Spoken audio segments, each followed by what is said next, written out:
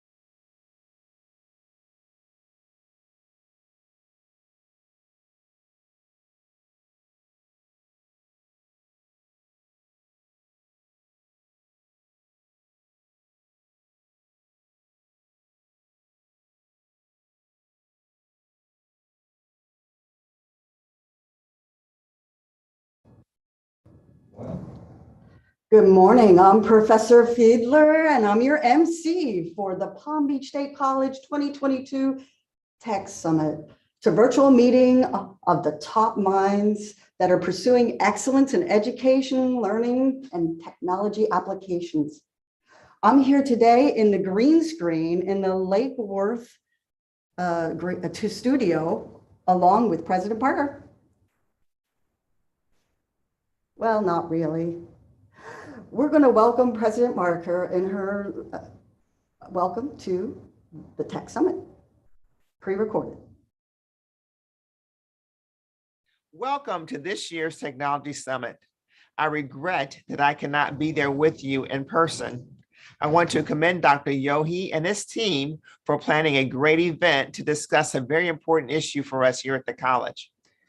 Many of you have heard me say that I think that technology is a great equalizer for our college and for our students. You see, I believe that technology across all sectors of our academic experience will allow our students to get the job, but in addition to that, also allow them to keep the job. I feel that our job is not just to prepare our students for that entry-level experience, but also give them the analytical skills and the technology foundation that they can expand and create a career wherever they go. You know, there's been lots of conversation these days about artificial intelligence, and we are a part of that conversation.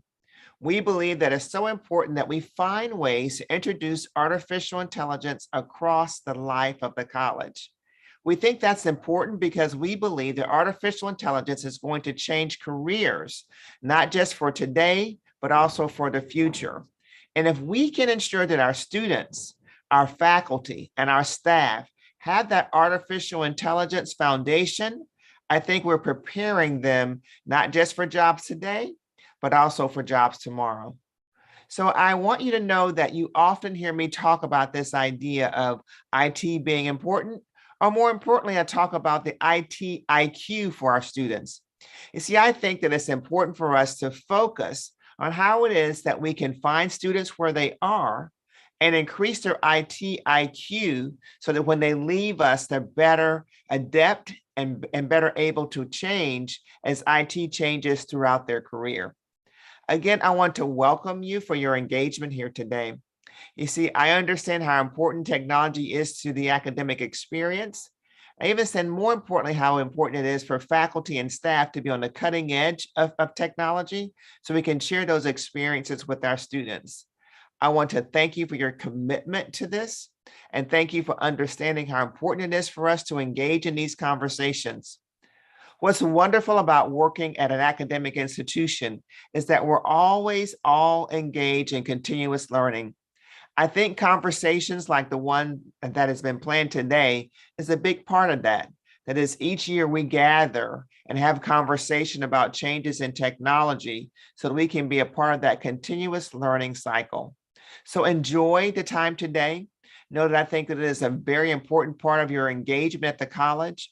I appreciate your commitment to our success, not just for our institution, but also so much for our students, and know that I support the difference that technology is making and will continue to make in the life of Palm Beach State College.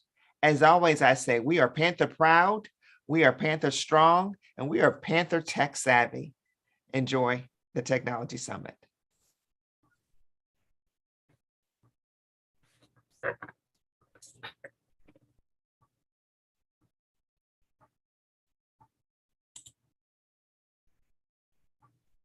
Thank you, President Parker. And as I stream live from the green screen studio, I feel the vibration of saws and the pounding of hammers over at the CTLE Active Learning Center. It's a future learning space, physical sandbox for faculty to play in and try out all this cool technology. Right now, we're going to have an introduction from Dr. Yohe, who spearheaded the Active Learning Center. And he is the Vice President of Academic Innovation and Strategy for Palm Beach State. Dr. Yohe? Good morning, Robin, and thank you for being a host today. It's an exciting day. We've had so many staff members, in particular, Mary Massey and Rob Irwin, and a host of other people on their staffs to put this day together. So welcome. Thank you for taking time out on your Friday to come and go when you can. Hopefully you can be here the whole day. I plan to be. I cleared my schedule, and because we're going to have some really exciting discussions. I'd like to start out today with a basic question, and we have a little bit more time because President Parker didn't take up her entire time. So I want to have a discussion around this topic, and that is, what is innovation? It's kind of very important. We kind of throw that word around all the time, don't we? Oh, that's innovative or this innovative. I think innovation could be in the eye of the beholder. A lot of people think that innovation should include computer technology. I'm not one of those people who believe in that. But, how do we define innovation? How do we have a shared understanding as a faculty what's innovative and what we want to do for the future of this college? Let me throw out a few ideas and then we'll have a discussion around it, okay? So, like any good academic, we'll go to the dictionary. What's the dictionary say about innovation? Well, Webster says, introduction of something new. To me, that's a very low level, very, very basic definition of innovation. It's good, but it really doesn't fit the work that we do or that we want to do. So what do? Well, as a good academic, what does the research say about innovation? What are some of the best practices? And so this definition from MIT caught my attention. I've always kind of believed this in my heart with work over the years. And innovation is the process of taking ideas from inception to impact. To me, that's a pretty good, simple one to remember. But there's two key words there in particular that really catch my attention. Anyone know what they are? Process. Innovation just doesn't happen. Sometimes innovation is hard work. It's hard work at a large college with 5 campuses, really is. During a pandemic, right? Hey, we did it. We moved over to Canvas during pandemic. Not very many colleges could have done it the way we did it, and we did it very, very well. But also the other key word in that definition is impact. Impact. Innovation should have impact. Why are we doing it otherwise? Well, you can probably say, well, what's the definition of impact? Well, we can go back to the dictionary and say, with the second entry, it's has a significant or major effect. Now we can keep referring to the dictionary all day for definitions. What's a definition of significant? But at some point, we're going to have to come together as a college. And what does it mean to us? What does it mean to us? How do we work together to implement new ideas that have impact? So here's my view of impact. I was a faculty member for 25 years, and I did my best to innovate in my class every year. I want to try something new and different, but I had limited impact as an individual faculty member. But what if we work together on some big ideas, and then we involve other people? We involve their input. We look at best practices. We look at research. We take our time studying it. You go up to a colleague and say, hey, this is going on. You want to join us? Right? We've got support systems in place to make sure that innovative ideas can be implemented that have impact. Here's what I mean by impact from my perspective. Something that doesn't just impact or include a dozen students in my class or 200 students in my class. That's good. And I want our faculty to innovate in your classrooms. But as a faculty member, I always felt I had a limited reach because I only taught a finite number of students. But throughout my career, I wanted to team up with people, not just in academic affairs, with facilities, with IT, throughout the college, purchasing, everyone throughout the college, to try to get big things done that impacts thousands, if not hundreds of thousands of students. I think we need to do that because you know why? The research is very, very clear, folks. If we don't work together to implement new ideas that have impact, we're not going to move the needle on student success. My individual efforts in my individual classroom will have limited effect. Let that sink in for a minute. We've got to work together. How do we do that? How do we do that at a large college with 5 campuses, for goodness sakes? I see a yearning among our faculty to be able to do that. I think faculty love to work together when they can. We got to make it easier for them. We've got to support you to have faculty interactions. We need to support your ideas. If you have an idea, where can you go to get that idea accelerated that has greater impact? Does that make sense? Give an example. Years ago, now I'm old enough, when I started teaching, the internet wasn't around for everyone. But when it did, I can remember the first time I discovered it, late night in my office. One time, a colleague from another college told me about this application called Gopher. I thought, well, I have a few minutes. I'll see if I can get it. I was able to download it off our local area network. And once I double clicked on it, it connected me. I thought, am I connected to the University of Minnesota? I says, what's going on here? And then I figured out I was. And I started getting real-time information from other universities. Those were the first institutions to be connected to the internet and shared information. I stayed up all night. I couldn't believe it. What I was able to do from my desktop computer. I pulled an all-nighter at the college, and people came in the next day. They were all refreshed. I says, my goodness, you got to see what happened here. And they looked and they couldn't believe it at first. You know what I mean? Then we started having conversations, and we got like Blackboard at our college. I could have kept myself, and not really push for something like that.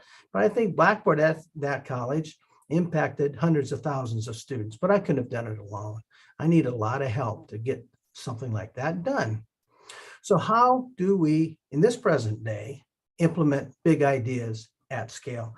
And in my hearts of hearts, Professor Fiedler mentioned at the top of the hour, we need to build up our centers for teaching and learning at Palm Beach State College. I'm taking a risk. We're all taking a risk. This is a big experiment. It's a big question. But I don't know if he's on a call today. Dr. Matt Claus, a couple of years ago, wrote a federal grant for us. And we got funded for a new center for teaching and learning. So this is federal money. So don't think it's local money or state money that we can have go towards your raises or anything like that. This is a gift to our college through the good graces of a lot of people, but Matt really wrote the grant, had the idea. But it's coming together. It's in a TC building on the second floor. I had hoped that it'd be open by now, but with supply chain issues and everything that's kind of slow, you know, we try to push the best way we can. But I'll tell you what, when you come back in the fall, it'll be open. Now, this is the first of many. I want this to happen, maybe not at this scale, this size. This is 7,000 square feet at the Lake Worth campus. The PBSC online staff and the Center for Teaching and Learning staff will be here to create a one-stop shop for faculty. There's going to be workbenches here for faculty to come in, any faculty. Adjunct faculty are especially welcome. Grab your laptop, grab a cup of coffee, see what's new, engage in learning. Here's an active learning studio. There's other gathering places for faculty. Grab a staff member, have a question. We have a couple of conference rooms, one here in the corner and one here in the center of the facility, where if you want to meet with small groups of faculty across the college or campuses. Now, this is going to be a very connected facility, so you're going to be easily connected to any of the other campuses that involve other faculty or obviously people outside the college as well. So we're really excited about the Center for Teaching and Learning Excellence. There's work being done on it every day. But when you come back in the fall, we're going to have a party and then let the innovation begin. We want this to be the breeding ground. We want this to be a hive of activity of faculty. This is primarily space for faculty, to support faculty. You're not going to see a lot of students mingling around here at all. This is not a space for students. It's a space for faculty to work with their colleagues, to come up and dream up great things that have impact at our college. Now, with that, I'd like to open up a discussion.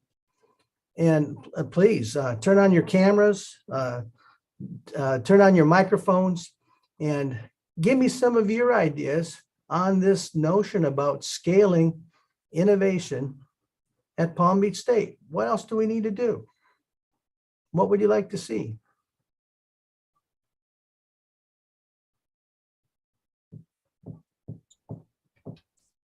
I'm looking forward to collaborative faculty development and faculty development that's put together with input from faculty.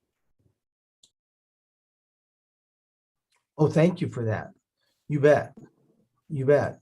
We don't want staff to come up and say, here's what we think faculty need. I mean, staff has great ideas and they can come out, but we really want to pass them by our advisory groups and other groups too. We're thinking about doing this. What do you guys think? Right? You bet.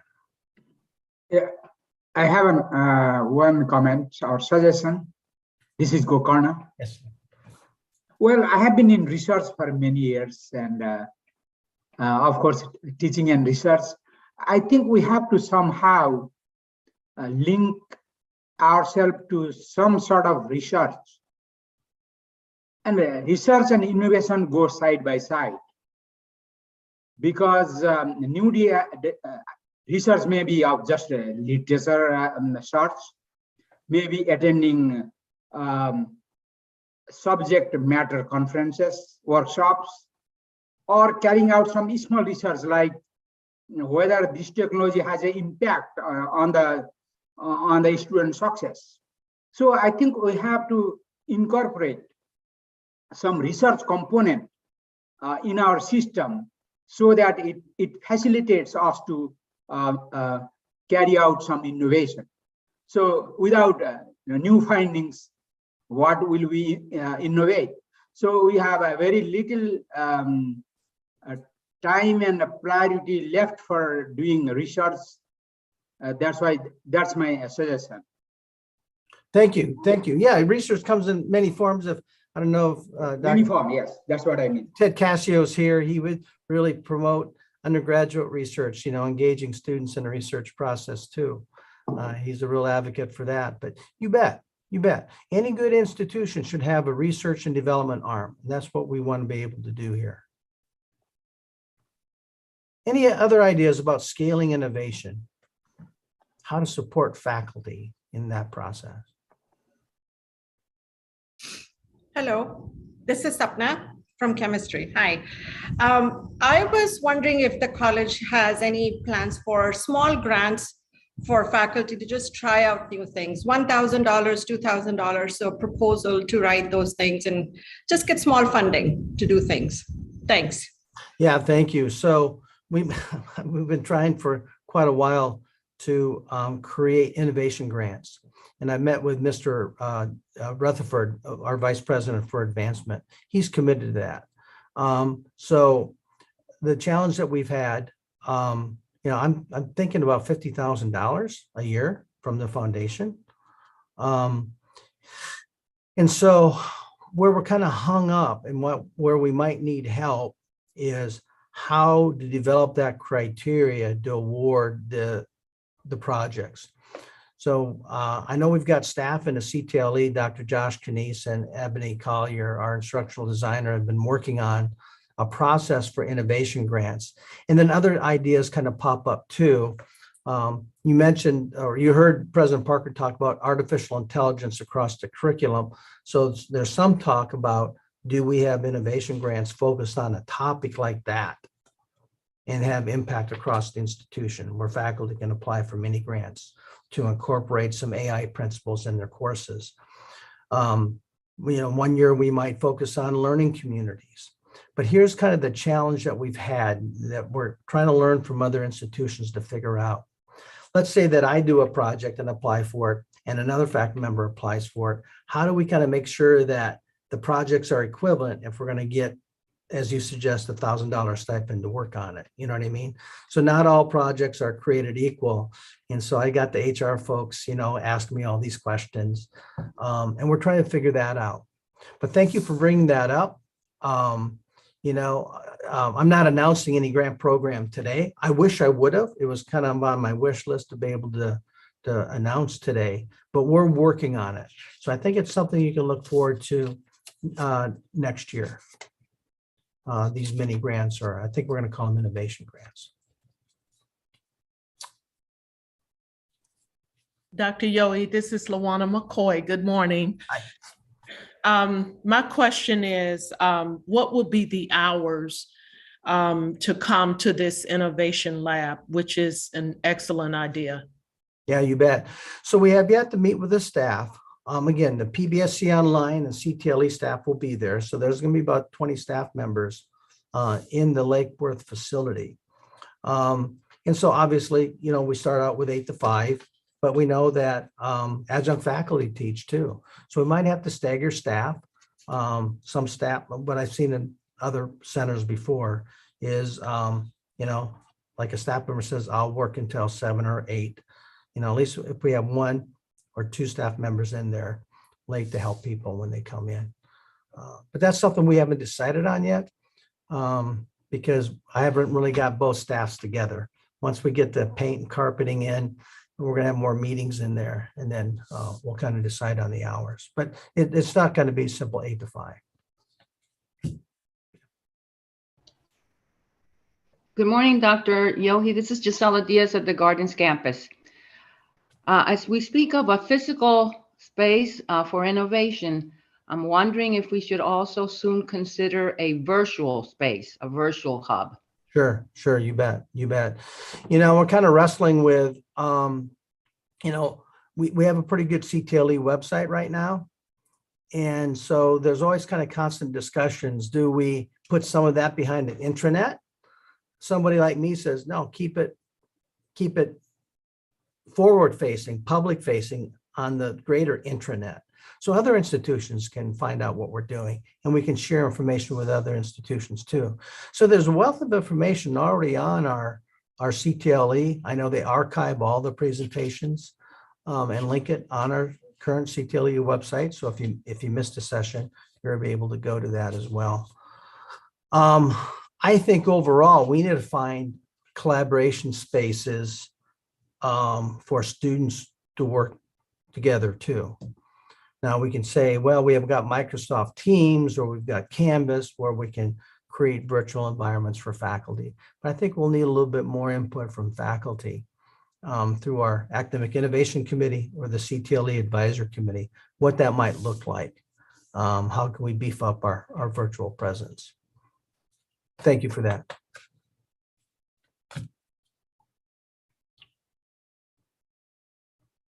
Any ideas on innovation and how we can better support faculty? We have about 5 more minutes before our keynote speaker.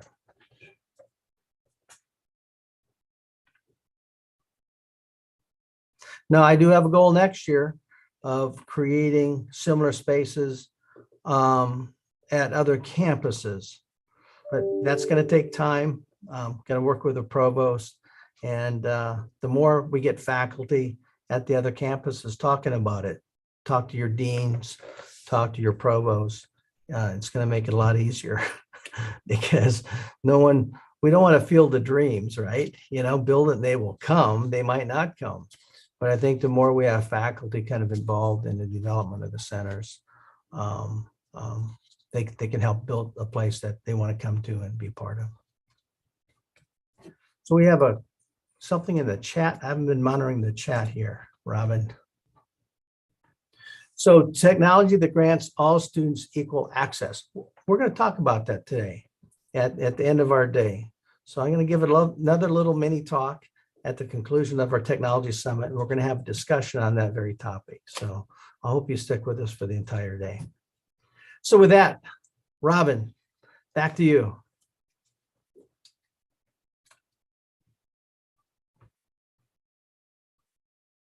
Hi.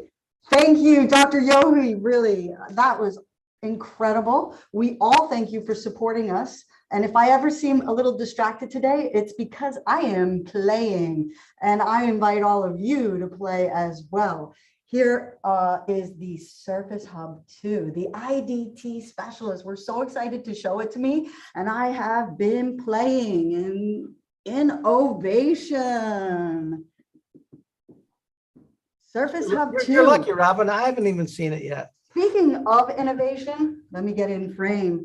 We're going to thank very much the leaders of the Academic Innovation Committee. And if you want to talk about research, it is highly encouraged by Dr. Yohe for those committee, and we have 3 action committees, to base their implementation and their exploration off of research such as the Gardner Hype Cycle.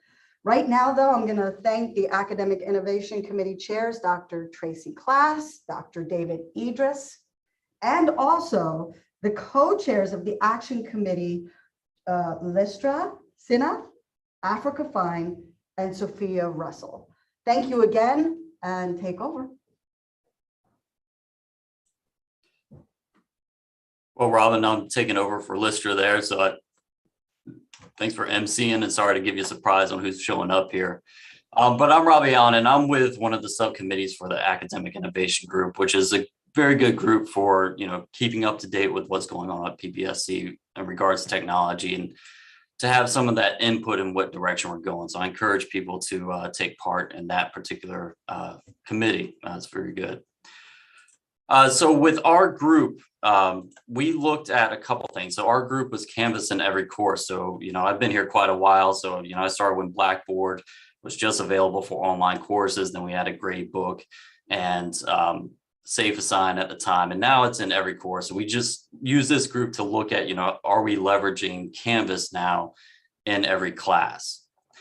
So one of the first things that we want to do with it being a new thing to be on Canvas was to survey both faculty and students. So with the faculty, you can see some of the results here. I already helped us put together a survey that was sent out. If any of you filled it out, I do appreciate it and thank you.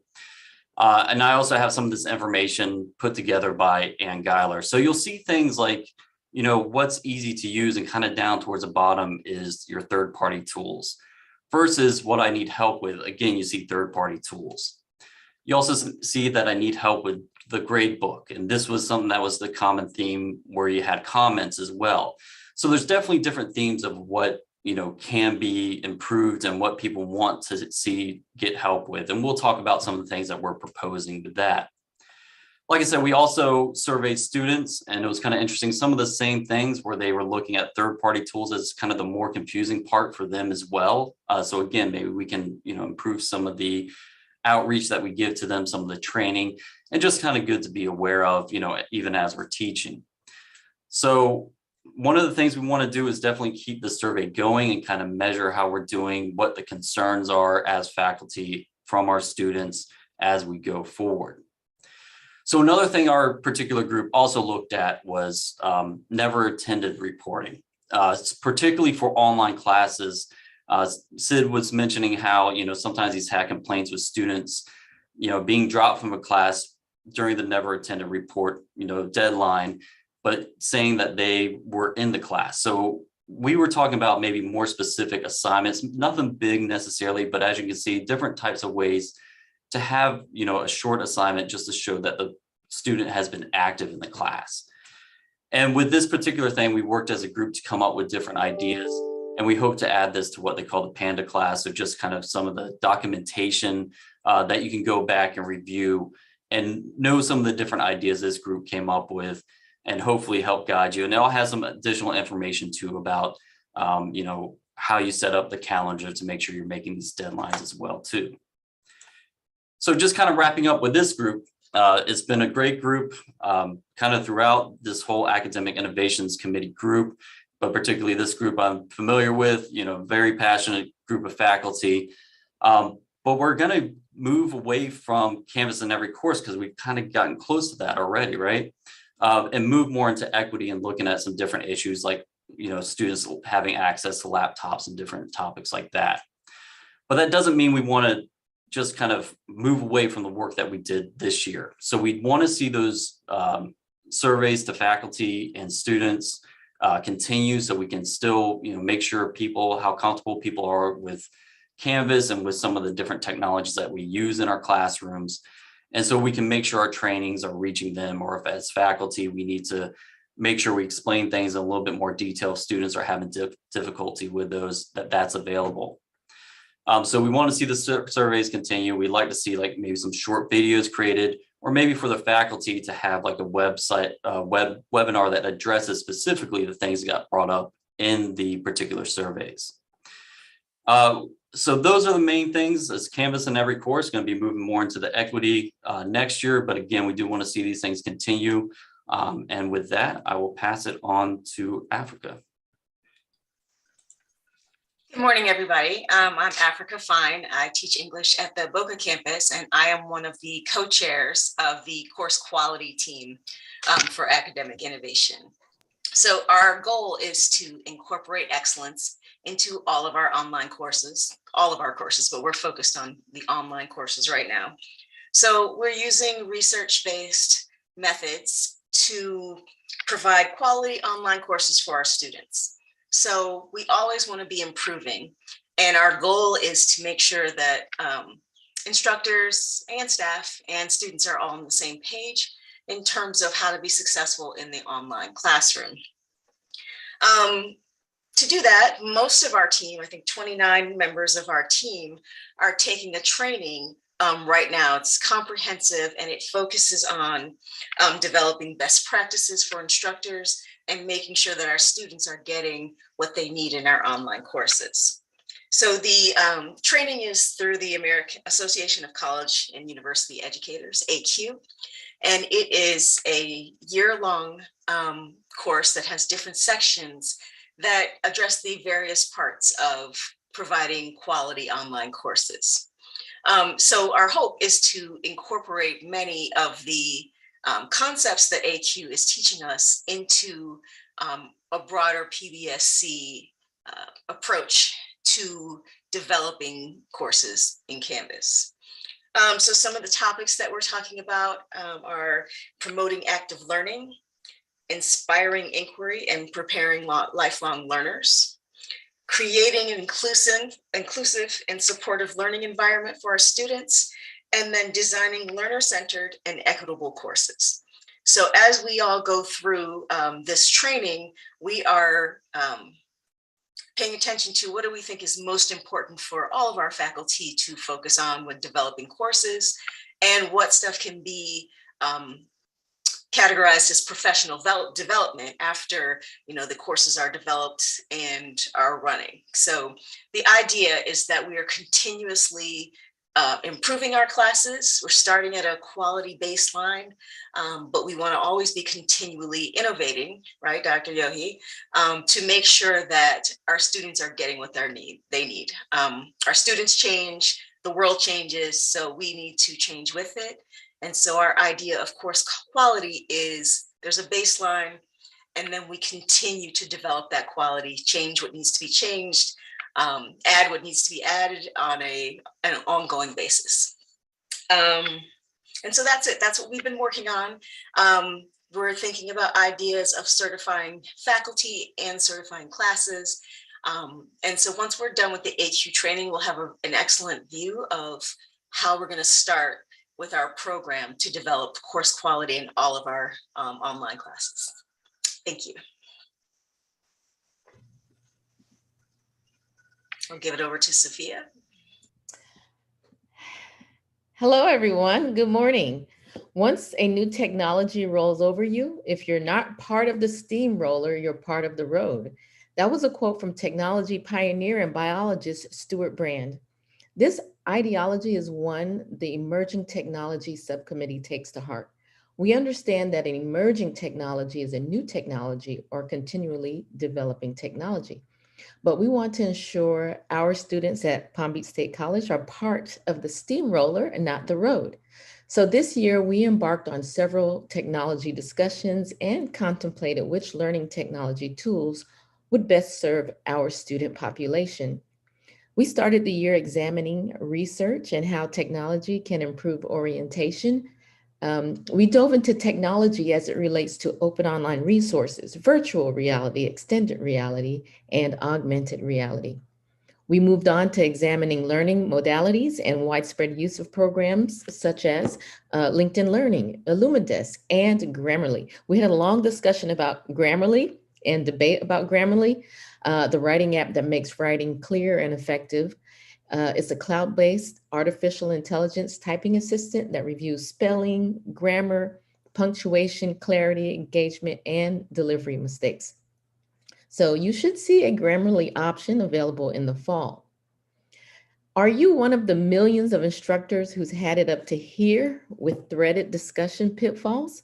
Well, a few professors have started trials on Packback, an inquiry-driven online discussion pedagogy and platform which improves student motivation and critical thinking in threaded discussions. So we'll have some feedback on that in the fall as well. And we're very excited about what's to come. I want to talk about the Hype Cycle Continuum survey. So we want you to look out for that survey in your email. This survey gives you a view of how a technology or application will evolve over time, providing a sound source of insight to manage its deployment within the context of your specific teaching goals. The Emerging Technology Action Team is very excited about this survey with the help of Professors Abdullah Saeed Erdogan, Iris Fialos-Finstad, and Rob Urin, our technology training coordinator. The Action Committee was able to create this technology survey so you can participate in determining which software programs and technologies serve the college best. So as I said, we're very passionate and excited about this. This survey only takes 10 to 15 minutes, but it asks you for your input on educational technology tools and applications the college currently licenses.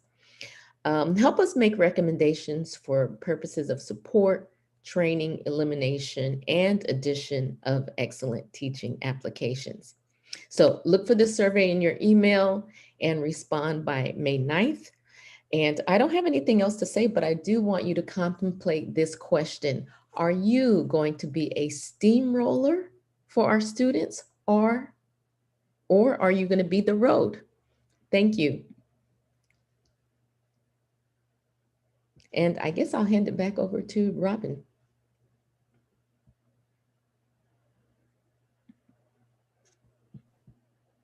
Thank you, my colleagues on the action committee.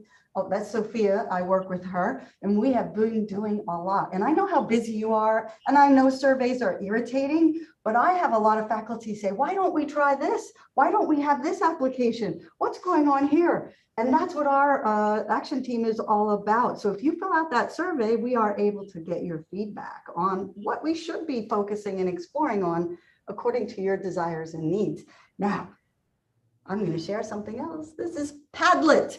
Padlet here, Padlet there, Padlet everywhere. Oh, it's set up today by Mary Massey, the Instructional and Innovation Technology Director. We are going to share today in Padlet during the sessions, and each session is separate, and throughout until the end of Big Summit today, you can post on these little Post-its in the different locations for the sessions with questions, feedback, anything that you're doing. Share what you're doing in your classrooms with your fellow faculty. And I'm now going to introduce Mary Massey. She's going to take over from here.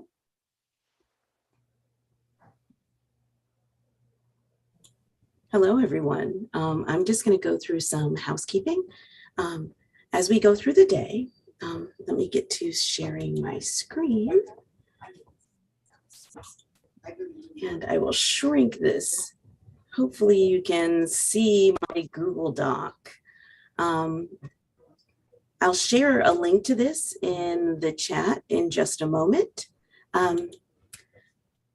The Google Doc has all of the Padlet links. I saw some of you have already gone into the Padlets and added some feedback.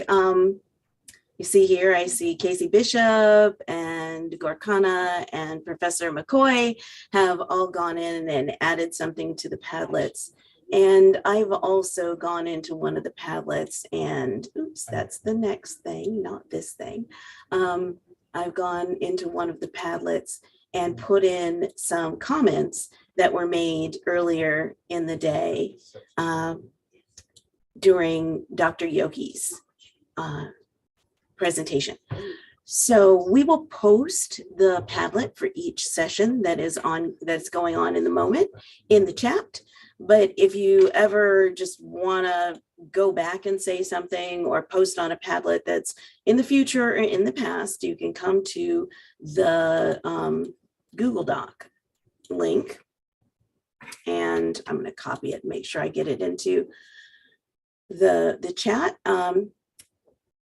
Our next presenter is going to be using Poll Everywhere.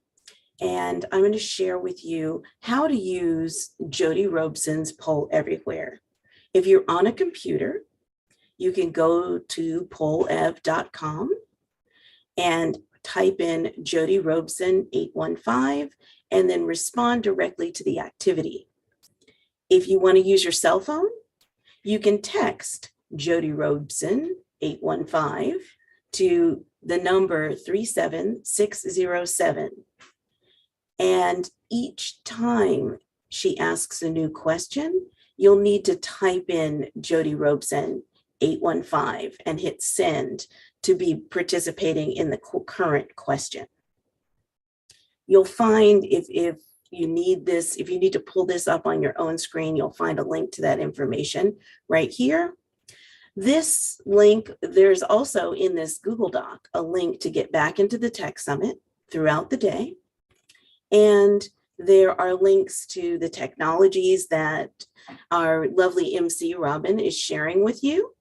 And there is a form where you can request access to any of the technologies you hear about through a user account or just more information about those technologies. So we're running a little bit ahead of time. I'm going to go ahead and introduce Jody. Jody, Palm Beach State College owes Jody a personal thank you. She is the architect of our schedule and our order for the AQ cohorts that are going through now and the new AQ cohorts that will start in fall. She's been wonderful to work with, and I owe her a great thank you. From her bio, I'll just say that she is an academic consultant with the Association of Colleges and Universities, also known as AQ. She's been in education for over 25 years, from K through 12 to higher education. She worked as an AQ facilitator, which are many people in our e-learning department now are working as facilitators for our faculty when she was at Indian River State College. I'm just going to leave it there and pass it over to you, Jody. Thank you very much, Mary. I appreciate this. I am also, good morning to Palm Beach State College. I'm going to go ahead and share my screen right now. I want to make sure I get that up here.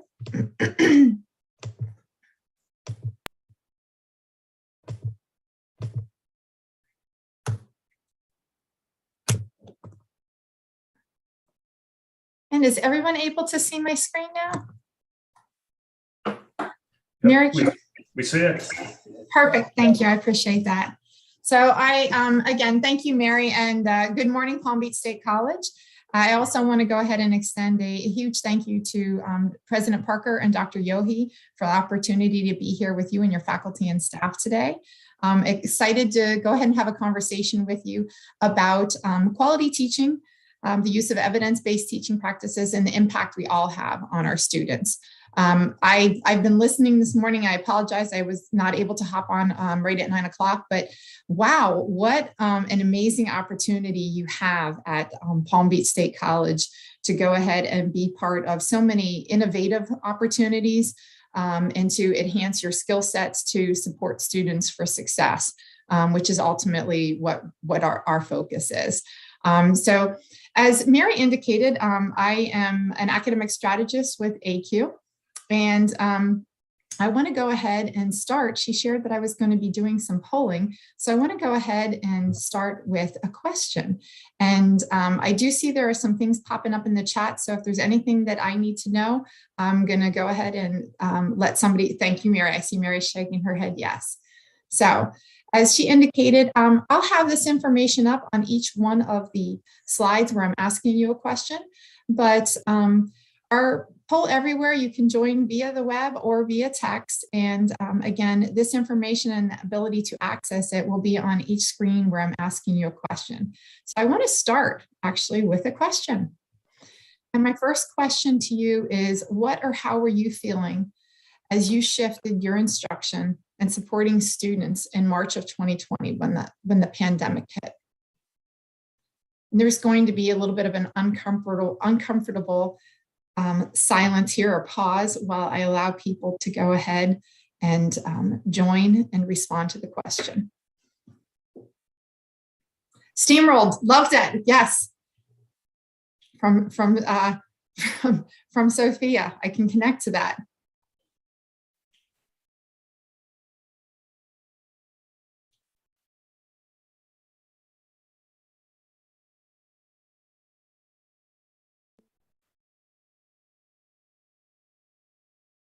Ah, the emoji. Apprehensive, nervous. Isolated, nervous.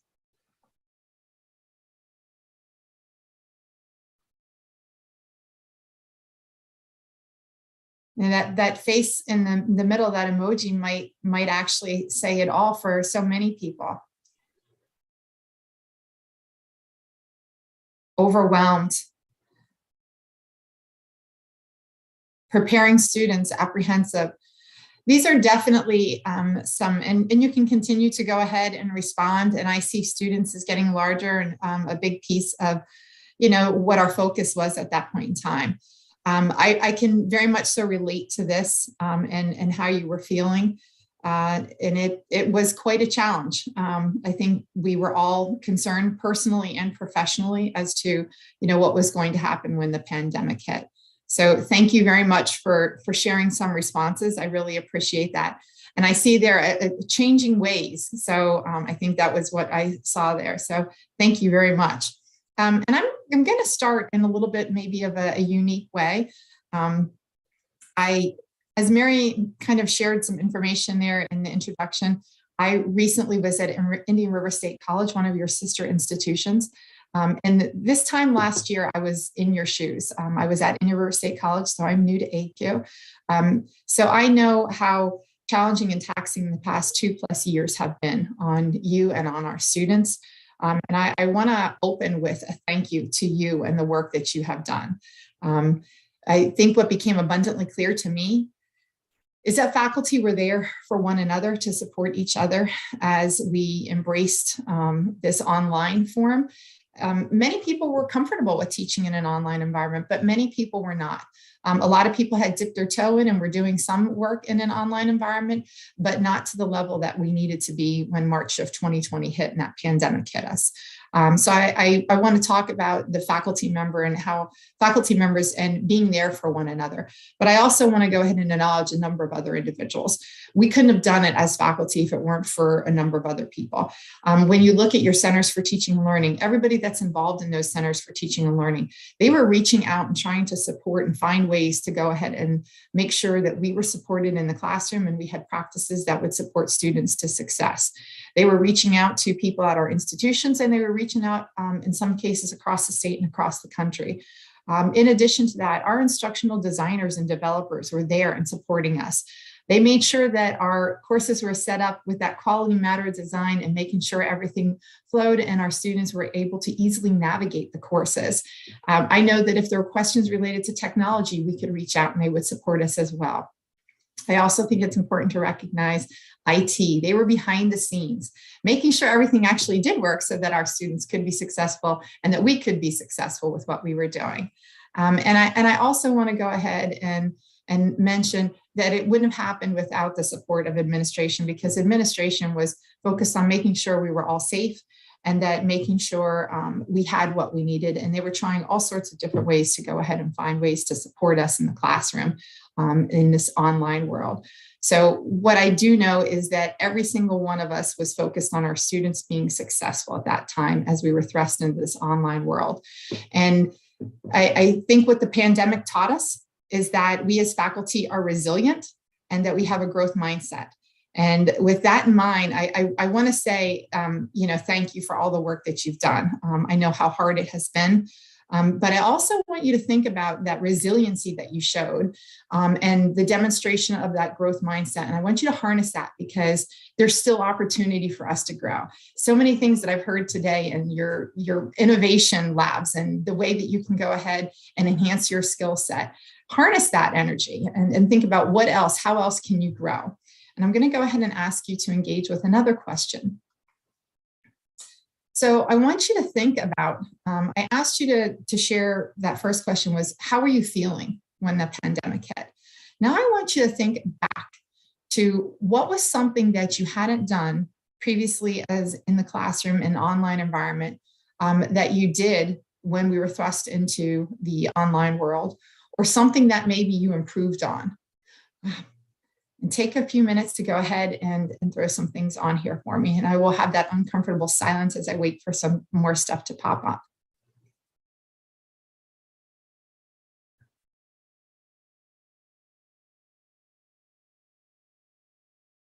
So engaging students, use of videos, preparation, orientation, engaging students, lecturing.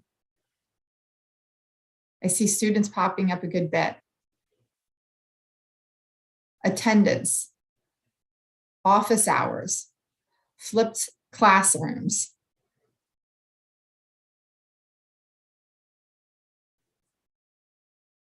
Reaching and teaching students, educational games.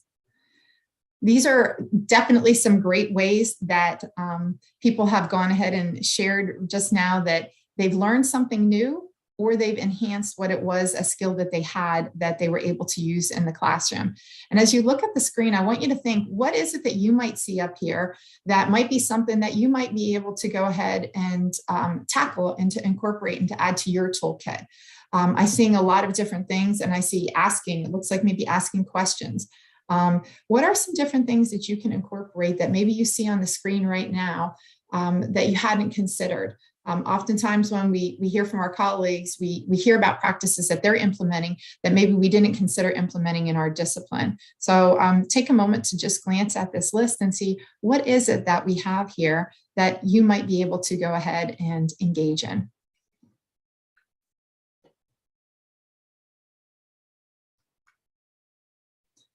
So I want to go ahead and I'm excited to talk to you today about quality teaching and the use of effective teaching practices. But I want to go ahead and begin with a story. We all have an opportunity to have a tremendous impact on our students in the classroom. And my story is, I come from the field of education. So my background is in education. Mary shared that I've been in the field for over 25 years now. So you might think, well, she has a background in education. She has she's got things figured out. She knows what she's doing. And I will tell you, I had an eye opener a number of years ago. Yes, I had a number of observations, and I had received the excellence and exceeds, and I'd also received a number of meets the criteria and satisfactory. But about 17 years ago, I decided I wanted to go ahead and record myself in the classroom and see what it was that I was doing in the classroom. And I wanted to take some time to reflect on what it was that I was seeing, how I was engaging my students, and to see if there was anything I could do to improve. At that point in time, when I did this, I had already taught in the K-12 system for over 7 years. And I had been an adjunct instructor at Penn State University for 4 years at that point in time. And I had been at IRSC for just over a year at that point in time. So I definitely had a grasp on teaching. I wasn't new to teaching, but I still wanted to go ahead and record myself, and I wanted to see what was happening in the classroom. So I had somebody come in and record me. And I had some time over the weekend after the recording was done, and I sat down to watch it. And I was wowed. I got myself in check. When I watched it, I don't think anyone who would watch it would say that I wasn't upbeat. I don't think anyone who would watch it would say that I wasn't passionate about what I was talking about, and that I wasn't asking questions of my students and trying to engage my students. But I will tell you the key word there was trying. I was trying to engage my students. And what I quickly realized is I was literally a firing squad of questions at my students, just throwing one question after another at my students. And I'm sure that maybe you can relate, maybe you can't, maybe you say, no, that's not me. But I would literally ask a question. I would pause for maybe 1 or 2 seconds, maybe 3 seconds, and then I would ask the same question another way when I didn't see a hand from a student. And I realized, I knew when I taught in the K-12 system, I learned very early on that it's really important and critical to allow students an opportunity at all age levels to reflect on what they're hearing, process it, and to formulate how they want to respond and what it is they're understanding from that question that's being asked. And I wasn't providing that opportunity for my students. I literally was asking a question. I didn't see a hand, so I decided to go ahead and ask the question another way and see if they would go ahead and understand it now. But I never gave them an opportunity to understand the question and to think about it and process it the first time. So was I engaging them? Yes. Or was I trying to engage them? Yes, I was. And I was very passionate about what I was talking about, but I wasn't allowing them time to think about it. And they didn't even have an opportunity then to dig deeper if there was an opportunity for somebody to answer a question, because they weren't able to process anything. I knew I wasn't pausing nearly long enough. And I think what we realize as educators, we know how critical it is that students have an opportunity to critically think, that they have an opportunity to reflect, and that these opportunities provide these meaningful learning situations for our students. So, you might wonder, why am I telling you this? This is my why. I didn't need to be bad at something to know that I needed to improve on something. And I think that's a really important thing that we need to consider. We don't need to be bad at something to have to or to need to or want to improve on something. So that is my why, that we should be focused on quality education, and we should be focused on the use of evidence-based teaching practices. And I needed to go ahead and rethink what I was doing and implement some practices in the classroom that would support students for success. And one of the first things was making sure I paused a little bit longer when I was asking students questions. My students in the classroom know that I'm really going to date myself when I say this, but my students always knew that I was going to bring a story to connect with my students. But they also know that I like to use history to make connections for them, and I like to use sports. So in this case, I'm sure everybody has noticed Michael Jordan is on the screen. And I want to make a connection. If my personal why and my need to go ahead and improve, and I wasn't bad at something, I just needed to improve. If my personal why doesn't resonate with you, I'm hoping a clip that I show you here will resonate with you as to the importance of continuously improving at what we're doing to be better than what we are. I think of Michael Jordan and I think of Tiger Woods. And I think of everything that Tiger Woods recently has gone through and his recovery, and most recently playing in the Masters, something I definitely never would have thought he would have been able to do. But if we think about our athletes and what it is they do to go ahead and improve, we aren't any different than our athletes. So I want to go ahead and share a little clip here of Michael Jordan. And Mary, if you can give me a thumbs up that you hear it once I hit play. Maybe it's my fault. Maybe I led you to believe it was easy when it wasn't. Maybe I made you think my highlights started at the free throw line and not in the gym. Maybe I made you think that every shot I took was a game winner. That my game was built on flash and not fire. Maybe it's my fault that you didn't see that failure gave me strength, that my pain was my motivation. Maybe I led you to believe that basketball was a God-given gift and not something I worked for every single day of my life. Maybe I destroyed the game. Or maybe you're just making excuses.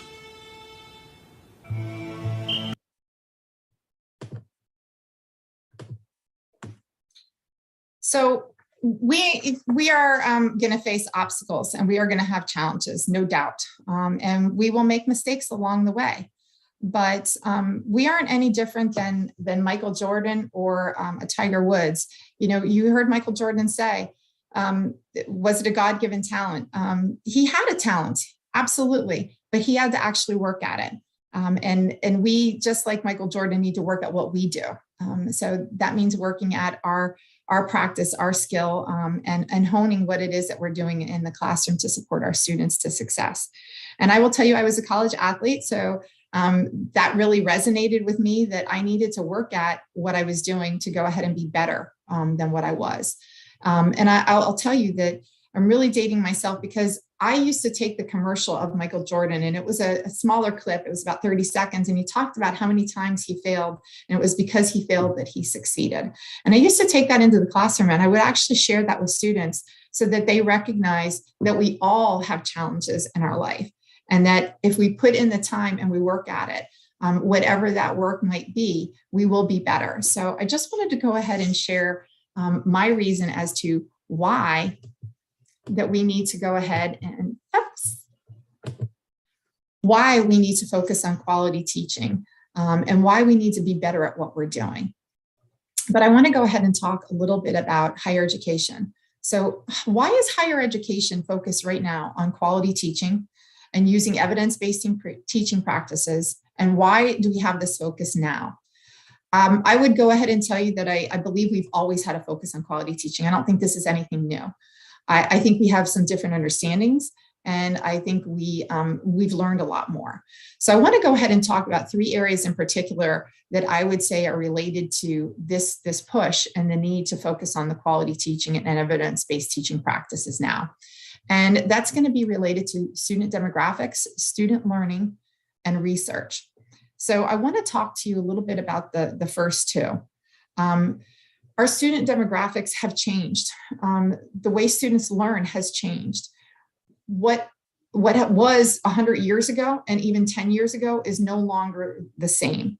So I want you to think about that for a minute. How have student demographics changed and impacted what you're doing in the classroom? And how has student learning changed and impacted what's happening in the classroom? I'm going to go ahead and ask you again to go ahead and respond to a poll for me.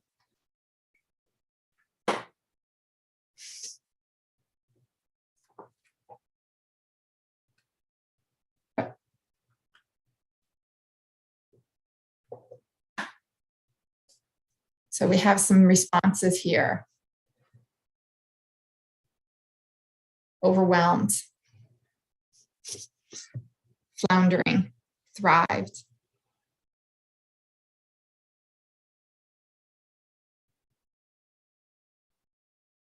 Student needs.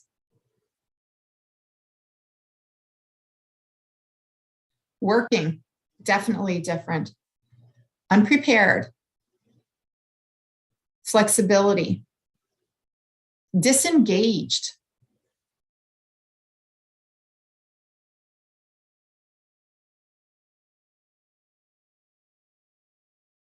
Learning issues. Equity. Mobile devices. Traumatized.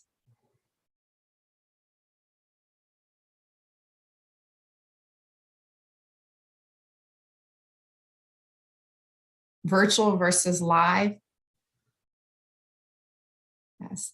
These are some great ways that our students have changed what it is that we're doing, how we've changed what it is we're doing in the classroom because of the demographics and the learning that is occurring in our classroom. So thank you for sharing some responses here.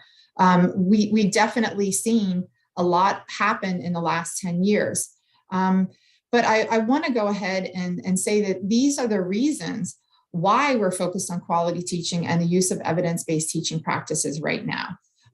But I want to go ahead and ask you to pause, and I want to do an honest reflection and say, what do our students see, or what might our students say? And when they came into our classroom. So I'm going to go ahead and share a little clip that may be familiar to some of you. In 1930, the Republican-controlled House of Representatives, in an effort to alleviate the effects of the, anyone? The Great Depression, passed the, anyone? A tariff bill, the Hawley-Smoot Tariff Act, which, anyone raised or lowered? Raised tariffs in an effort to collect more revenue for the federal government.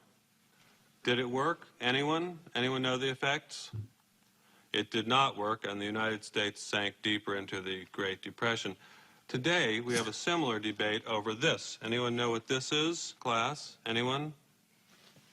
Anyone? Anyone seen this before? The Laffer Curve. Anyone know what this says? It says that at this point on the revenue curve, you will get exactly the same amount of revenue as at this point.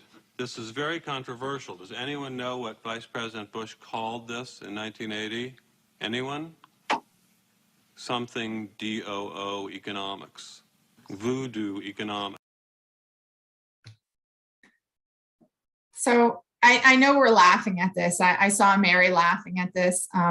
I think it's been a long time since I've heard the chalkboard screech, which always sent chills down my spine. And we are laughing at this, and I can definitely relate to this. I took economics in 1986. I was a senior in high school, and I had economics, and I was the young lady in the back of the classroom that was blowing the bubbles, the bubble gum there, zoning in and out of class. But unfortunately, the reality is this is sometimes how our students might see our class. So just kind of a recognition as to what it is students might be feeling when they come into our classroom. In the slide before that, I asked you to go ahead and engage in the poll and to talk to me a little bit about how our students have changed, the demographics, and how student learning has changed. And when we think about that, I ask, are we changing with our students? I heard earlier a couple of the other individuals, I believe it was Africa that was talking about the students. Are we changing with our students as they change? And we really need to think about that. And maybe we are changing as our students change, but I question, are we changing fast enough or in the ways that we need to change to make sure we're supporting students to success? These are really things that we need to consider. You know, and I shared earlier, and Mary commented that I was at Indian River State College, and I will tell you that in my previous position, I used to challenge my colleagues, and I used to say to administration all the time, would you go to a cardiologist or a dentist who hadn't changed his or her practices in 20 or 30 years and enhanced what they were doing to go ahead and treat patients? I know I certainly wouldn't. And, you know, is it a life situation? No, but we're in a classroom and our students are in front of us. We need to make sure we are changing with them. I would not want to sit in front of a class or sit in a classroom where I was being talked at by the instructor, as we saw in that little clip. Again, entertaining, but that's not working for our students, and that's not connecting for our students. I will go ahead and say that I oftentimes was talking to administration, and I said, what we want, what we need as faculty are opportunities to engage in professional learning experiences that are supportive of evidence-based teaching practices. We want it and need it. And I heard that earlier today in the conversation that I was hearing from a number of the other people that were talking about the opportunities that you have at Palm Beach State College. When I talk to other people at other institutions, oftentimes they say they don't have those opportunities. They don't have the support and they don't have the opportunities to engage in those experiences at their institutions. And I want to talk a little bit about your institution. You have your pillars of excellence. It is different at your institution. You have the support. You have the opportunity to engage in these evidence-based teaching practices. And I absolutely love this. I had an opportunity to meet with Dr. Yohi, and I met Mary a couple of weeks ago in person. And the information that you have related to your pillars of excellence was shared with me. And I had a conversation about it. And I love the framework, and I love that faculty are at the center of this, and that faculty have the opportunity to make it happen. You look at your pillars of excellence, you have 6 pillars for making it happen. I went ahead and I looked at each one of those pillars, and I looked at, you have a number of criteria under each one of them. Whether you're a new faculty member or a senior faculty member, you have an opportunity to go ahead and develop skills, maintain skills, and enhance skills as you engage in the different pillars. And when you look at the different pillars, it's an opportunity for us to go ahead and dig deeper with evidence-based teaching practices. And I pulled out one of your standards for each one of your pillars, but I want to go ahead and just look at 3 of them in particular. And I want to talk about what I'm seeing at the 3 different levels here. At the assessment level, we see that it says providing meaningful and useful feedback for students. We know that when we provide students with meaningful and helpful feedback, they're going to go ahead and improve and be more successful. So that's an evidence-based teaching practice that we can add to our toolkit to support students to success. If I know that I can go ahead and give students more information to help them to improve and to do better, why wouldn't I do it? So that's a great opportunity to think about a practice that you can add to your toolkit. When I look down here at the engagement piece, using collaborative groups and learning effectively. When our students know what is expected of them in a group work, and we use group work to have students engage, it provides them a tremendous learning opportunity to learn from their colleagues, or learn from their classmates. Oftentimes, students are going to go ahead and have a tendency to want to learn more so and pick up things more from their classmates than they are from us. So clearly articulating how group work should look, what's expected of them, and what we want done in those groups is going to support students to success and help them thrive, which leads me to that third pillar there, or your of your 6 pillars, and thriving. Engaging in practices that illustrate a commitment to self-improvement, including regular self-assessment and reflection upon results. So this is where we are today.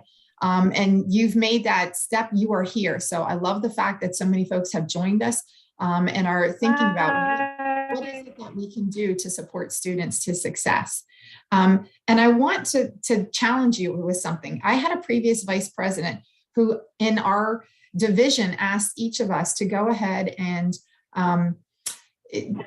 contact a colleague that taught a different discipline. And he challenged us to go ahead and to connect with each other and to sit in each other's classrooms and observe what was happening, and then to go ahead and get together and debrief. So in your thriving piece here, I encourage you to go ahead and reach out to a colleague in a different discipline and observe each other in your classrooms and talk about what it is you see. You get an opportunity to see things through a different lens, and you get to see things that another colleague might be using and incorporating in your classroom that you perhaps didn't think about and you could consider incorporating in your classroom. So again, an opportunity to go ahead and reflect on what it is that's being done in another classroom and incorporating it in your classroom. So consider that, and again, as a challenge, to go ahead and see how you could go ahead and support your students to success. So the third reason as to why we are so focused on research, or so focused on quality teaching and the use of evidence-based teaching practice, is because of the research. There are now droves of information, droves of research based on evidence-based teaching practices that support student success. Today in the presentation, I shared with you some personal stories. We know these are ways that we can connect with our students. We know these are ways that we can support students to success in the classroom. I know now that I definitely was not pausing long enough, about 17 years ago when I told you I recorded myself. So pausing is an evidence-based teaching practice that we know when used helps students to be more successful. It provides them that opportunity to go ahead and process what we're saying, reflect on how they want to go ahead and answer a response, and if they want to answer something that we're asking. So we know the impact of evidence-based research practices in the classroom, and we know what quality teaching should look like. So I want to talk to you about chunking. Chunking is going ahead and providing different opportunities for your students to learn things in pieces during the course of an instructional lesson, and the incorporation of using polls and short videos. Again, all practices that we know when used are going to support students to success. These are good practices. They aren't level specific and they aren't discipline specific. They are just good practices that support students to success. So I'm telling you that we have all this evidence-based research, and I want to share some information with you. ACU has engaged in a number of efficacy studies surrounding the use of evidence-based teaching practices. And I want to talk to you a little bit about the findings. The findings are based on faculty members completing ACU's full course in effective teaching practices, and it's based on faculty members implementing practices in the classroom, writing a reflection on what they implemented, and identifying how they can refine that practice moving forward when they implement it. And then you heard Africa talking this morning about that opportunity that you have to engage in a course at Palm Beach State College. Again, the support and the opportunities aren't lacking at Palm Beach State College. You have them all around you. So I encourage you to take advantage of them. But if you take a look at the screen in front of you, on the far left, I want to go ahead and just comment. At the University of Southern Mississippi, they had a 4 percentage point increase in passing rates over comparison data. At Broward Community College, one of your sister institution schools, the gap in course passing rates was cut in half between Black and white students. At Rutgers Newark in New Jersey, one of the most diverse institutions in the country, their course persistence was up Passing rates were at an 8% higher. And another one of your sister institutions, Miami-Dade Community College, 19% of students improved a full letter grade. We have a number of our impact studies that are on our website. If you want to go ahead and dig a little bit deeper, you are more than welcome to. But I wanted to just go ahead and pull out 4 that I thought really go ahead and be some great examples of what we know, that when faculty are completing our course in effective-based teaching practices, here is the impact that it's had at some other institutions. You have that opportunity to make that impact at Palm Beach State College. And really recently, this Tuesday, we had from President Gregory Hale at Broward College. He tweeted, "Our students were more likely to complete and pass their courses when taught by AQ credentialed faculty." That is pretty impressive. And you have that opportunity at Palm Beach State College to have that impact. So again, going back to your pillars of excellence, you have the opportunity, you're at the center to make it happen. So I want to remind us, education is still a business and students are our business. We have to meet SAC's criteria. We have to meet our own internal criteria. Our accreditation and institutional goals and outcomes are based on students' ability to be successful in our classrooms, which is tied to our ability to be highly effective teachers. A highly effective teacher has a number of tools in his or her toolkit, which means you've got practices and you're using those evidence-based teaching practices to support students to success. I always tell faculty, you know your discipline best and you know the modality that you're teaching in to go ahead and be able to support your students to success. So you have to select what practices work best for you and your circumstances. So as a reminder, we have 3 reasons why we're really focused on this: the quality teaching, use of evidence-based teaching practices, and why we're focused on it now. We know that student demographics have changed, as you shared. We know that student learning is different and it's not what it used to be. And we know that the research is there. We've got research on evidence-based teaching practices and the importance of using. So pleased to have the opportunity. I want to go ahead and I want to share with you some information related to Palm Beach State College. And I want to talk, because I think in one of the earlier screens when it talked about our students changing, I think there was a comment that students are unprepared. That's no different than what we have going on across the country. We all know that students are coming to college unprepared, but we need to reverse our thinking.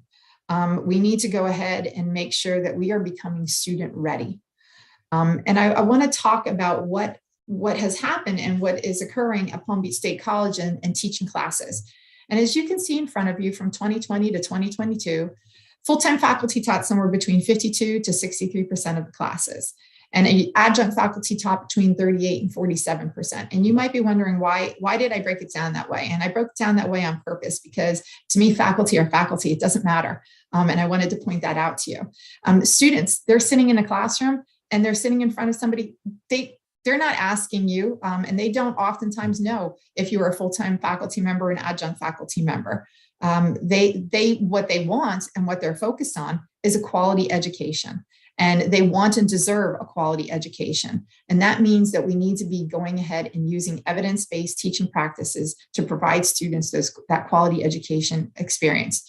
I can tell you that you have on average 25 students in your classroom, which means you have a tremendous opportunity to impact the students for success.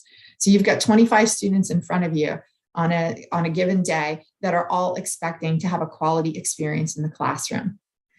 I also want to go ahead and talk about the ROI. And I'm going to go ahead and share some data, and it's really related to my experience from Indian River State College, and I suspect it's comparable for you at Palm Beach State College. But the ROI at institutions is huge. As it relates to retaining a student, if we retained an additional 1% of our students at Indian River State College a year, our funding for that year increased for 1%, $400,000. And again, I suspect it's comparable for Palm Beach State College. I might be wrong. Dr. Yohe can go ahead and correct me and might have a more accurate number, but I'm giving an approximate number. And I'll tell you what that $400,000 equated to. I remember sitting in a faculty forum and hearing about this $400,000 and the ROI and thinking about me and what could I do. And what I learned quite quickly is that 400,000 meant if each faculty member could, in every single one of their classes, go ahead and have one more student be successful in the classroom and retain one more student full time, that equated to 1%. So I'm telling you, one student. Do you each have an opportunity to go ahead and impact one student in your classroom? That was really powerful for me. So I want to go ahead and end this slide right here with, don't you have one more student that you can reach? And consider reaching two to go ahead and be successful. I would challenge you to go ahead and reach them all to be successful and retain them all from semester to semester. But that ROI is huge. So how do I get my students to want an education and to want to stay and complete at Palm Beach State College? Again, with my sports analogies, I want to go ahead and connect to Wayne Gretzky, ice hockey great. He said he skated to where the puck is going to be, not to where it has been. And I think about myself and the pandemic when it hit. I was nowhere near where I needed to be. The pandemic certainly accelerated the situation of the urgency for me to go ahead and change my skill set and add to my skill set because I wasn't where I needed to be. But we as faculty members, we need to remember, again, we're still in a business and students are a business. And how do we get to where we get our students to stay and complete at Palm Beach State College? We need to do it by skating to where the puck is. And that means engaging in professional learning experiences that are enhancing our skill set with the use of evidence-based teaching practices and adding to our toolkit. So how do we do that? There are high impact practices that you can use and that you can incorporate in your classroom. Mary has created a Padlet page for you, and this is going to be a living document. And I'd like you to go ahead and engage with the Padlet page.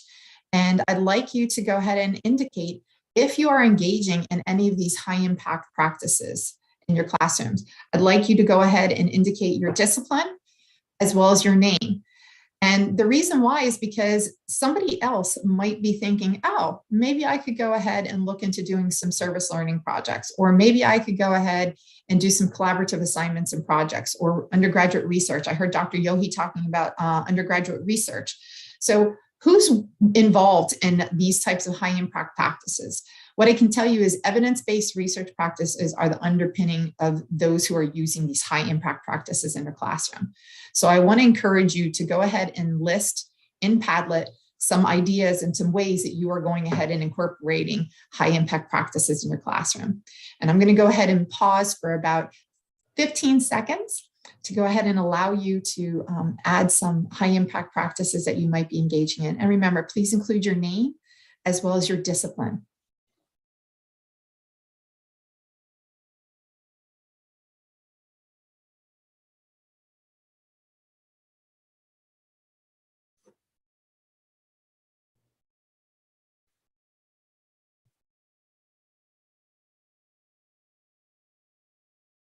So if you're somebody who's interested in engaging in some of these practices, please take a look at the Padlet page later on and identify some ways that maybe you could, or individuals that you could connect with to learn a little bit more about high impact practices.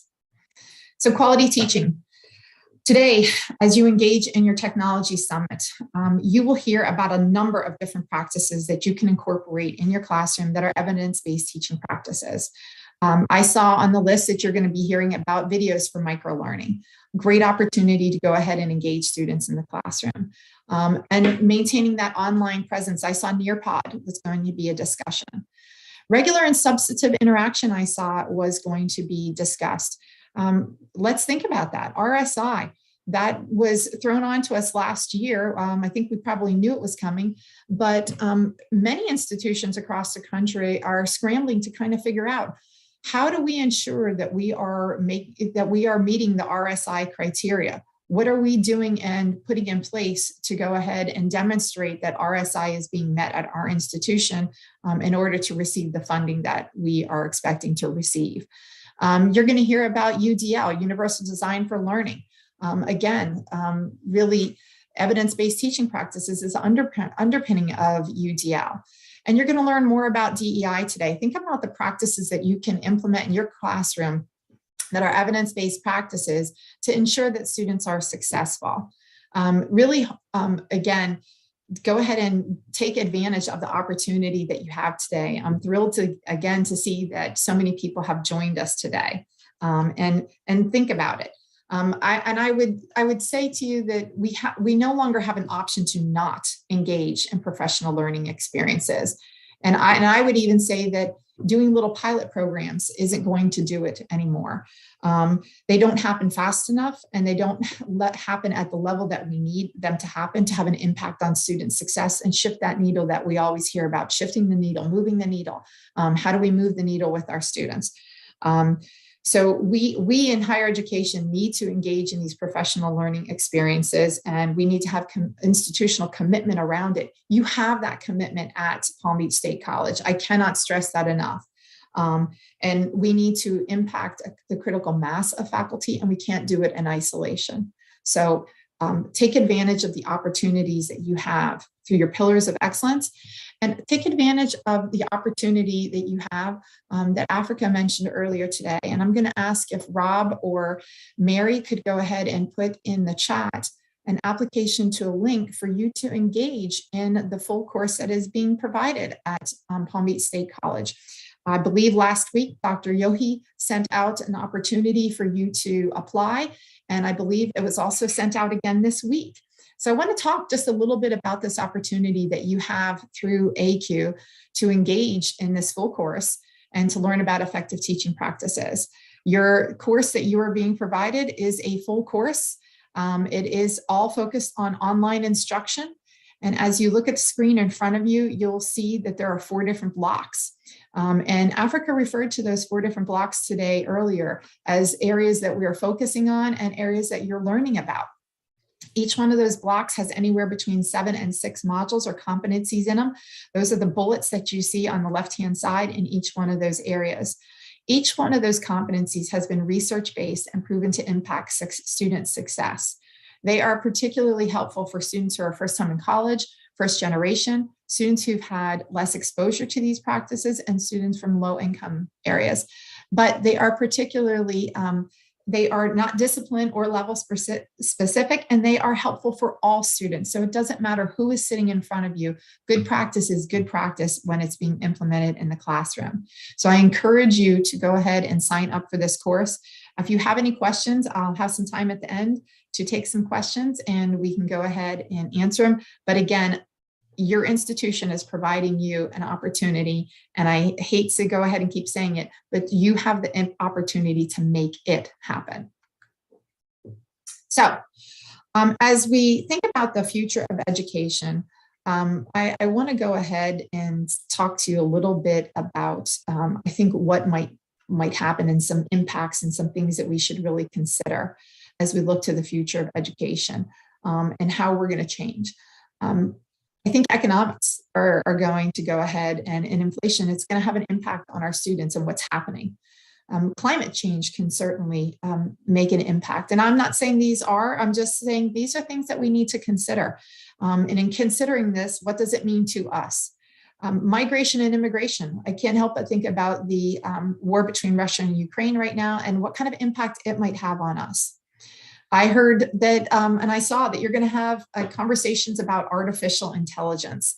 What is that impact going to be?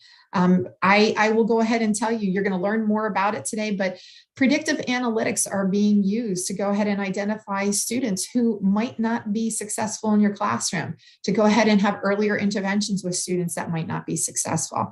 I think in our personal lives, if we think about this, they've got analytics and AI is demonstrating through Amazon some things we might want to buy.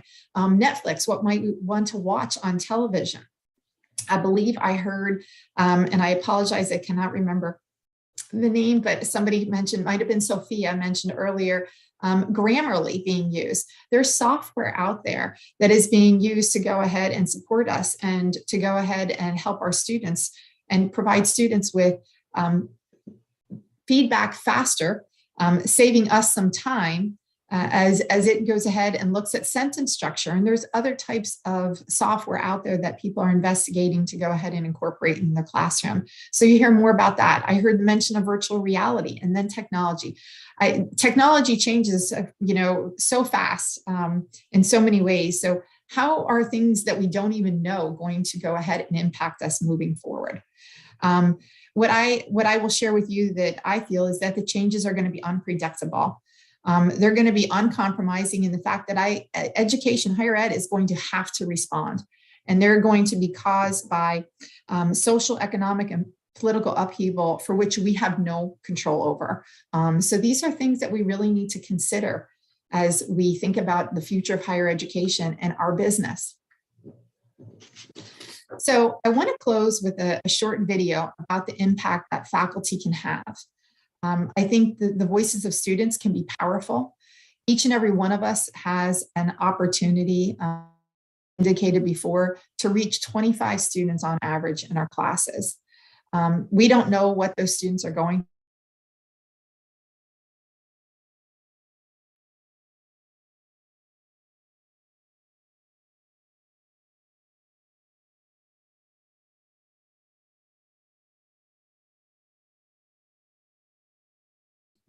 Looks like you lost me there, or it looks like I lost you. So I apologize. Let me go ahead and screen share.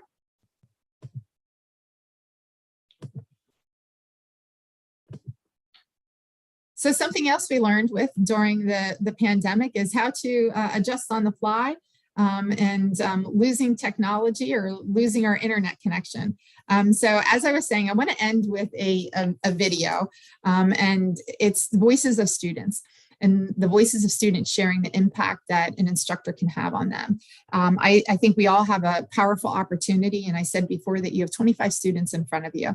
What's the impact that you're having on those students?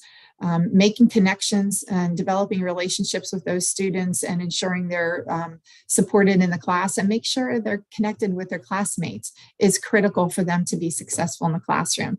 I do want to share that years ago, I went to a professional development opportunity and they engaged us in an activity where they gave us a tissue. And they said, every time we say something that you can connect to, pull a piece of the tissue off.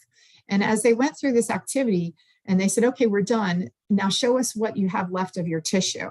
And, the sizes varied as to what you had left of your tissue, but it was a powerful way to go ahead and demonstrate that was exactly what many of our students came to school with that day, equipped with. They didn't have anything because what we took away was stuff we had and they didn't have that. And they were saying, this is what students can come to school with on any given day.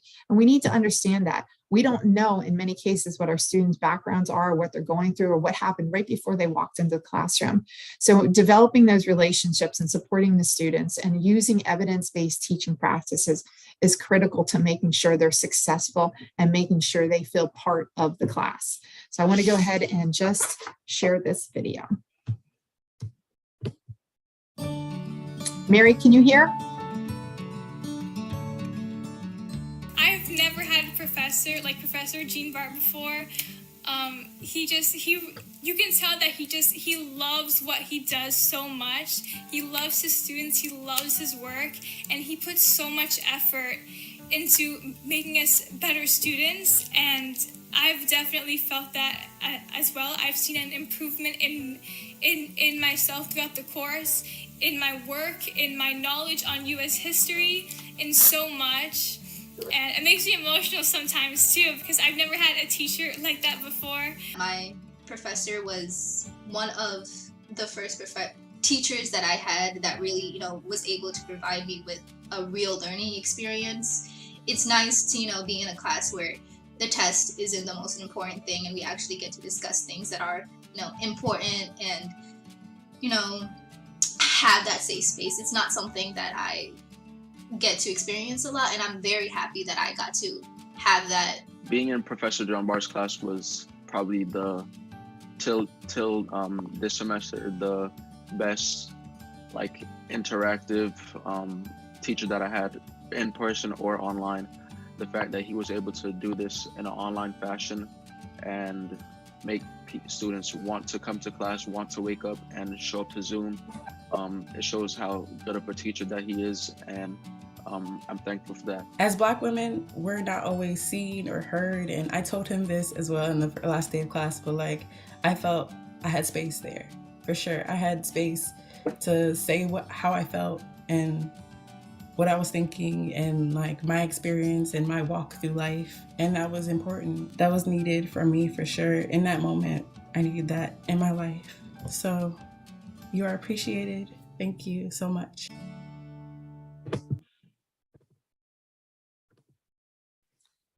So I'll share with you that my husband says that when he goes out with me that and we're in public, he feels like he's with a rock star.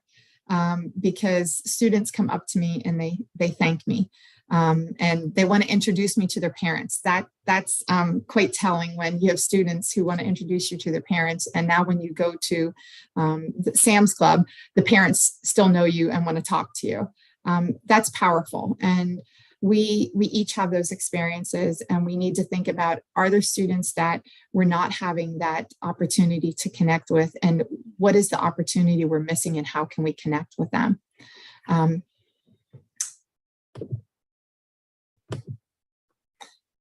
want to go ahead and end with another quote by Wayne Gretzky. You miss 100% of the shots you don't take. You have the agency to make it happen.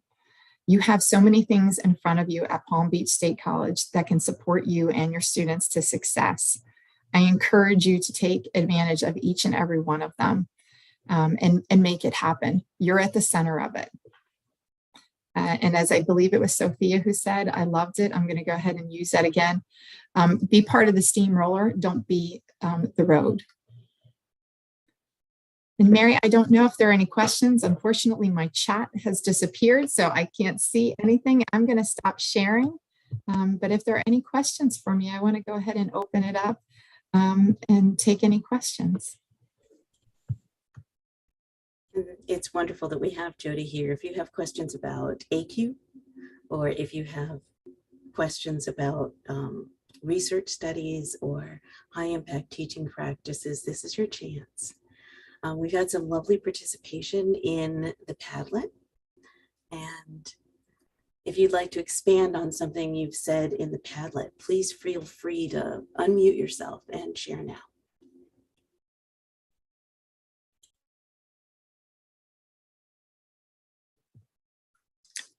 Dr. Kirby, I think I see a hand raised.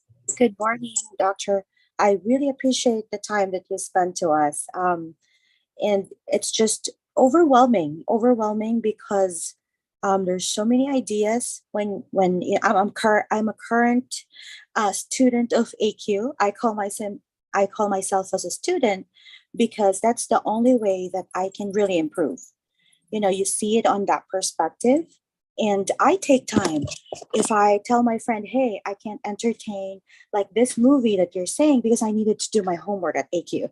So it's something that I put myself into that commitment because the videos, aside from the videos, the resources are just fantastic. I have recently implemented something on my class and it made a huge difference. And I was so excited. Another thing, like a takeaway I wanted to share with you is I'm planning to have a student-led discussion, which I've never done because I'm so afraid that how can I make them really lead a discussion? I've never thought about it, but I am so excited to have that one this coming summer, actually, since it's just so close for the semester. It's about finals.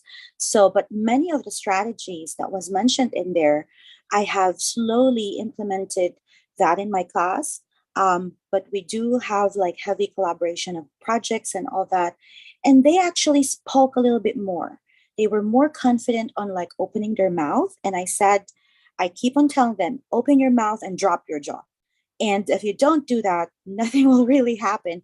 So slowly they're getting out of their shell. So I really wanted to thank you, of course, with Dr. Yohi for allowing us to have that different cohorts, but it's just a phenomenal experience for me, being me as a student of AQ.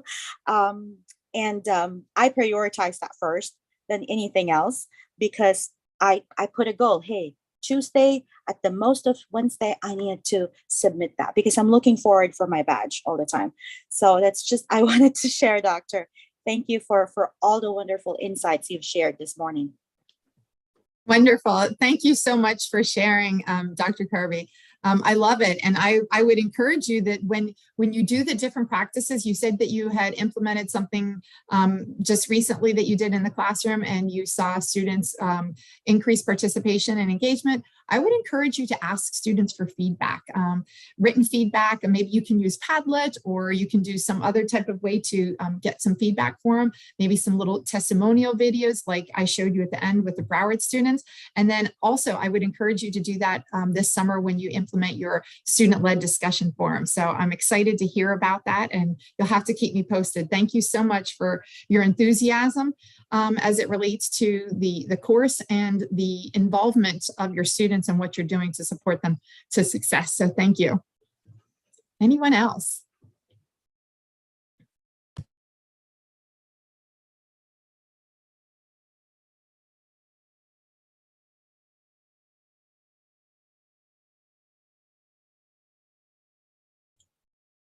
I think Charlotte Maloney raised her hand. Yeah, Charlotte.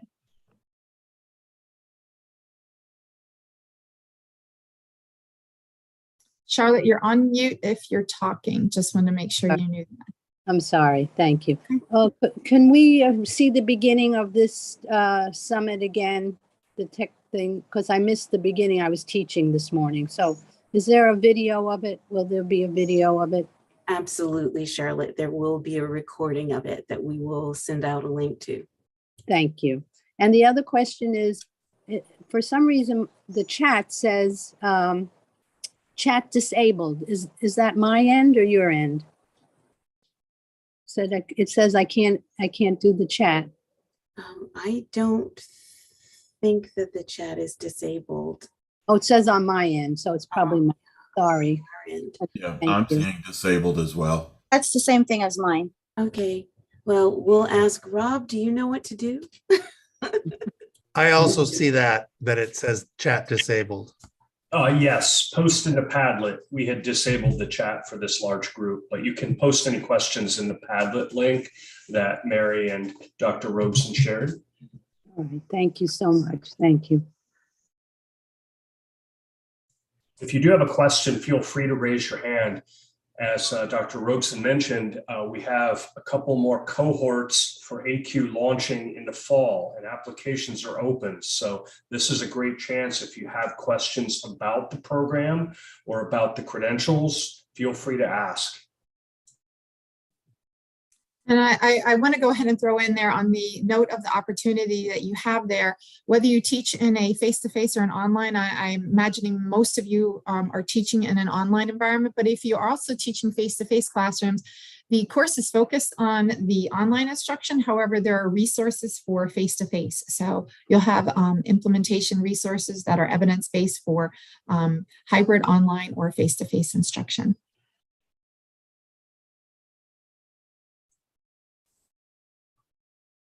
Hi, Jody. I have a question, and this kind of goes back to a shared experience we had 2 weeks ago when we were in St. Pete College for the Florida Pathways Institute.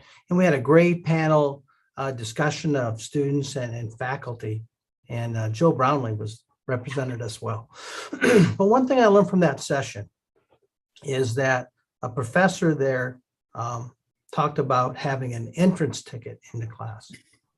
Now, I've heard of a exit ticket to get out of class. Like, you know, here's a note card. I've done it in my teaching. Tell me what's working well in the class and explain where the muddiest point is, right? But this teacher kind of flipped it and, excuse me, had her students complete an entrance ticket. And part of that was write anything down that you need. So like an exit ticket would be like, I need help dividing fractions or something like that. But an entrance ticket could be much broader. It could include like, I need more explanation how to divide fractions, but like, I can't afford a graphing calculator. Or my family was kicked out of our apartment last week because they jacked up the rent. We're living out of a car. So can you kind of speak to this new era, especially as a result of the pandemic, and how faculty are on the front lines and what we can do to reach students in different ways, not just to help them complete our courses, but to complete college? Yeah, so going back to the one slide that I had there, college is a business and students are a business. And what do we do to go ahead and support those students? And the entrance ticket is a great example.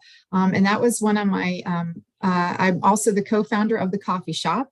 And the coffee shop is an opportunity where faculty come together and they share the practices they've learned about through ACU. Anybody can join, but we rely on people who've gone through ACU to share their practices. And it's a practice that Damaris Alvarez shared.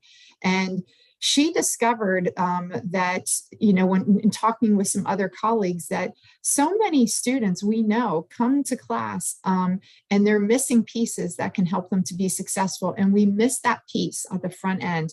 And it's a great opportunity to go ahead and front end check to see what our students' needs are. And as Dr. Yohe mentioned there, we each teach different classes. We have different disciplines, and it really is a case of keeping our finger on the pulse of what our student needs are, but also what opportunities do our institutions have to support students. As faculty members, we need to go ahead and look to see what kind of supports our institutions are finding. A number of the faculty members that were at that session, Dr. Yohe, actually came up to me and afterwards they said, we don't know. We haven't checked to see what supports our institution offers.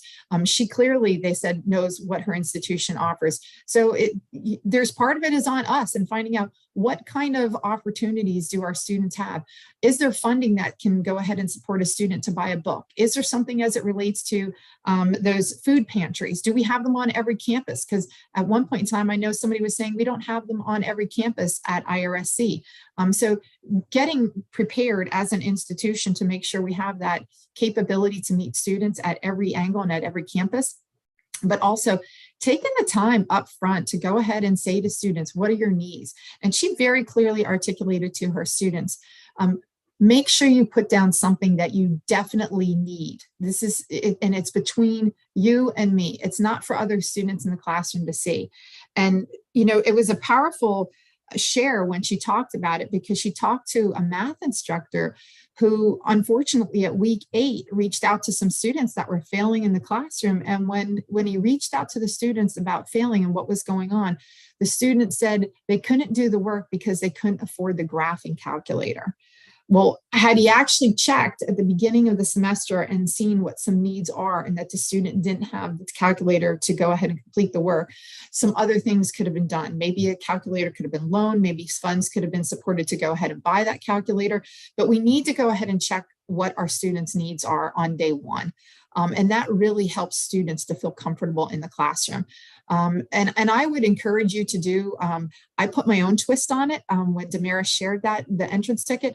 I encourage people to go ahead and do what I call an intermission ticket. We don't know what changes. I mean, the pandemic hit in March of 2020. So we need to check with our students throughout the course of the semester. Is there something that's changed? Is there another need that you have? Something that, has recently changed in your life personally that's impacting your ability to be successful?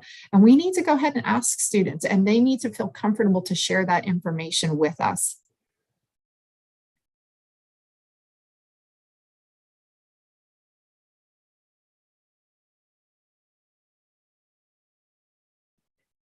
Professor McCoy. So yeah, a lot of it's on us. We need to go ahead and find out what resources do we have and how can we support our students.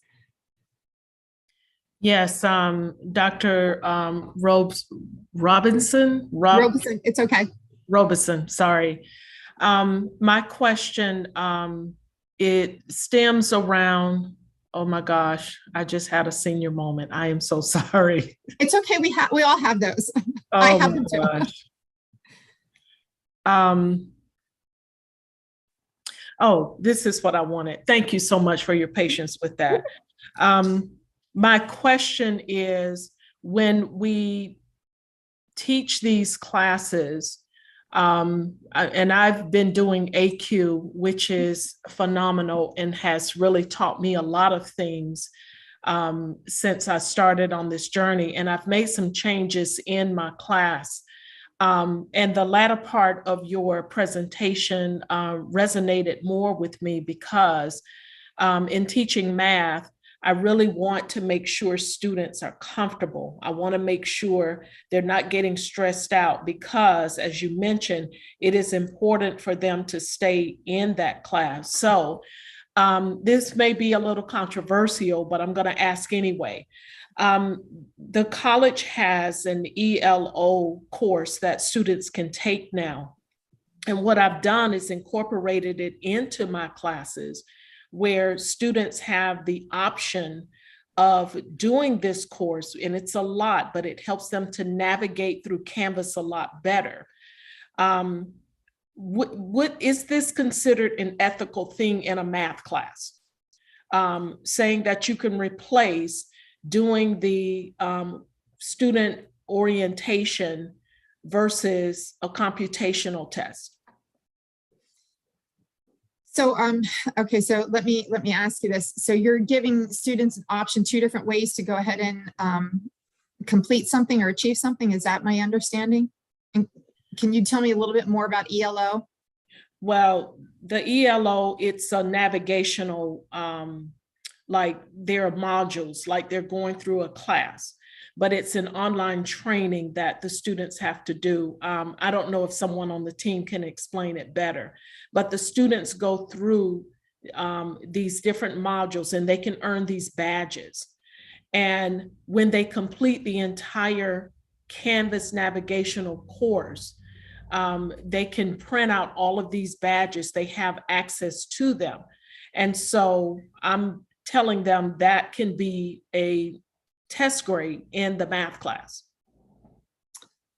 Okay, so I'm going to go ahead and say I think that's probably more of a question on the institutional side than for me, that I would probably defer to your institution to kind of respond as to how that would work and if it would be equivalent to go ahead and support the students and count as you're indicating that it would count for them.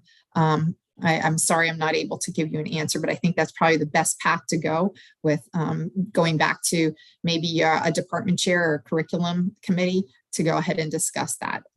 So okay, let me emphasize that I'm not cutting the content.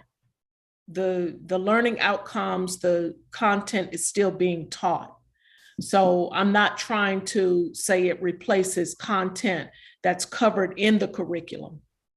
So Professor McCoy, hi, this is Sid Beitler. Hi, Jody, I'm the director of e-learning here. So Professor McCoy, let me just address this really quick on behalf of everybody. So the ELO 1000 course that you refer to, it is a course that's free for students. They are invited to join on an ongoing basis, but definitely we make a push for it at the beginning of each term. It does orient the students on the functions of Canvas, on the functions of all third-party tools that we provide faculty, like the responders and Turnitin and so forth, the Zooms. It also provides them resources on where to get help from various departments, the student learning centers, how to get in online and all of that. So it orients them about college. It orients them a little bit about best practices on how to learn and study online, and so much more. And so, as you mentioned, yes, the students are asked to review all the modules. There's about 12 of them, I believe. They get a badge for every one of them. They get a certificate of completion. And many of our faculty members require as an assignment number one that they submit that certificate as a proof of completion. It is not mandatory. We understand some faculty members just rely on students knowing this stuff without a proof. However, you are not tied into mandating that the students would complete this. We hope you do, because we hear from faculty members it's extremely beneficial to them. And that's my 5 cents here.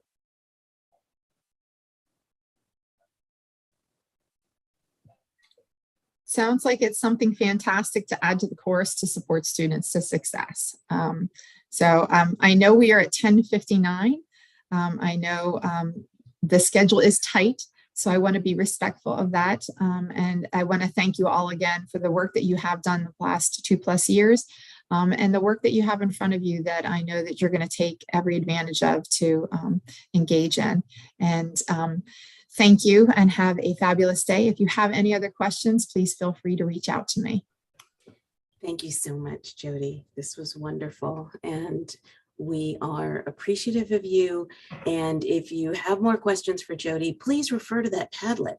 You can place those questions there, and I certainly will get them to her. Have a great day, Jody. You too, thank you.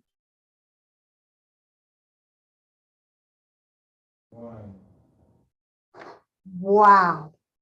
Wow, Dr. Robertson. By the way, that's the highest vocabulary from a professor of English. Wow.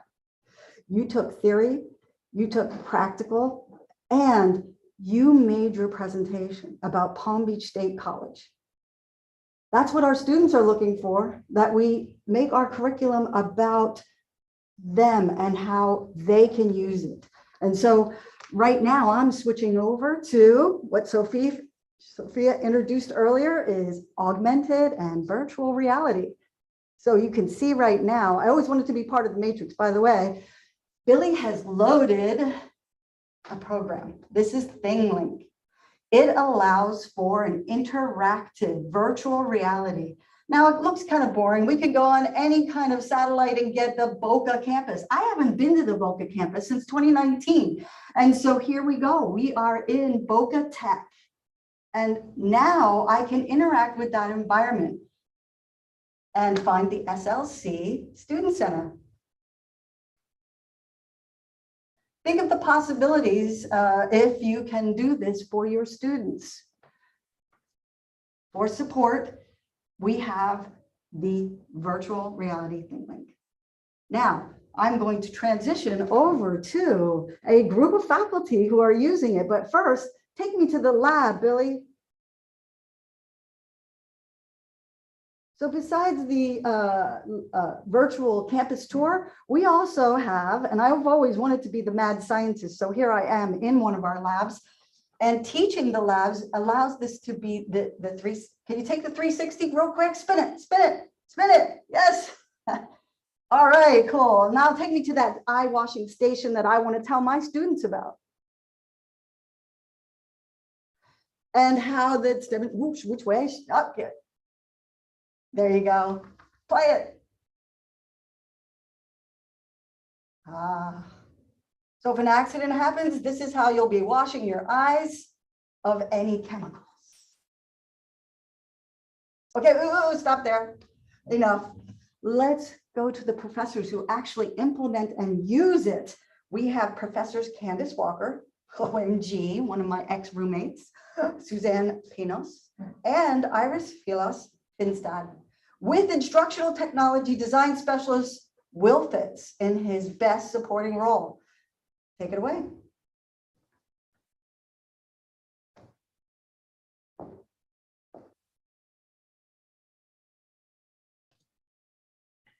Hi, everybody. I think I'm up first. I think if I'm looking at the schedule Candace, right. you're up first. My name is Candace Walker, and thank you for having me today. Hearts go out to Robin. We are conference buddies for life, so I'm always happy to see you.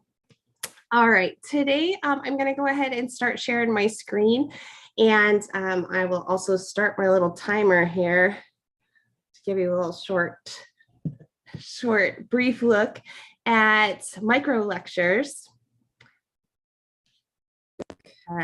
and how to create effective micro lectures. Now, I have to preface this with a little story because when I was first asked to do this, I was very sheepish about it. I think those were my exact words. I don't feel like I'm good at this. I feel like I'm still very new here with this. I didn't start doing these lectures until COVID. And so this is still in like the learning stages for me. I was able to do the first cohort for AQ. And so a lot of what I'm going to share with you today, I started out learning from there. And so if you get a chance, if you haven't signed up for that yet, I've really enjoyed it. I like the flow of it very much. And it gives you a really nice opportunity to sort of take a survey of how you're doing in your classrooms. And a lot of the stuff you are already doing. And for me, I know sometimes it was just a little bit of like polishing, or it was things like, oh, I did start to do this, but then I sort of, put it on the back burner. And then the AQ kind of makes it to where you have a format where you can go back and sort of organize your thoughts again and collect those again. And I had a lot of, oh yeah, I did want to do more of that, and I just sort of forgot. So anyway, this is something then that's near and dear to my heart, is creating effective micro lectures. And again, please forgive me for being a complete newbie here, but maybe that makes you feel better because we'll just be newbies walking through it together. Okay, so I would say my biggest challenges with this are that students aren't watching my videos.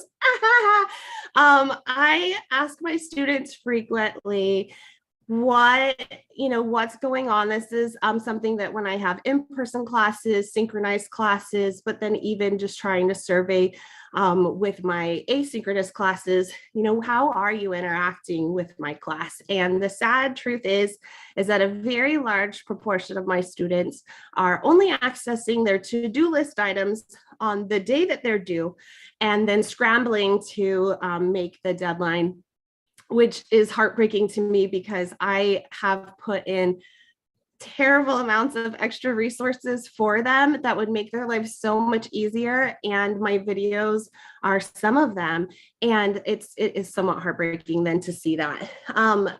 I also then had this big whammy in one of the AQ sessions where studies suggest student engagement peaks around 6 minutes. So we'll look at that too. I teach biology and environmental science, and 6 minutes, I feel like some of the key terms that I use, I feel like take 6 minutes to pronounce. So this one was a big challenge as well. And then I don't know if anybody else feels the same way about it, but making videos is really hard. I don't like them. I get really nervous, and I'll share some of that with you here too. It makes me nervous to be recorded. I feel like I'm gonna make a mistake. I also then have the odd like flashback to childhood when you play hide and go seek, and for some reason, as soon as I hit record, it's like you have to go pee. Like, what is that? So anyway, so I'm gonna share with you a little bit about some of these challenges and just how I'm kind of working through those, and hopefully making some improvements for my classes, and maybe that'll help you too.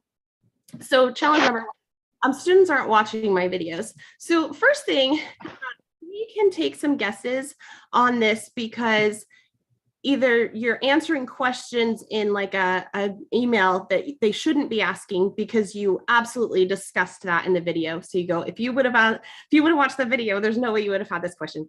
Or they're not doing very well on an assessment. And again, you went through extreme detail on how to do it. And so that's a big concern. So one of the things then that I want to share with you that I've recently learned is just how to do this. So how can you can suspect that your students aren't watching it, but how can you actually check? So when you open up your Canvas, go to your Kaltura My Media, and it'll populate then the videos that you have. And then from here, you can go ahead and click on this little analytics. And what it does is it breaks it down. It talks about the opportunities. So kind of like, did they even open the page where this existed? then it showed how does that translate into them clicking play, and then how many actually even follow through and watch the whole thing. And this was a gut punch for me to watch. And so I was suspicious. And then sadly, I see those. And after, some chocolate, I picked myself up off the floor and then was okay. And now I put my science hat back on, and now I want to look for trends. So get your data. Find your data. I'm going to show you some research, but I think it's really important to get your data and then look for trends. Do you have things that are in common? Do you have places in the semester where there's more engagement? Do you have classes that show more engagement, different modalities, placement of videos, all that, because then you can attack it in a more specific manner. Okay, challenge number 2, 6-minute videos. Full disclosure, when I first heard this, I just said, okay, not applicable. That's my honest truth. I teach biology and environmental science. I get a little bit protective of my videos because I have recorded, oh gracious, I've made now 5, I teach 6 different subjects. I've made 5 online classes of those. And each one then has at least 45 hours of recording because I wanted to ensure that they got the exact same, contact hours and whatnot. So don't even do the math on that. That's hurtful to your brain. So I just immediately thought, okay, not applicable. Does not apply to me. I'm doing good if I can do something in 45 minutes or 50 minutes. Even when I'm in person, sometimes it's a challenge to do it in an hour and 15 minutes. So for me, I think I had to just sit back and say, okay, let me ask myself some questions. Does it do any good to have all of these videos that I've done and hours and hours if my students aren't watching them? And that was, again, another gut punch followed by chocolate. However, I came to this sort of idea. Let me just see, right? Let me just see. Can I look for places where I could teach things in a smaller bite? Let me just see. And when I did that, it really opened my eyes because the truth is that when I am in person, I don't just speak in one continuous, open the fire hose. I really do break it up into smaller increments sort of naturally. And so then I went through and I said, you know what, I would do myself a favor if I would address each of the things that I teach by topic instead of by chapter. Because what I was doing is I was going through and I was matching then my videos with then my lecture notes that go with the chapter, and you feel sort of tied into that. And if I can break that up a little bit, I think it really could be advantageous. So that's something that I'm investigating myself. Does this allow for me to squeeze in more formative assessments? So since the chat is disabled, I have a whole bunch of links that I will share then in Padlet. We've got some really helpful videos for how to make a Kaltura quiz. I've also found a couple of YouTubes for then how to incorporate those into your Canvas gradebook. And then I also have found some videos on how you can then specifically make things requirements or prerequisites and sort of force people. I will make you watch my videos, but they need them. They really do, because I can see it in their scores, and I'm pouring a lot into my videos. They're just not necessarily making that link. Also, can I make them more directly linked to the assessment? So for example, my videos, what I have right now is I have a little pocket in my module that just says all the collection of my videos, but they're not immediately linked to my assessments. My quizzes are separate. My discussions are completely separate. And even though I make weekly announcements with a video, those are in the announcements. So that's another place then where I felt like I could make it more a little bit more difficult for them to ignore if they have to go through that to then get to the assessments. Okay, making videos is hard. I want to poke fun at myself a little bit here. I hate making videos because it doesn't matter how I start. You know, the Kaltura goes like 3, 2, 1, and you want to start out like smiley face. I got one that I'm like okay with. Then I want to show you the who's who of like really awful thumbnails that my students get, and I'm like, oh, forget it. I'm probably a meme out there somewhere. And so what I'm excited to share with you is that a lot of the research shows that being on camera isn't the only way to do things. And so then you can choose other things. Oh, good, Rob. Okay, I'll make sure that I post those here at the end. You can do other things then, okay? So one of the videos that has been my absolute favorite from the AQ is the, let me see how much time I have here. Okay, I'll make sure I post at the end, is from this professor. I just love this professor. I've gotten a lot of really helpful tips from him. And some of them are then how to use free music, free videos that are already out there, free graphics, how to do simple animations, different things like that. And so I'll share the link to it. Again, from AQ, I really appreciated that. I put up a blank screen here because one of the things then that I found most exciting is that the research shows that students like to watch you draw and write. And a lot of times it doesn't have to be pretty. Okay, so having a blank screen in your video and then just using then these tools down at the bottom of your PowerPoint, you can change your color, you can do different things, but I end up using a blank screen really frequently. You can also use the annotate feature in Zoom if you're in Zoom, but whenever I'm doing Kaltura, I tend to just be doing my recordings through it and then doing PowerPoint. And so this really makes me happy that it doesn't have to be pretty, and students really engage with that a little bit better. Kind of if they see you writing it, then they write too. Okay. And so then how can this help you? One of the things then that was dramatically helpful for me is to see this sort of light at the end of the tunnel that, hey, you know what, there's an upside to this.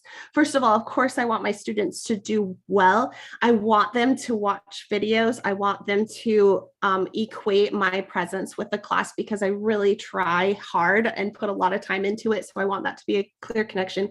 But the other really gorgeous thing is that when you're doing baby bites and they're not attached to a specific chapter, they're attached to a topic, to a learning outcome specifically. If your publisher updates, you don't have to change the whole scheme. I know for me, I've had sometimes where I have my lectures and they're by chapter, and the publisher, we really like this new publisher or this new update, but they rearrange the chapters and I feel like I have to start from scratch. If you do your little baby bites, you might have to update one or two here, but you're not going to have to start from scratch every time. This also gives you the flexibility then to constantly update. You're not throwing the baby out with the bathwater, so to speak. Every time you can do little tweaks, little tweaks, little tweaks, add more small pointed videos as you need them, and not feel like you had to do a complete overhaul of, you know, all of your hour-long videos. When you make a mistake, I have on average start and stop 5 times, because I'll start out trying to say something and flub it up, and then I'm not very good at editing yet, so I usually scrap it and start over. Well, if you're doing a little bite, it's not so hard. And then here's what's really exciting is that if you get to the sweet spot where students are actually watching these, when you connected it, they're probably going to rewatch it and they're going to share that with their friends like they would a YouTube video. And that's my big goal. So when you look at this, here's an example of something I learned from AQ. Watch it. I just learned how to do fun animations. This was from the video. I've got a lot of cool resources here for you to check out that talk about optimal video length, and then also how that translates to engagement. And so I want you to be able to check out the research. That's a big part of how I feel like I can attack it. If I can combat that with my data and look at what research has already been done, that always makes me really excited. Okay. I don't have much time. I think I have like 30 seconds. And I would love, though, because I really genuinely feel like I'm super new at this. So please, please, please, will you share with me anything that you have found that worked well with your videos, because I would love to hear from you. And for me, you can contact me then with my email, especially, but it would make me so happy for you to share what you found. And then if any of these things helped you, I think that we are helpful, like stronger together. Oh, there it is. There's my beep. Okay. All right. I hit the 15 minutes. Thank you so much for having me. As soon as I get off of this, I'll go ahead and load then these links to the videos and to the research in the chat and with the Padlet. Thank you.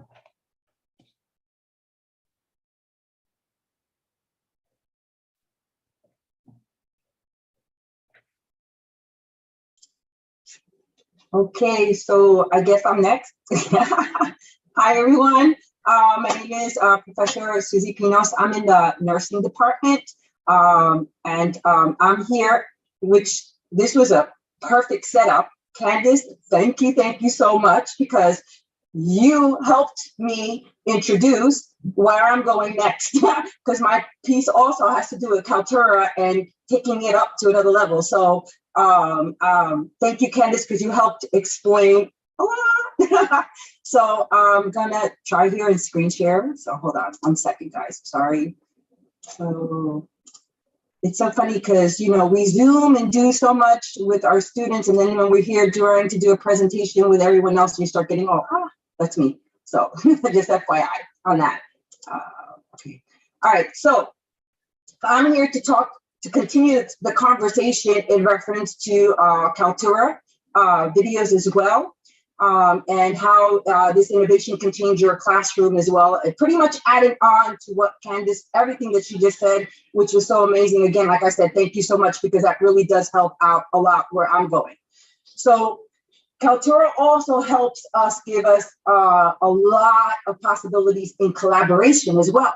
So we all of us don't need to do our own individual videos, I guess you could say, like depending on our departments and everything. We all, you know, we have a math department, English department, pharmacist, nursing department, where we have a lot of other professors in there as well. And we kind of segue into what we're teaching. You know, our program goes straight through. So ironically, for us, we can empower each other. You know, we're all familiar with Kaltura. It was part of our training. It was one of the choices that we all had as an elective. And it helps us out a lot with, like Candace said, with how to reach out to our students. Now, I know from a lot of the workshops I've been to and a lot of discussions I've been with a lot of our faculty in academic innovation and other areas as well, there's a lot of other video offerings out there in a sense. You have YouTube, you have Venmo. However, why use Kaltura? So one of the most important reasons of using Kaltura is, as you can see, is it provides a secure area. So only your students enrolled in the course would have access to these videos and upload. And also because you can use it to collaborate as well with your fellow faculty, with your fellow teammates and other people in your department, and across campuses and across programs. Kaltura, so we can each share, easy sharing with all faculty and everything in all your departments everywhere that you go. And I'm going to show you how that can be done. It's called Kaltura groups. All right. So here is an official definition of what a group is. So technically, it's a way to manage. So I had Billy, thank you so much. Give you way credit, helped me out in creating a nursing ADN group so that we could all share all our videos together in one area. And that helps manage. So as we get other professors that come in, or sometimes we professors, we change and teach different things, different topics. It helps to make sure that we're not assigning those professors videos consistently over and over again in different ways. So it helps to manage that. And I'll show you the reasoning why behind this. So like, for example, for our class, for our program, we have over 200 videos. So that micro lecture that Candace talked about, we've been using it in nursing all the way back in 2014. We have videos as far back as that, where because we do what's called flipped classroom, nursing has a lot of content. There's a lot of material that our students need. And we don't have the time to go over so much content in the classroom. So what we ask and request the students to do is watch these micro lectures prior to coming in so that they have a basis of information so that when they come into the classroom, we start talking to them about how to apply that knowledge. A lot of the things that it was awesome going to ACU because hearing a lot of the practices that we were already doing in the nursing program is pretty much what ACU was talking about and going over. And now ACU has allowed us, the faculty that have been going, myself, is to polish, like Candace said, some of those practices. And this is one of them. So when we switched over to Canvas, I was like, wow, we have all these videos that each and every single one of our courses, our semester courses needed and sections. How are we going to organize all that? And that's where Kaltura groups came into play. So here you can see, this is my personal page where I have semester 1, I have pharmacology videos, I have semester 2, 3. I have them all organized that way so I know where everything is and everything, and created a playlist. In each one of those videos, I added all the faculty so that they have access to all of them as well. We also have our skills department has another whole set of videos. Our CNA program has another set of videos. So this way we can share across the board so that if we're teaching something in our semester 1, our semester 2, 3, and 4 can tell the students to go back and review that if they'd like to a certain topic to continue reviewing it and studying it as well. So here, let's see, I hope this opens. You know what? My apologies. Let me go here. I already have it set up. So this was, go back to share. Sorry, guys. Okay, so this was that page I just showed you, right? So here are all my videos. Now, if I click into one of my playlists, so let me see, like get around in here. And then I click into one of the videos itself, you'll see here from something that Candace was kind of showing you, you see under actions, you edit it, and then here is your collaboration. So here you click on that. Once you have, as the person who created the video, you have the ability now is to add whoever you want to collaborate, and you allow them to utilize your video. So I added on, as you can see, this is my group right here. We called it the NUR-ADN. So all my faculty in the nursing program in the ADN side can now share this video with any of their students if they like to go over it again or have them review it. As you can see, here's Billy also here added in there to help out. So he was the one that helped out a lot with sharing these videos and creating the group. He helps me manage. So what I end up doing with him is I end up asking him who to add and who to subtract out of that group. So if you have any kind of projects, any kind of lessons, anything you want to review. So if they're going from, let's say, calculus 1, I'm sorry, math people, please forgive me. It's been a while in math. They're going from calculus 1 to calculus 2, but you want them to remember something that they learned in calculus 1. You can collaborate with whoever taught that class and ask them if you can borrow one of their little mini micro lectures. Or like what Candace was saying, if she works with someone else in environmental science, right? I don't know how many people are in your program, sorry, again. She can collaborate and let them review and watch one of those micro lectures to review it again. So we share across the board in all of our other courses. That's how we work it. So if I have something, one of my faculty, they teach pharmacology. I want to bring in that medication video that they use. I can ask my students, okay, we're learning cardiology this week. Please review your cardiology medications. Check this video out, and I can bring it over, even though it's not my video, but we shared it. So things like that become a big play into having so that no one has to create 100 videos, as you saw. We have a whole library where we have over 60 concepts that we teach across the program. So instead of assigning every single faculty member individually to that video, which is what we were doing prior, when we first started using it in Blackboard, that became an organizational nightmare. We turned to groups, and with the help of Billy and the IT department, we created all that and started organizing it. So now whoever works from in whichever department, in whichever section, they are able to use those videos as well. So micro lecturing video, as you heard from Candace, again, thank you. You helped me out a lot with my presentation by explaining all of that, is the ways our students like to look at videos, TikToks, all that.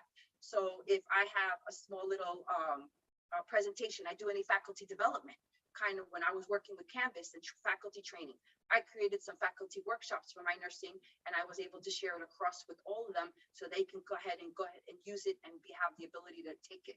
So there's a different ways to organize it and manage it, and that's one of those ways to share. And if someone in another campus wants to use it, you can share it with them in this group as well. Mine was short and sweet because Candace pretty much touched on everything already for me. So again, thank you.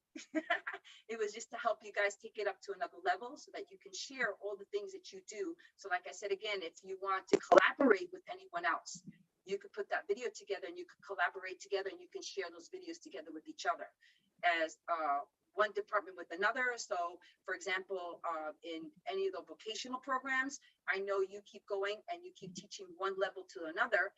You can collaborate and use the videos in your first level with your second level of teaching and continue on so that they can have it to review and they can continue to have access to it. I don't know if I have time, so if you have any questions, in this case, I do have time. Sorry, Candace. So if there's anybody with questions, if that's okay, I don't know if I'm even watching the chat or anything, but if not, that's all for me. Thank you, everyone. If you do have any questions how to do that, either myself or Billy, we're available to help because like I said, Billy, sorry, Billy, I don't mean to throw you under the bus like that, but he was the one that helped me out a lot that with the most, and they have the administrative ability to make a whole group and then continue on from there to create that group. I can collaborate with one person at a time. Yes, exactly. Like Candace said, Billy is the best, but they can actually create the group itself, and then they'll help you add or subtract whatever professors you want in there as well, or instructors. All right, guys, thank you so much. Appreciate your time. See you on the flip side. Nice job, Susie. Thank you, Susie and Candace, for being the forerunners. I do appreciate that because you kind of trampled it down, made it easier for me to move on my path. My biggest problem is always time. And so one of the things that I'm always looking at is how can I leverage the technology to effectively present to the students and engage them and get them thinking about research. And they usually don't like that too much, so that they can meet the needs that they have in their classes.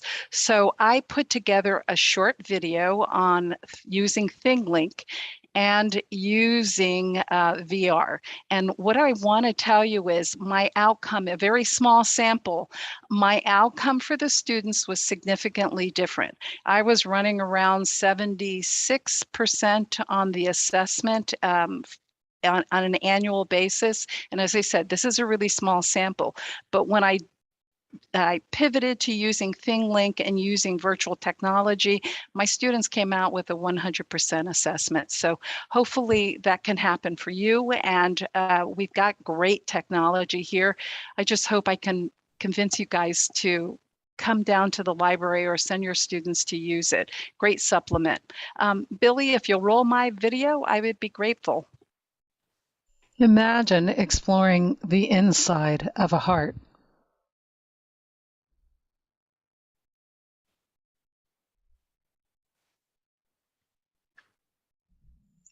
The hidden room in the house where Anne Frank lived. This is much better on the VR headset. I had to cast it. Or exploring the depths of the Mariana Trench with your students.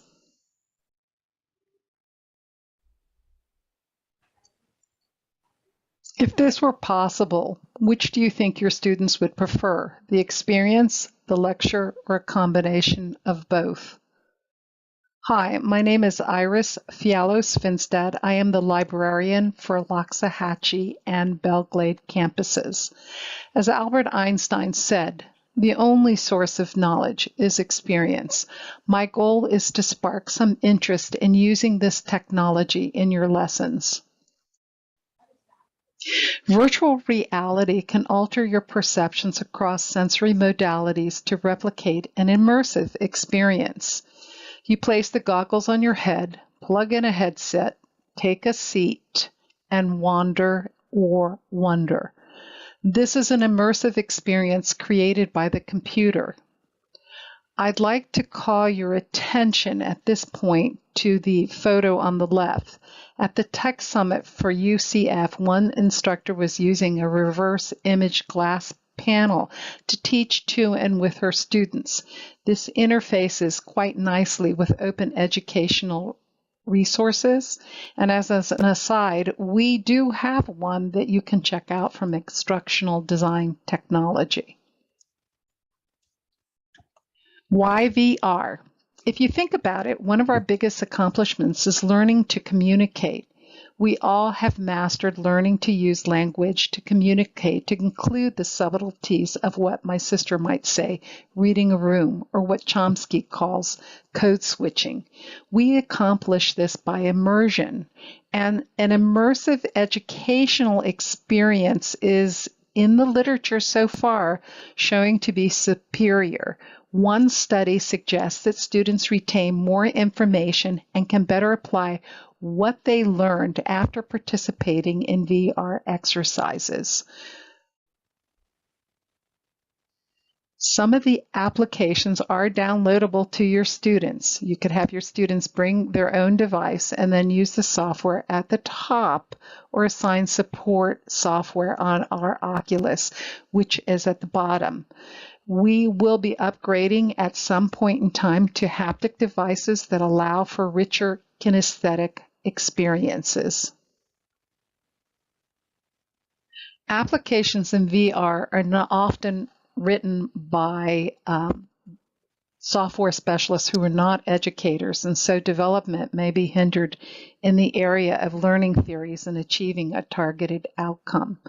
So that software is a big glitch, if you ask me, and the cost sometimes can be terribly prohibitive.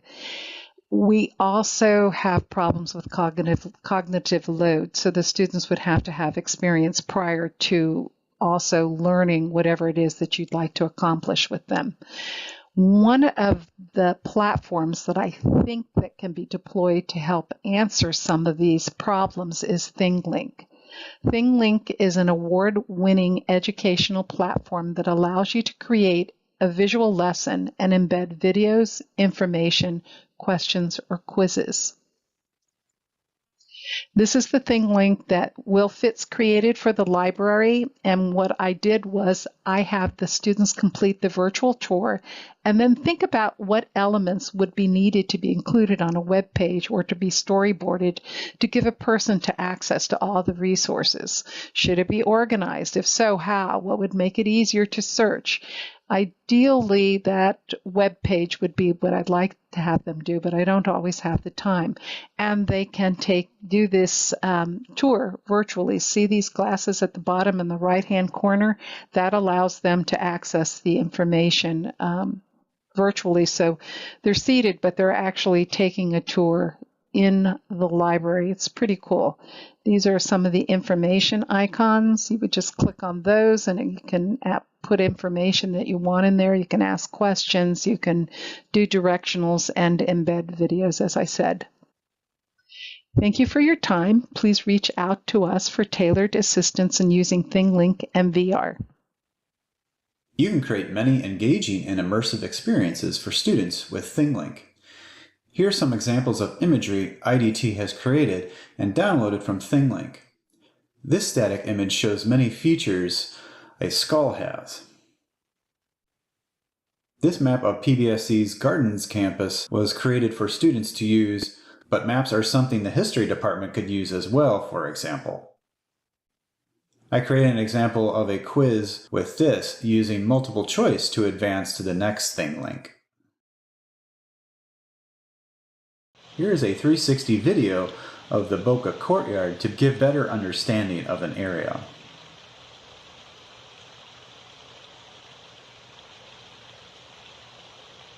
This tour was created for students to learn about the safety features in a chemistry lab.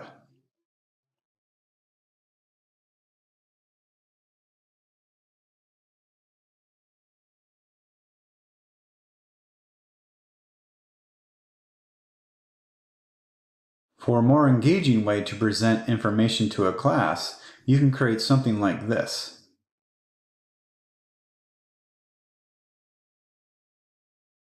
ThingLink provides a library of 3D elements like this Triceratops.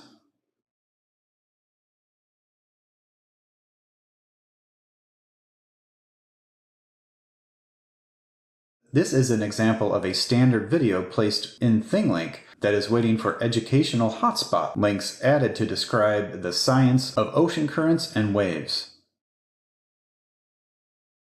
ThingLink takes full advantage of the UDL, or Universal Design Learning term, engagement. The possibilities are endless with some imagination, along with ThingLink continuously adding new features. If you want to be added as a user to IDT's ThingLink page, then please send us an email. User seats are limited. Does anyone have any questions?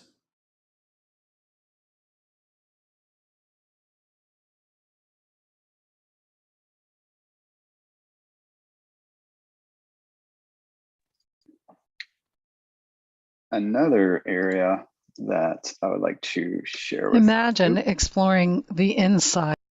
is the fact that you can put a ThingLink inside of Canvas as well. Here is the cybersecurity lab that is in a Canvas course. So lots of options are available with ThingLink. Do we have any questions?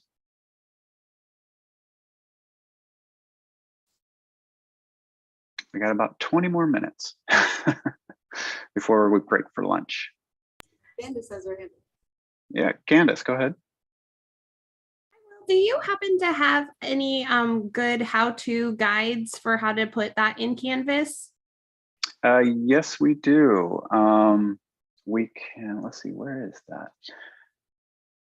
I can send you a link unless somebody has it readily available. It is somewhere, but once I find it, I'll place that in the inside of the chat. Look in the Google Doc. I believe there is a link to a RISE guide on the tech tools entitled More Info on Tech Tools, shared by MC Robin Fiedler. Hey, thank you. No problem. Will, I believe somebody was asking if you have to have the 360 camera in order to do the create the ThingLink videos. So I'll let you take that one. Well, if you want a true 360 environment, then yes, you would have to have a 360 camera. But there are actually some new phones, new mobile devices like the Google Pixel that has the ability to take 360 images but not all phones or devices have that ability. But it's becoming more readily available in devices like phones and iPads and stuff like that. So you might Some of want the to most investigate. amazing things that ThingLink does, it can do on a 2D image, like the labeling of maps or the labeling of images for interactivity for students. It really does work just as well on a flat image as it does on a 360 image.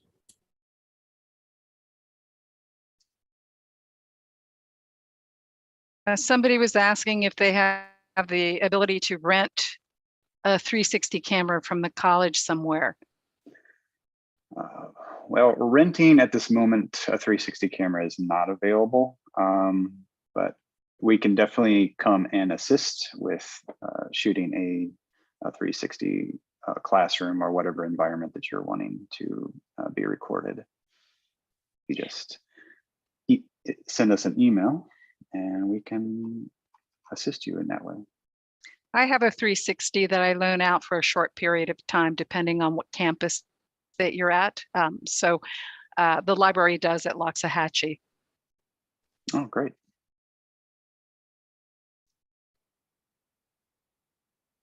Yeah, that's true, Billy. We do have a great number of images already available, especially science labs.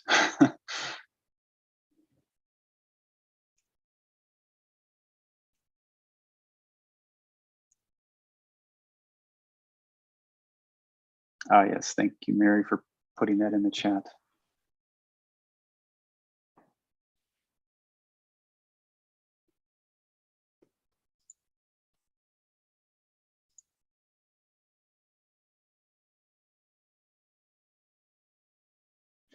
All right. Yeah, and if you want to get a seat in ThingLink, we could easily place you in, like the great number of users already within ThingLink, as you see. Oh, I'm not even sure if I'm sharing my screen. I don't think I'm sharing my screen. So we send you an email? Is that what you want? If you want to be added to ThingLink, correct, yes. Or you can use the link to the Microsoft form that I just posted in the chat, and that's included on your Google Doc for the day, and request an account from there. Thank you. Well, I have another question. Let's just say, what's the difference between Padlet if you just do a flat image? Like you can put, what's the difference between Padlet and this ThingLink? If you're just talking about a static image, Yes. there's, well, I'll show you an example here. Am I sharing my screen? Yes. Yes, I am. Okay. Let's see. Let me go to content here, and let's go into. There's so many different things. So yeah, I'll just use the campus map here.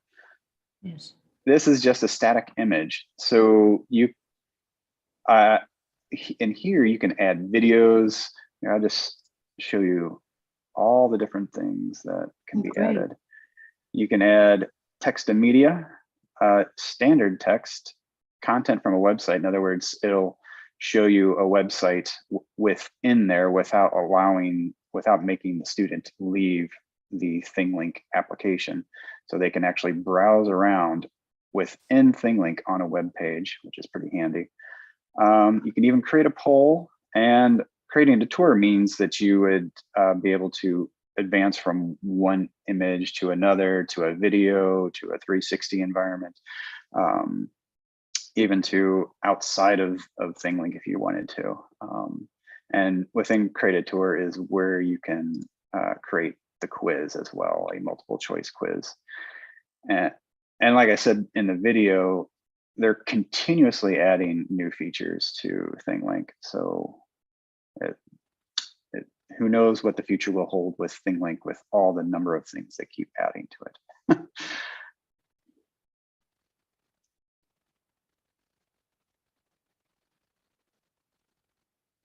Is there any other questions? So if I were to do an art history thing here, you know, a painting, have them critique a painting, we think that would be applicable? To critique it? That's a good question. If you're wanting a response within ThingLink from a student, I don't think that's not a feature yet available, but that is a good feature to add. Well, you can we do have the capability on a limited basis to create accounts for students to use ThingLink, the production tool, where we can get into the universal design for learning engagement factor of giving the students choices and ways of presenting the information. But that is something you would need to definitely contact IDT about. Our email is itech@palmbeachstate.edu. Put it in the chat as well. Will, that's not our email address. I'll put the real one in. Thank you. Sorry about that. iTech. It's iTech. Yes, brother. I guess I didn't have enough coffee this morning.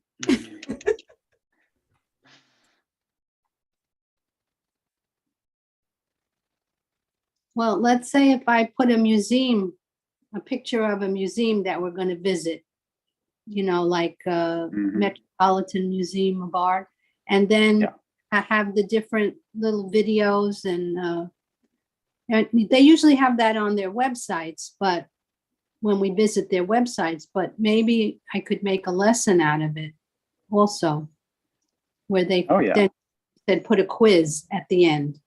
Exactly, yeah. Spots. Okay, that's a good idea. Thank you. You're very welcome. We also have on our VR headsets several tours of different museums, which is it's pretty immersive and it's cool, but you'd have to do it as a support type of lesson, just because of the fact that, as I said, cognitive load. The first time they start using something like this, there is a certain amount, I guess people call it a learning curve, but I don't have any problem sending out our Oculus Go to a different classroom or a different campus if you wanted to check them out.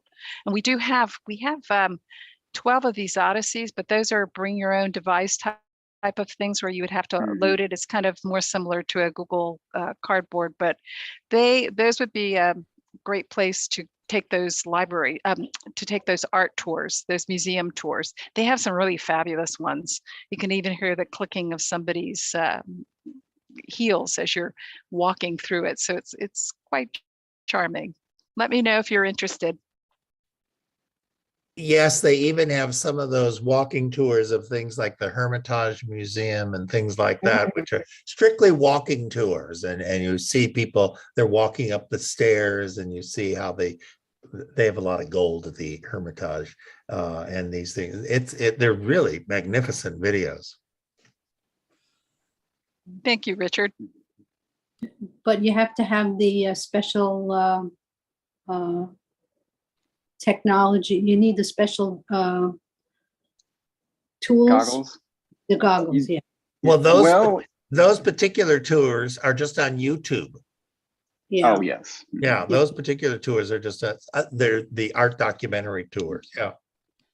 I will show you this. This is kind of a fun little feature. Let me just go to let's just go to a science lab. And let's go here. This is sort of the idea of what a VR headset would look like if you would put one on. And so what I'm basically getting at, you really don't have to have a VR headset in order to use the VR experience.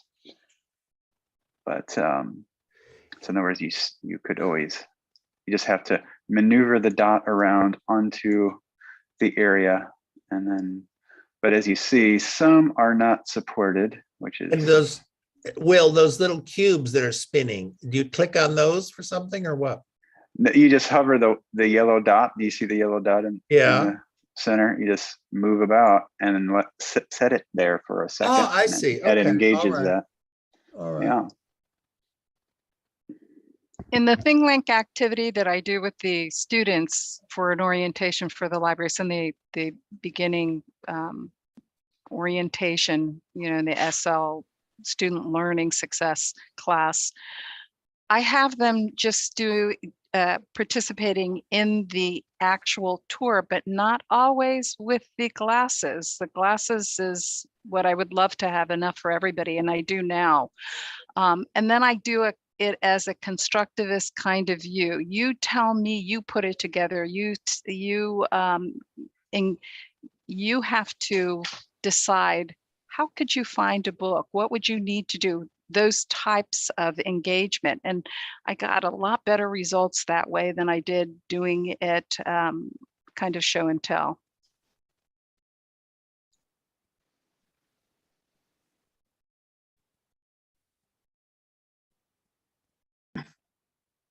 I hope you don't mind. I ask one more question about this. Of course. That's Thank why you. we're here. Okay, so if I were to, like, say I go to a museum and of course the students, if I go to New York and I take a tour in a museum, I could do this with my iPhone, you said, take the 360 and then, well, no? only if I'm not sure about the iPhone. I definitely know about the Google Pixel, but I'm not sure if the iPhone has the ability to do 360 yet or not. Oh, okay. I could take a video. You could take a video. You could definitely take still pictures and put together, a nice little collage tour of the museum for certain. Yeah, and then put some bullets where I want them to go in detail. Okay, thank you. You're welcome. Another option is you can have the VR tour that we have cast onto, like I did in that when we were looking at the heart, that casted that to that particular presentation. So that's another way of doing it.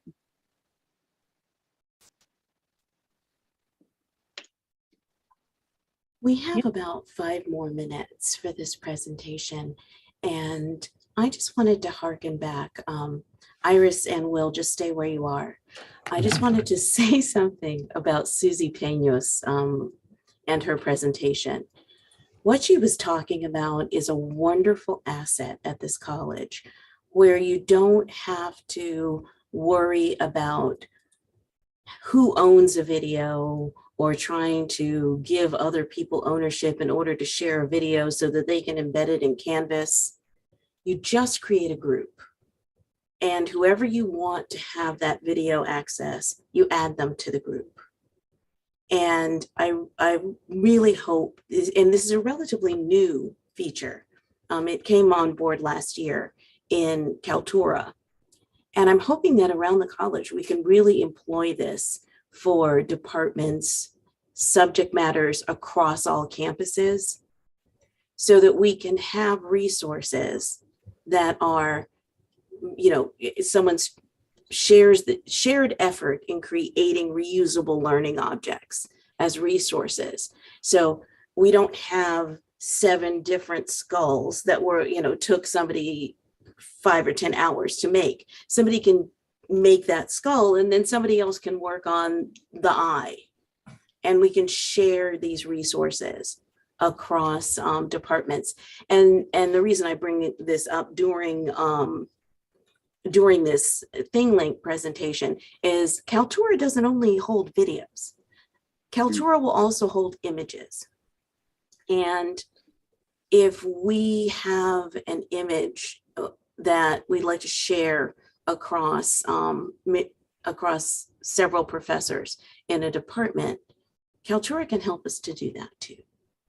Mary, can you use Kaltura and share a video for an academic community? Yes. Without putting everyone's name down there, but the entire academic community can see that video. Absolutely. Oh, great. See, that's astounding. That's wonderful. Mm-hmm.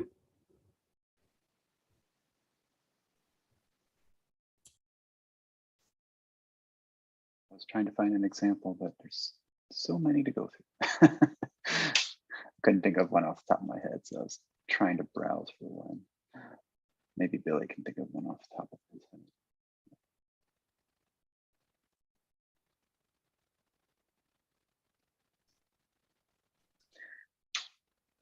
Alrighty, so there is just a few more minutes till lunchtime. Any questions about, Peños or anybody that has spoken so far in this last hour?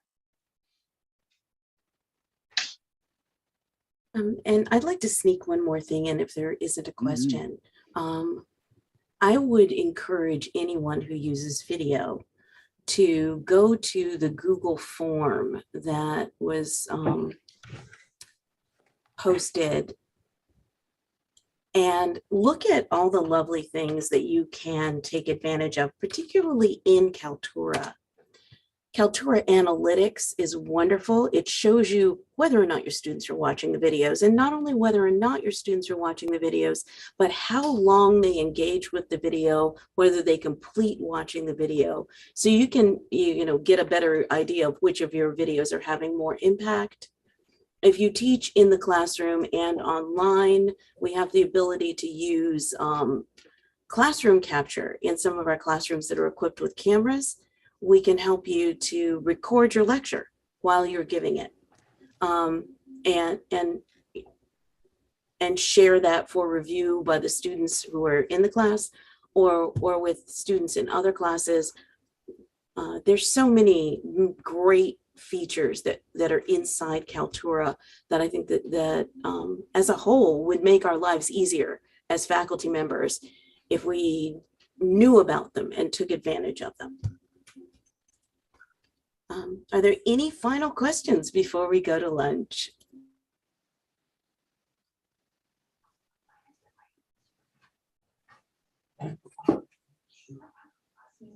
All right, then I will turn it back over to Robin Fiedler. You said you wanted to review the checkout sheets first. Did you want to do that later and then I can send them out Monday? I want to thank Dr. Yogi yeah, for I wish I'd allowing me seen to it. MC Can I send them because out? in You the have them set up so rehearsals and the lead up to today, and even during the day, I have been playing with our IDT people. You've only had them for a few minutes. Will, Billy, Mary, look at all the wonderful things they can help you do.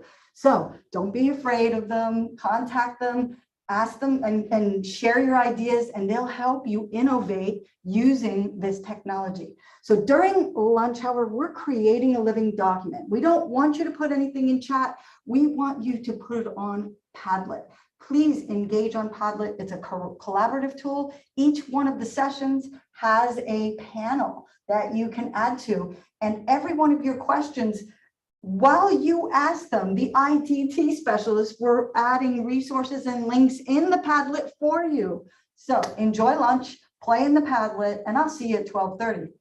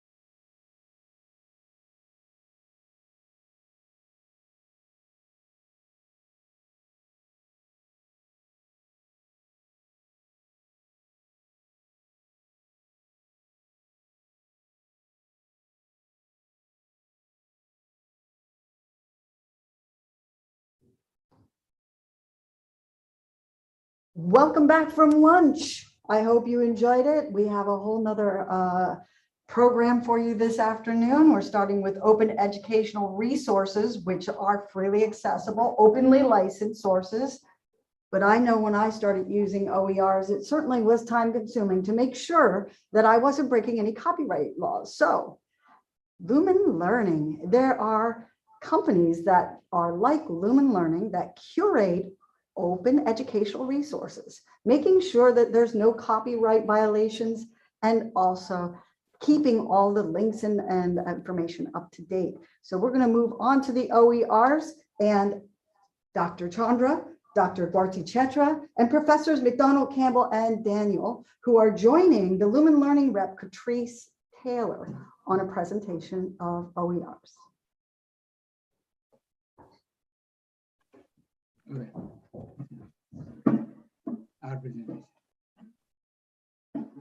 I'm so pleased to have the opportunity to share with you how I've reduced costs for my students because the experience has been so wonderful.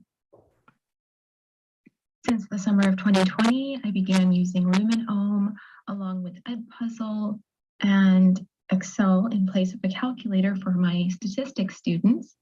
Since then, I've also started using Lumen for college algebra, resulting in a total estimated savings of $62,603 in under 2 years.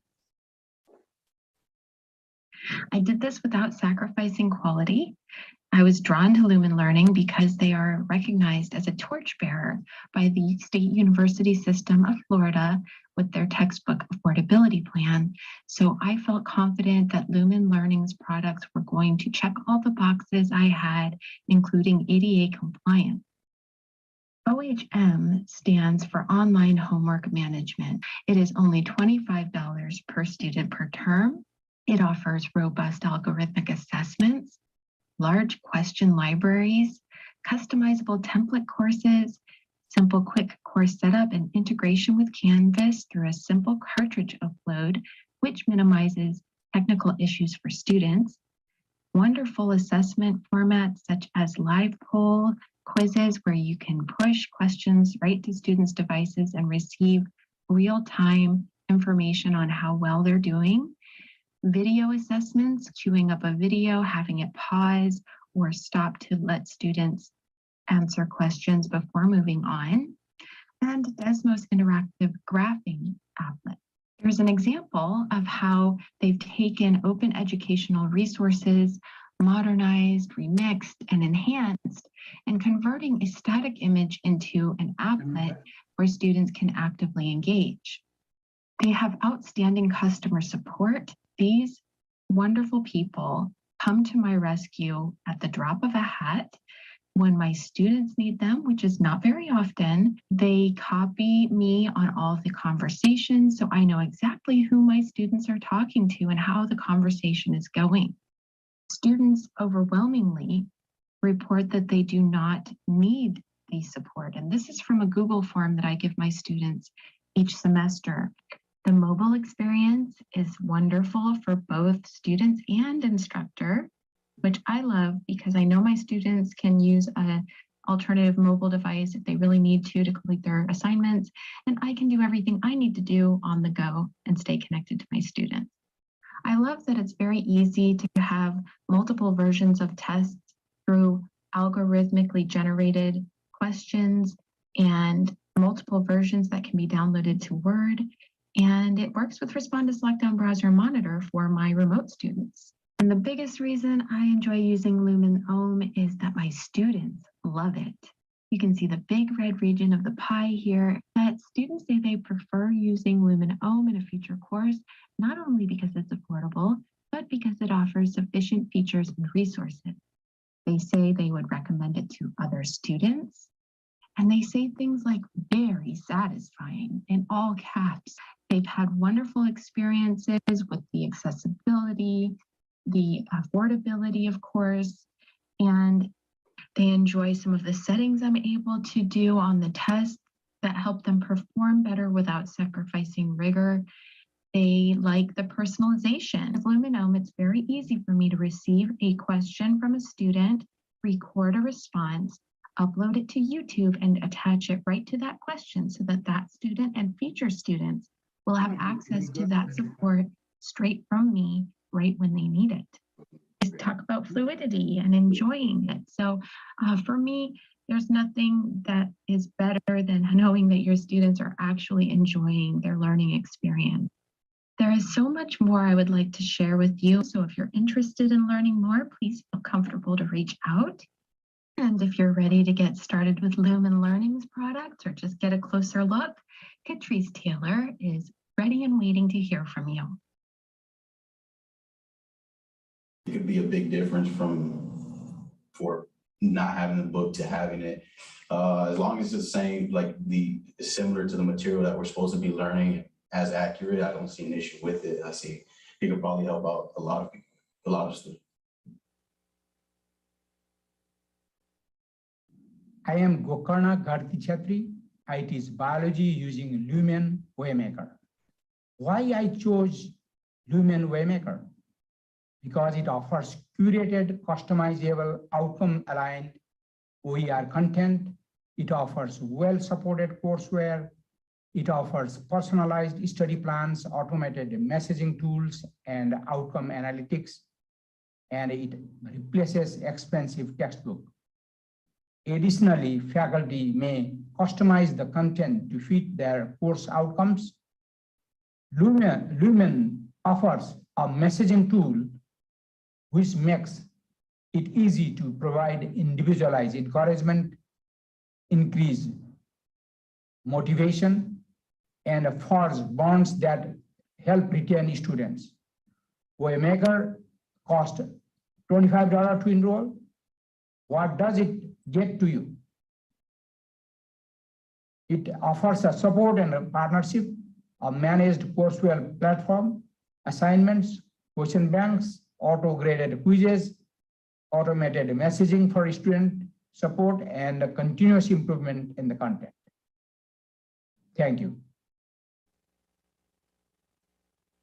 Ebooks are an excellent way to connect with the students because they have some kind of Wi-Fi device these days, so they can upload one.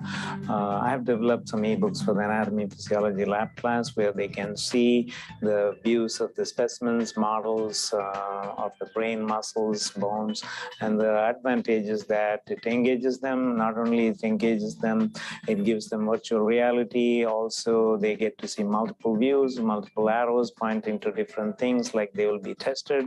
And also, if somebody wants, they can print it out conventionally. As you can see here, they can see the brain, they can zoom in whichever part they want, and this is exactly what they see in the classroom. So it's very well made, and the student feedback is excellent, and it's shared on the college website for multiple users to share and update and use.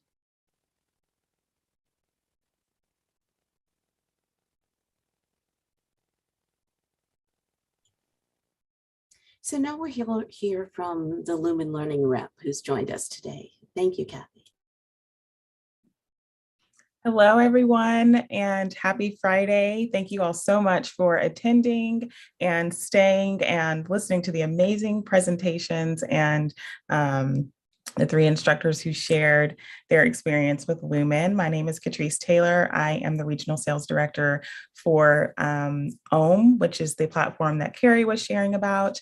That's our online homework management system, and that is basically our math courses. And I also have my colleague Aubrey on with me. She was able to make it, and she is the Regional Sales Director for our Waymaker platform, which are going to be our social sciences and courses like that. So we are the Lumen team for Palm Beach State College.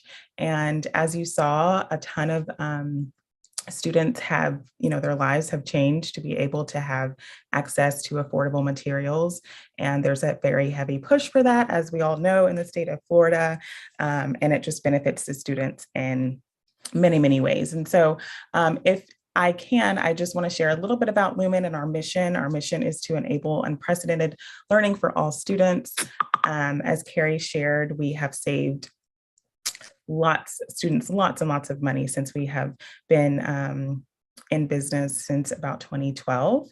And so we are dedicated to providing affordable courseware for students, to put it bluntly.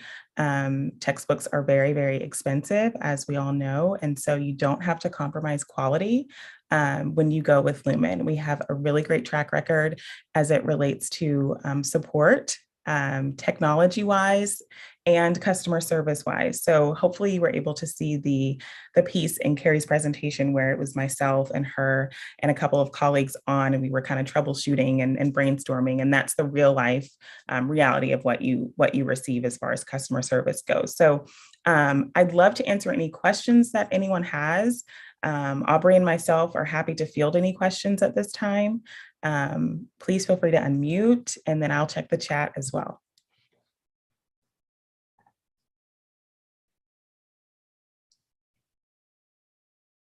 Okay, I do see a question that says, are there any texts for classes such as Intro to Technology for Educators and Introduction to Special Education? So unfortunately, we don't have anything that's going to support Introduction to Special Education.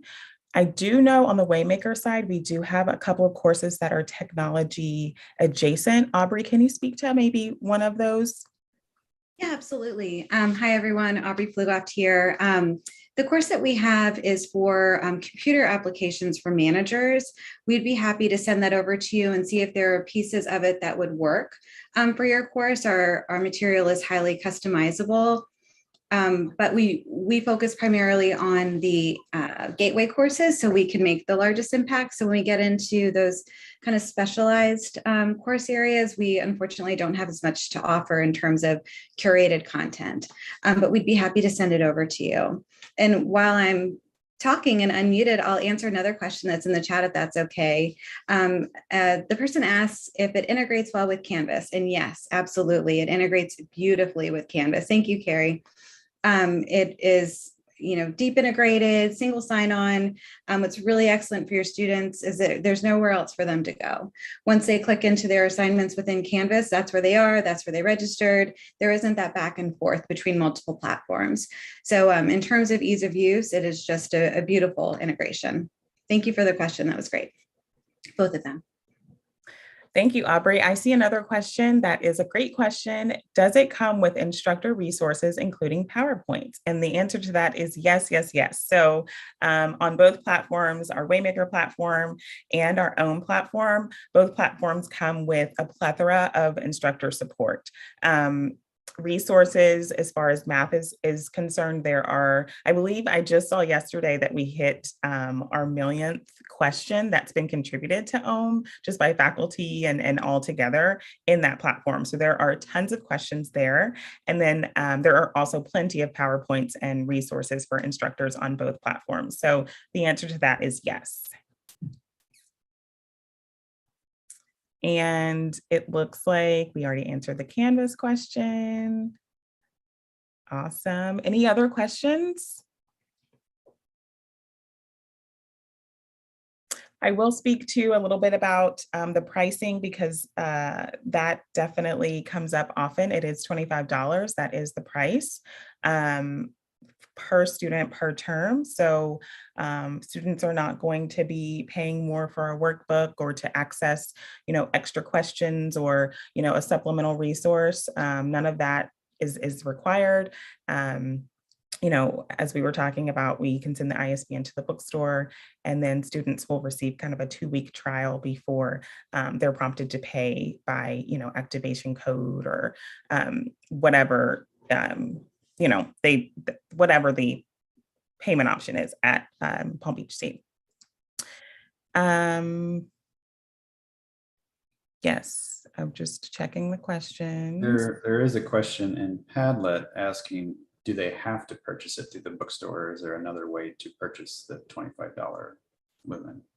So that's a great question. I'm really glad it was asked because I was about to interject just to kind of clarify that we have a really unique relationship with Follett.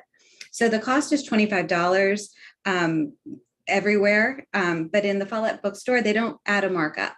If it were any other bookstore, there would be that normal markup that you see on access codes or textbooks.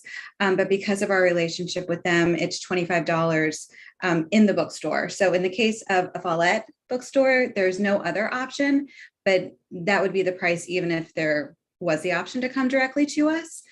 So it's the best deal for everyone, for all students, whether they're financial aid or paying cash, it would be the same price regardless.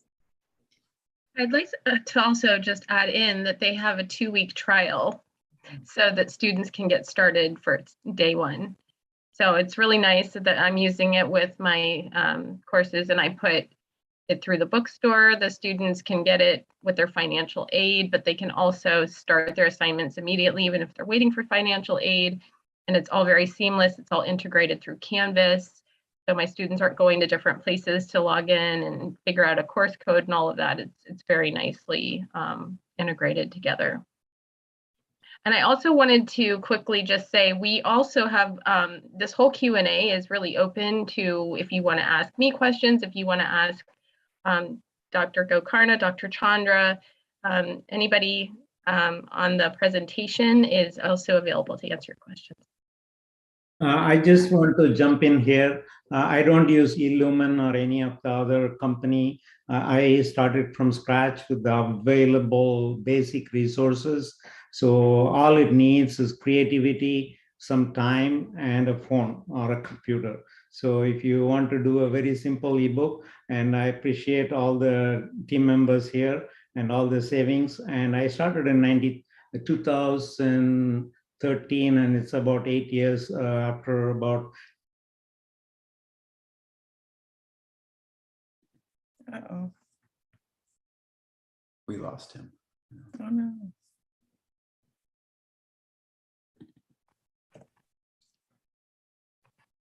If any of the other members on this panel would like to speak while we see if Dr. Chandra rejoins us, feel free to jump in.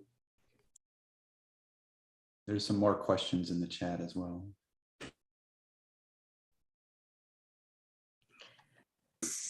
So Professor Daniel, there's a way to get creative to do that for sure.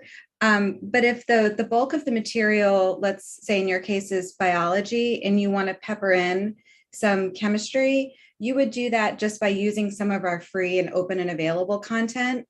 You wouldn't necessarily be able to incorporate the formative assignments. It's a little technical, and we can certainly talk offline and get into the nitty gritty, but you can only have one Waymaker course per Canvas section. So I guess to answer your question directly, no, but we could certainly try to get creative. So I'm happy to talk about that if you'd like.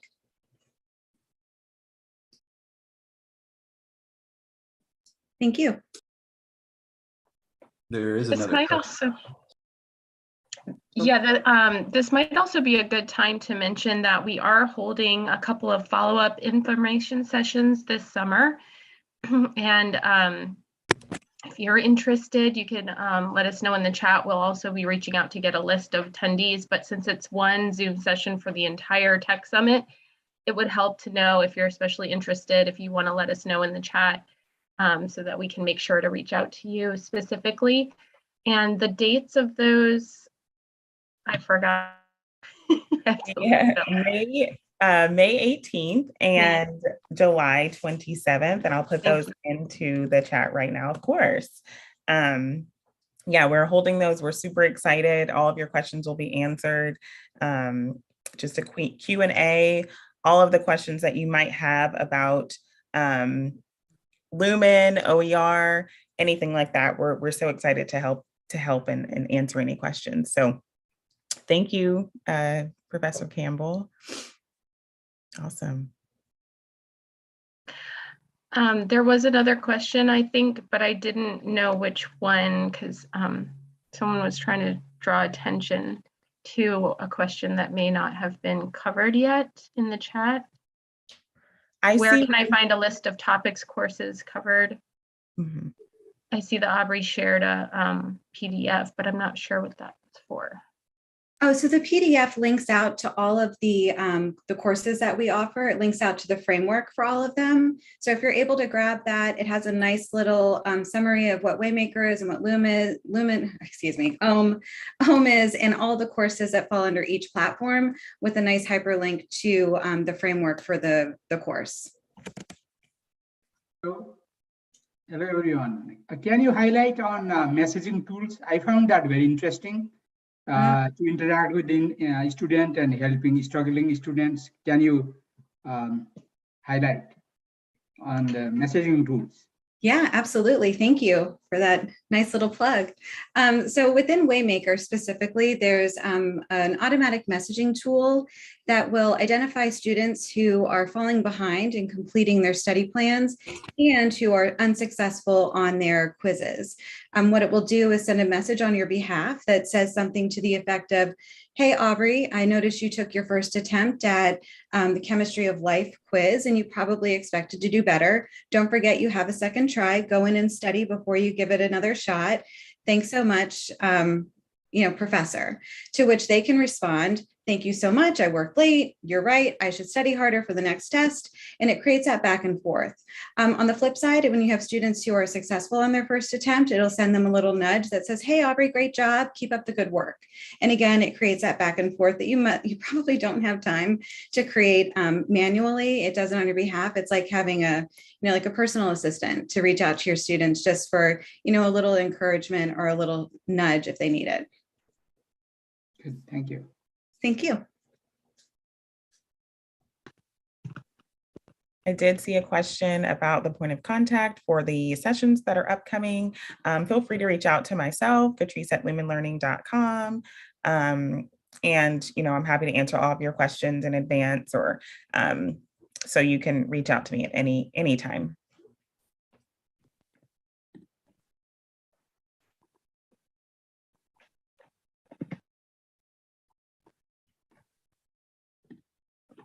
There was a question in the Padlet asking if there's some program available for students that can't afford the $25.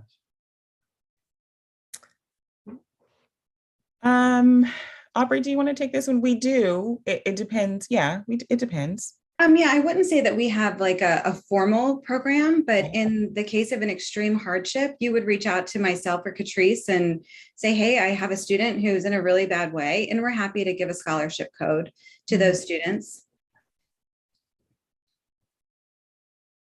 Yeah, that's just like Aubrey said, you could just reach out and share the circumstance, and there's not a formal process, but. Yeah, we're happy to help. Oh, Nelson, you're asking about test security. So just so you know, with my course, what I do is I use the online proctoring system that's integrated with Canvas, the Respondus. I use the Respondus lockdown browser and monitor. It's a little bit of a you have to do a little bit of a hack to get that to work. It's just that you make a quiz that has a question in it. It's not really a question, but it's a link to the test. So this has been working very well in my college algebra class, although with my statistics class, I like to test my students on Zoom because I don't want them to use a lockdown browser because I have them using Excel instead of a calculator. But for the college algebra students, I do let them use the lockdown browser and monitor for students that need fully remote accommodations. And otherwise, I have my students go to the testing center. So to say all that in a more summarized way, once, again, is even for my online students, I do require them to go to the testing centers. Now, I'll have several students reach out to me saying, "Well, I took this class because it's fully online, so I need remote testing, so I can't get to a campus for whatever reason." And for those students, I set them up to do the lockdown browser and monitor or test them on Zoom. Oh, thank you. I appreciate that. Yeah, thanks for that question, because it's one of the reasons that I really enjoy using this Lumen products. There's many reasons, but that's one thing that makes it really a lot easier for me teaching remote format classes. I will say. Oh, go ahead, Catrice. I'm sorry. I just quickly wanted to say, as it relates to, assessments and fully online and things like that, as we know how things change so quickly, our response time median is about 34 minutes. And that's including during those back to school times, which is, of course, August and September, January. And customer support rating is about 95%. And I just think that those numbers are important because things happen with technology, and you have someone to support you kind of right away. You don't have to wait like, a business day or something like that. And I always like to share that because it's very relevant information because things happen. So go ahead, Aubrey. I was just going to add with regard to the lockdown browser. On the Waymaker side of things, you can absolutely use the browser lockdown tools that are integrated with Canvas. Our question bank questions are separate from the questions that are in the study plan and the Waymaker quizzes. So you would use the lockdown browser like you would with any assessment built directly in Canvas, just as a sidebar.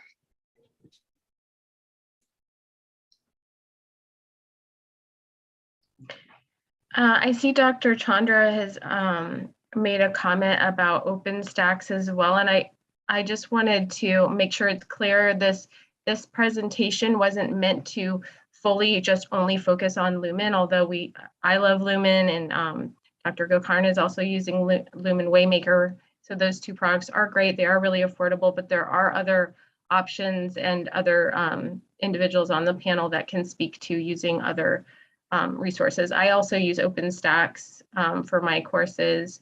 So Dr. Chandra, did you want to talk a little bit more about the things that you're using and what you've created? Yes. So somebody was asking about the $25. So to me, if I can provide something for $0, I would do that. And that's what I did. I did this for one student. It started with a YouTube video. It became multiple videos, then a study guide, then it became a usable lab manual. So from one course, I did for 3 courses. And then I wanted to create my own textbook for lecture, but OpenStax was already there. To me, it was nothing is 100% perfect. It was more than 90-95% close to what we need or more than what we need. And the online PDF is free for almost all the subjects. You can check out the website. And the hard copy is only the printing. Oh, no. Actually, we're at the end of the time for OER. So if you have more questions or comments, please refer to the Padlet and you can continue the conversation there. And we will happily attempt to, if you put more questions there, we will do our best to get answers and place those in the Padlet as well. I want to thank all of the professors who participated in this session, and thank you for representatives from Lumen Learning. And I'm going to kick it back over to Robin. Okay.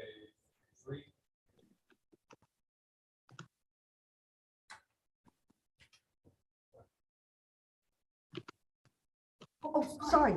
I'm finishing Professor Casey Bishop's Nearpod poll. Hold on.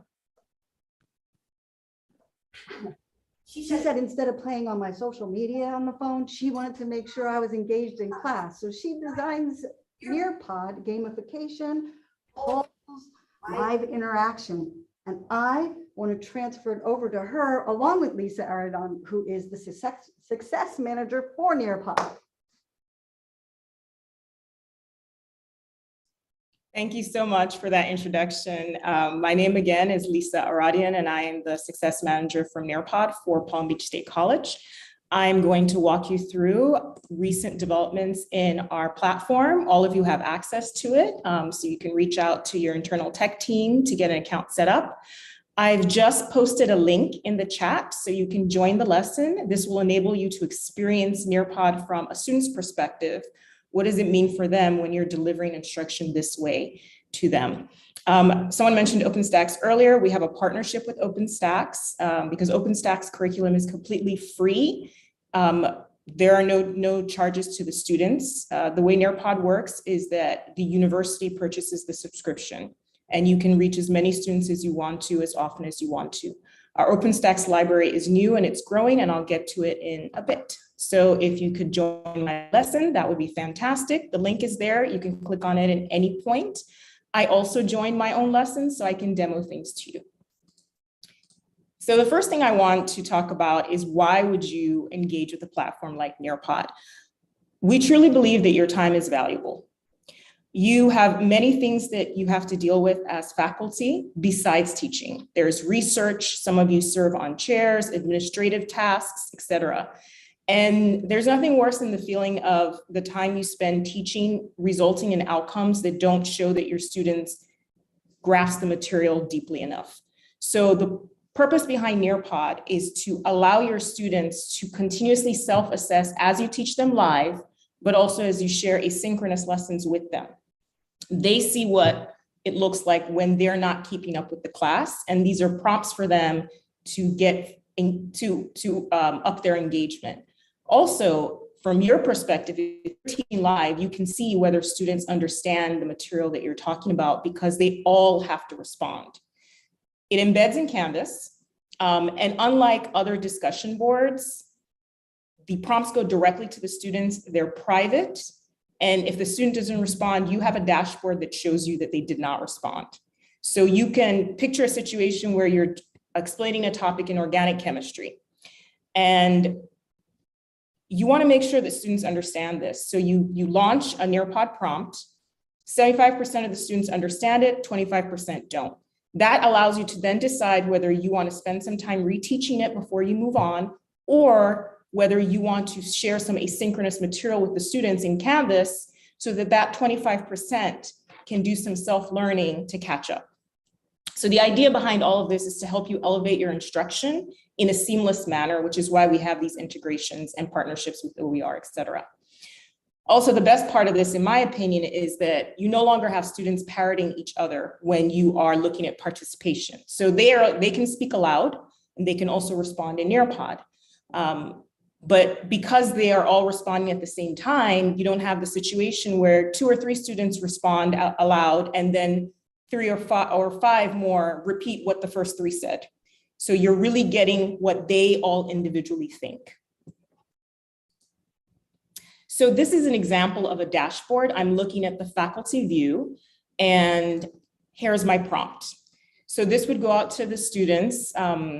I'm using this poll just as an opportunity to assess where we're at in terms of how we feel about teaching right now in higher education. I would love for you to select 1 or more of these poll responses to demonstrate to me how you currently feel. I'm going to go ahead and hide student names. So as the responses come in from my students, I don't need to share that information with everyone. You don't have to share your screen when you are presenting a Nearpod. Normally, I wouldn't share my screen at all, but I'm demoing for those individuals who are not joining the lesson and for people who are watching the live stream. The beauty of not having to share your screen is while they're interacting with technology in your classroom, they still look at your face, whether it's a virtual classroom or an in-person classroom. So there's still that eye contact engagement. And the same way in a traditional classroom before there was technology, that they'd be looking down and writing on their pad, on their note paper and looking up at you, is the same thing they'd be doing with Nearpod. They're just writing on their device, whether it be a cell phone, a laptop, a tablet, and then looking up at you to watch your body language and understand the way that you're explaining the topic. So as you can see very quickly, I'm beginning to see how many people did not respond. So that's always the first thing I look at in any Nearpod prompt, because it either means that they've joined the lesson, but they're just not there with me, or they don't know and they're embarrassed to say they don't know. In this scenario, that's not what I assume is happening, but I think it's important to pay attention to those students who are just not responding. That's actually, to me, more problematic than students who get the answer wrong. So one thing I always encourage faculty to do is to encourage them to say, I don't know. I'm really confused. I didn't do my reading. Be transparent about what the struggle is, because that lets you know what supplemental resources you can post to Canvas for them to access later on. If I wasn't sharing my screen, I could then choose to share out the response to students. And I'm going to show you what that looks like.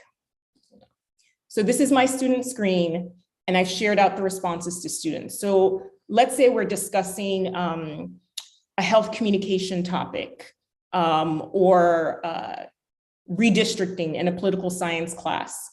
And we're having a debate about this. And now I want to assess, where do we all fall within this debate? We can then use this as a teachable moment because I've gathered this data right then in the class in 30 seconds or less, and now we can go through the different things. So I see a lot of you talk about disengaged students not speaking up in class. Those of us who were shy when they were in college, and I was one of them, they can now speak to you through the device. They can share their thoughts with you, and there are audio options in Nearpod as well.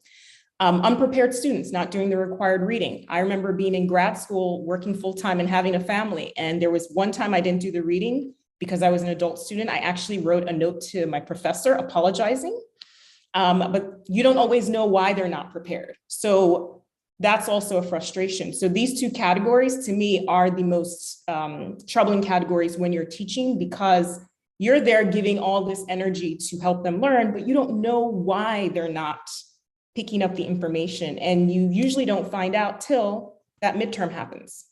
And then half the semester is already gone. So we now have to rush to fill in the gaps.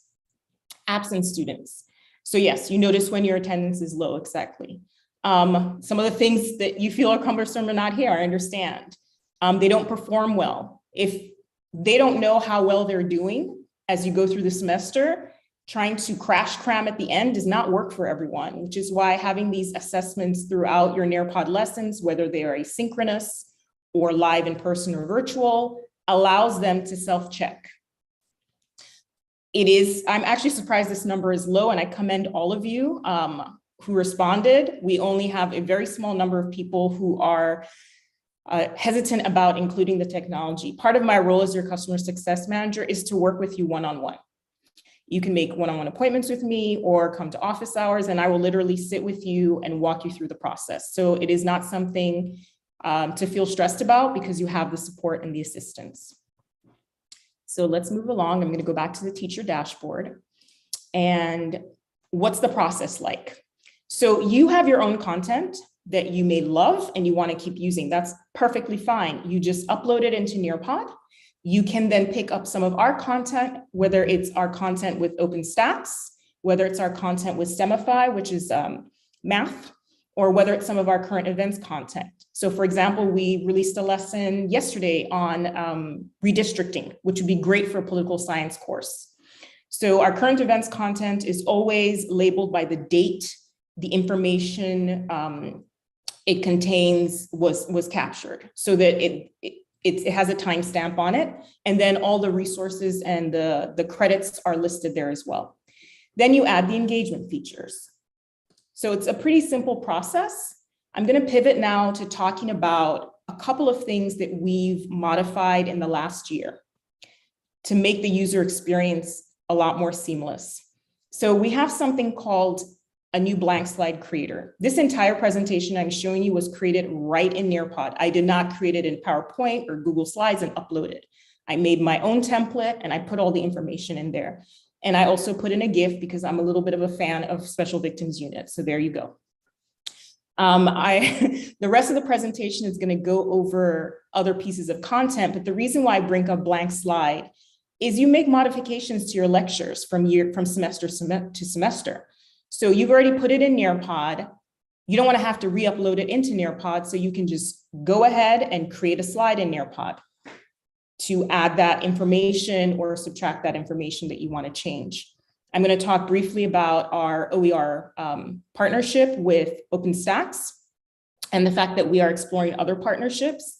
It does not increase the price of Nearpod. Our platform has extensive resources for the K-12 world. We are focused on bringing those resources to higher ed for the higher ed students and faculty, particularly in the general education courses that many faculty have to teach. We're using Padlet right now for a discussion. Guess what? Our revamped Collaborate board operates just like Padlet. So you can have it right there in your chat. We're going to practice it in a bit. There's a feature called drag and drop, which is a new type of formative assessment. And then I'm going to talk a little bit about the way we use video in Nearpod. And then this last piece, whiteboarding and annotating. What is that? Right now, I can pull up annotate and I can decide to emphasize something. I can type on the screen if I want and move the text around, etc. And then I can close it. So that's the annotate feature. This is great if you're teaching a course where you're someone who likes to write as you're teaching, right? Or you're teaching math or a science-related course, something where you want to show formulas. Annotating is fantastic for that. Whiteboard, I'm in the middle of my lecture. I just did an assessment. It's clear that 50% of my students are kind of iffy on this topic. I want to do some diagramming, some live discussion. I just want to switch it up to see if I can get them to track better with me. You can pull up the whiteboard, and again, the same options here. You can type in text, you can draw, etc., highlight, and so you can just use it like you have an actual physical whiteboard in the classroom. And this all shows on their own screen. So if you're in my Nearpod lesson, everything I just did, you saw it on your own screen. So I've done number 1 and number 6, and now we're going to go to the middle section here. Okay. My internet just glitched for a second. So if that happens to you, and it happens to me sometimes because I work from home, just hit refresh.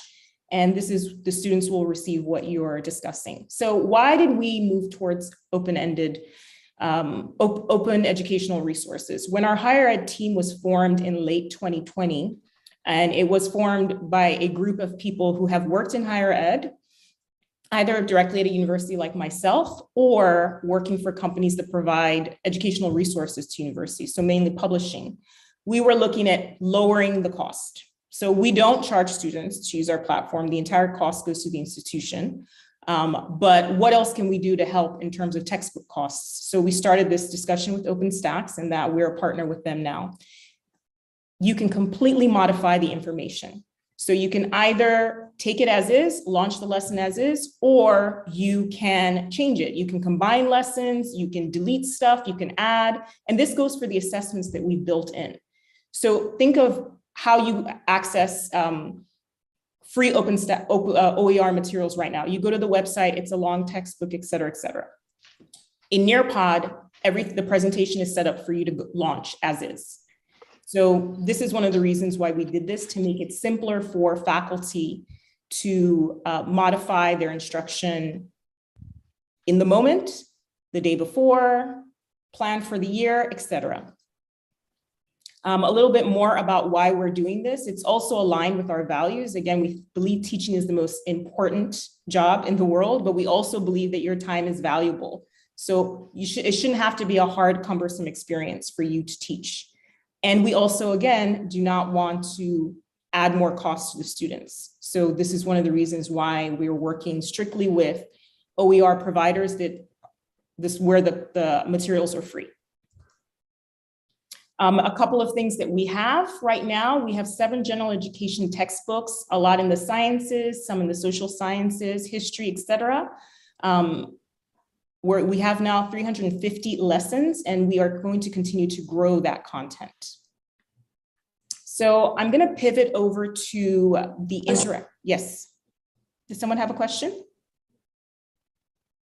Okay, I'm going to pivot over to interactive video so you can see what that looks like. You have the option to play it or to have your students play it on their own devices. I'm going to play it just to give you a sense of what it looks like. Nearpod has our own videos, but you can also bring in videos from other sites. This is a video I brought in from an organization, an institute in Australia. The surface of the bone, you can see 2 main types of cells that constantly work together in a delicate balance to remodel and repair bone. Okay, so now on your screen, you should have a question, and it's asking you to respond to that question. I know the answer because I created the lesson. So I'm going to go in, put it into my response. I'm going to hit submit. And then over here on the Nearpod end, I'm just going to hit refresh because of my internet. And I should see my response in a second. Has anyone else put in a response? There you go, there I am. And if I want to share out correct or incorrect responses or responses that are in between, with my students to use that as a discussion point or for further learning. I can click on the share button, and right there on the screen, they see the content. So no names are shared. There's no one who needs to be embarrassed by not understanding something. And I can use it as a teachable moment. So there are more prompts throughout this interactive video. You can have open-ended questions or you can have multiple choice questions. I'm going to move on to the next task, which is a drag and drop. And here's what it looks like on the student end.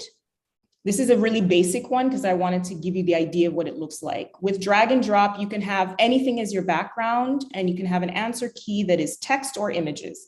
Essentially, you're asking your students to demonstrate their learning. So it could be a vector diagram, it could be a timeline, it could be labeling the brain or a part of the brain, it could be a math equation and they have to fill in where the correct answers are or pieces of the equation. Anything that you feel would be the best way to gather right then in the moment whether the students understand. You can upload that as your background and then you use your answer key. So again, I also know the answers to this. I'm going to demonstrate it as a student. Actually, I think this one is this one. And there you go. And because I am still in the teacher dashboard, there's no submit button. So let's say you don't even want them to respond to this, but you want to demonstrate something. You can do that as you are teaching live. Okay, if they were going to respond, then they could do that here. So I'm going to put that there. I might be getting this wrong now, bear with me. And then they hit the submit button. Okay, I'm going to pivot back to my dashboard, and then I see the responses coming in. So I'm showing you a lot of different views, but the most important thing I want you to understand is you do not have to share your screen with your students. There is no need to do that. Whatever you're doing, they receive it on their own device. So here I see the students who have submitted responses. Again, I can choose to hide names if I was sharing the screen, and then I can pull up their responses. I can also see people who are in progress. No one's in progress right now, but if someone was in progress, it would say that. So why is that useful? It means that if you see that enough people are not understanding this, you can just end the activity. Let's just end and start reteaching right now, because basically something is not working for the students. So that's the part I really like about how Nearpod shows you what they're doing at that moment, and you can stop them and pull back and reteach. And with drag and drop, as with all our assessments, you can share out responses with the students, the same way I demonstrated with the video. So this is the last slide. I think I'm right on time, and it is our version of Padlet. So I only created 3 columns here. I would love for you to share your thoughts with me, any questions, any feedback, etc. If you're in your screen, you will see that you have this bar at the bottom and you can type in a response. You can send me an image, you can send me a video, you can record a response, a GIF, etc. And then you can simply select where you want the response that you're sharing to go. So as I wait for, oh, there you go. And I, as the educator in this scenario, I can write back to you.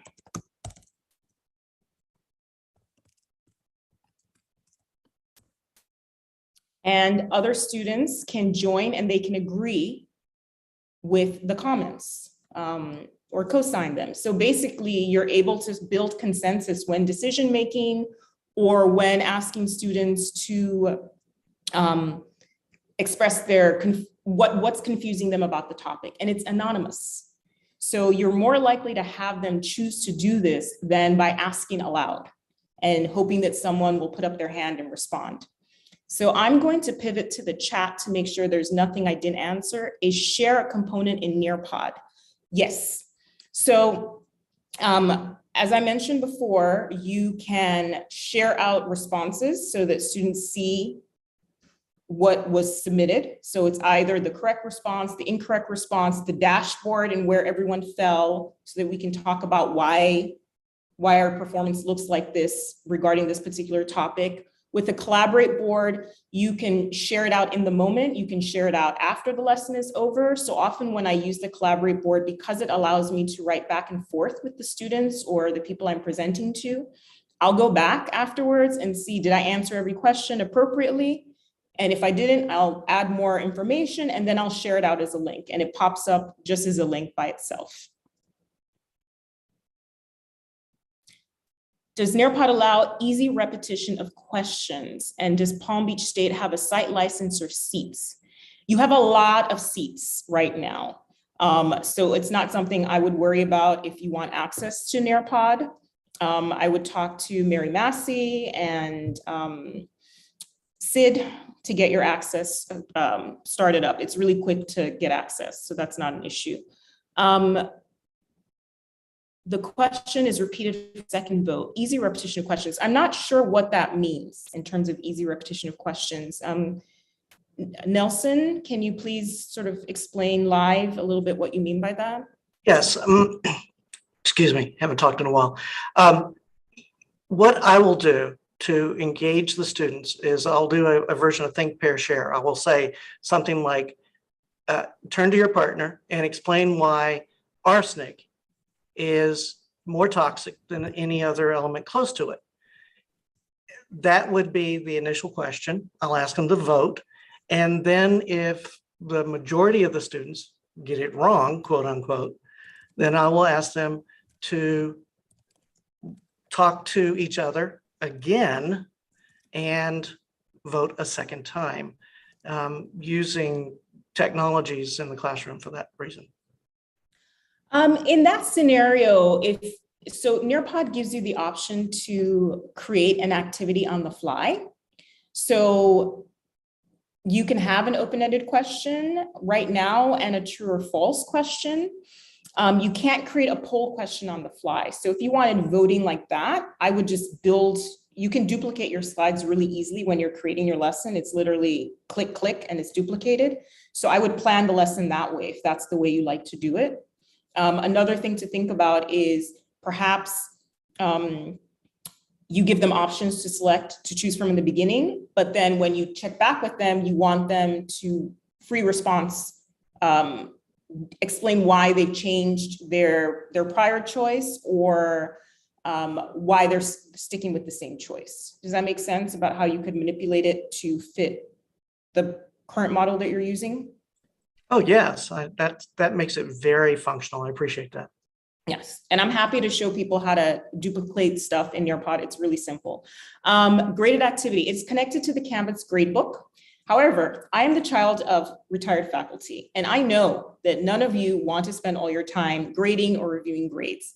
Nearpod is designed for you to see, what do I need to do while I'm teaching right now and for the next lecture? You already have tons of formative assessments. So I don't want you to feel the pressure to start populating the gradebook with more things to look at. So I really, really encourage you to think about it as a way to get these students to let you know directly by responding to your prompts if they get it. And if they don't, to not be afraid to share that information. Also, someone just made but it is connected. I actually have a mini demo lesson on how to use it within Canvas, et cetera, et cetera. I think I shared that with Mary. I can reshare it again, and it can be added to your learning portal. Someone just mentioned a comment about all the lessons in the Nearpod School Library. There are tons, and think about it. Anything that's high school content can be used to help students catch up if they have gaps. So if you're teaching students and you're noticing that there are gaps in the sciences or in English language or in math or in social studies or what have you, or you want to give them a nice bite-sized quick refresher, you can find something and just send it to them. You don't have to grade it. You don't have to check if they did it, but it's an easy way for them to walk through the information on their own.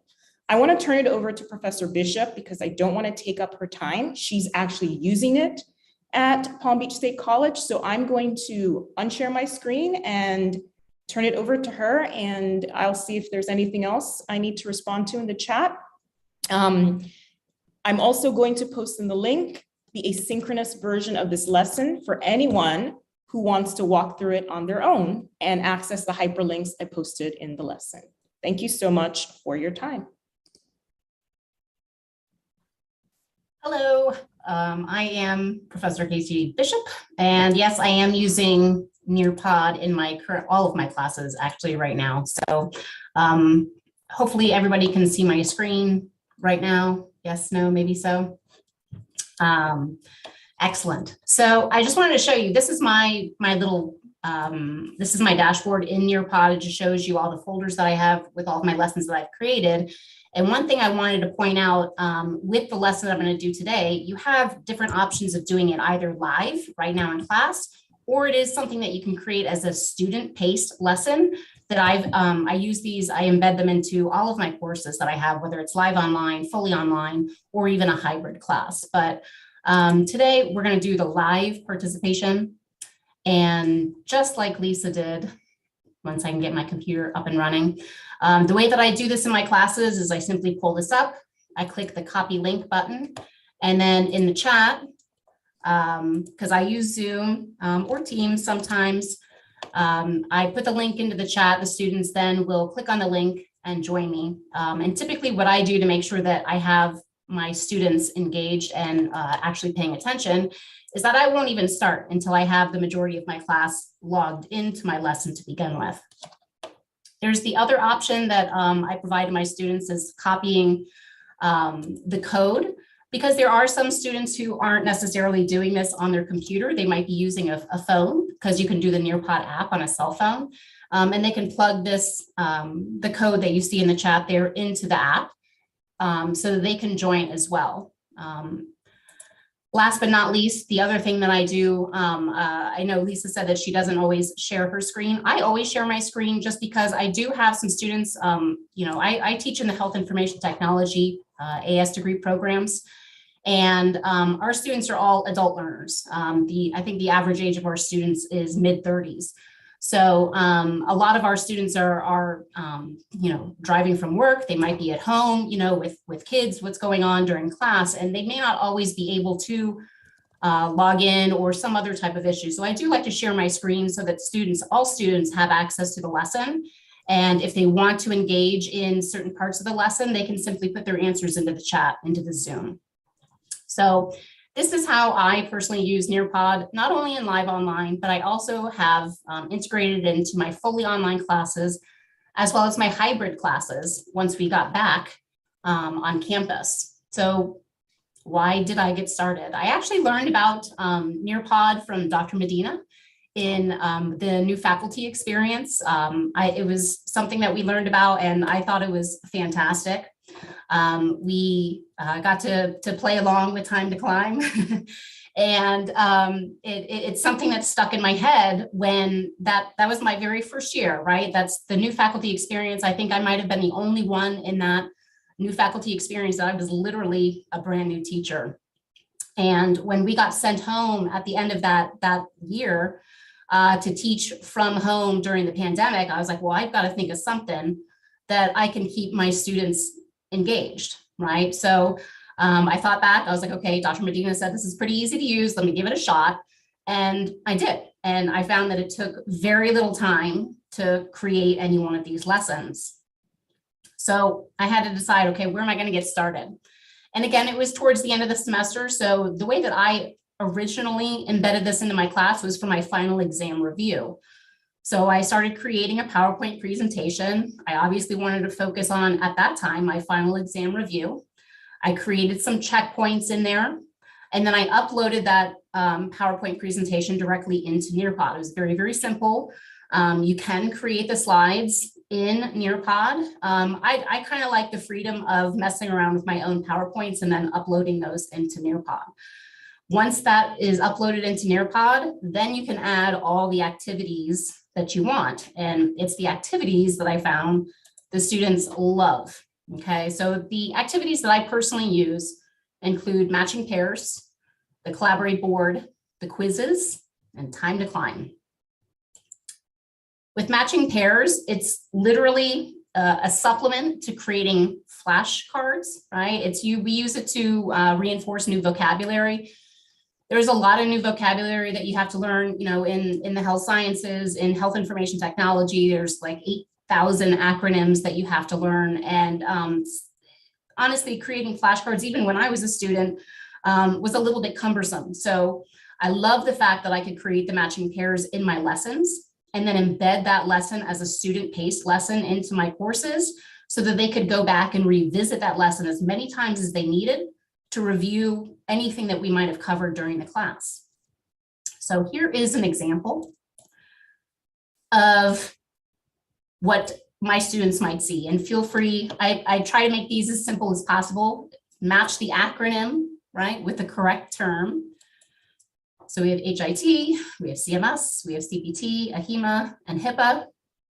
And each one of these, right, you can simply click on each one, right, to match them together. And again, as a teacher, right, I can go back and I can see, right, how many did my students get.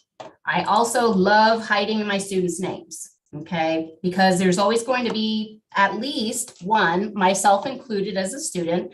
I was terrified of giving the wrong answer, right? And nobody wants to speak up if they think that they're going to give the wrong answer. So I love hiding students' names.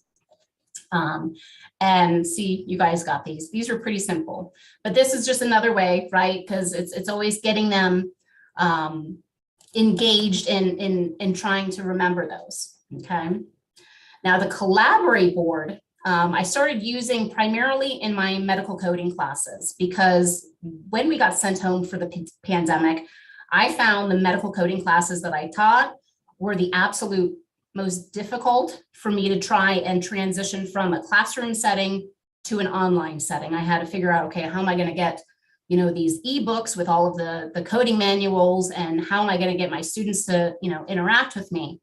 And the Collaborate board was absolutely perfect because, again, it allowed each student a chance to have a voice, because I found even when we were in the classroom, I always had at least one student who would find the answer quicker than anybody else, and they'd be shouting it out. When I would say, okay, let's go ahead and see, how are we going to find this particular term? They would go in there and they just shout it out. This way, with the Collaborate board, I like to hide the students' names and pull up, the coding scenario, if you will. Okay, so, and this would be the example of what I would use is now you guys have the little image in the corner that gives you the choices. My students would have their coding manuals in front of them, right? They'd be able to look up whatever this might be, right? What the answer would be. But if you had, let's say a patient was diagnosed with swimmer's ear in both ears, right? If they click on the image over here to the left, right, that'll blow up a section of the coding manual that gives the different codes, right? We can hopefully know that bilateral, right? We have to talk about that medical terminology in class. Bilateral means both. So they would see that the correct answer here would be the H60.333. And see, we already got exactly. And I can love it.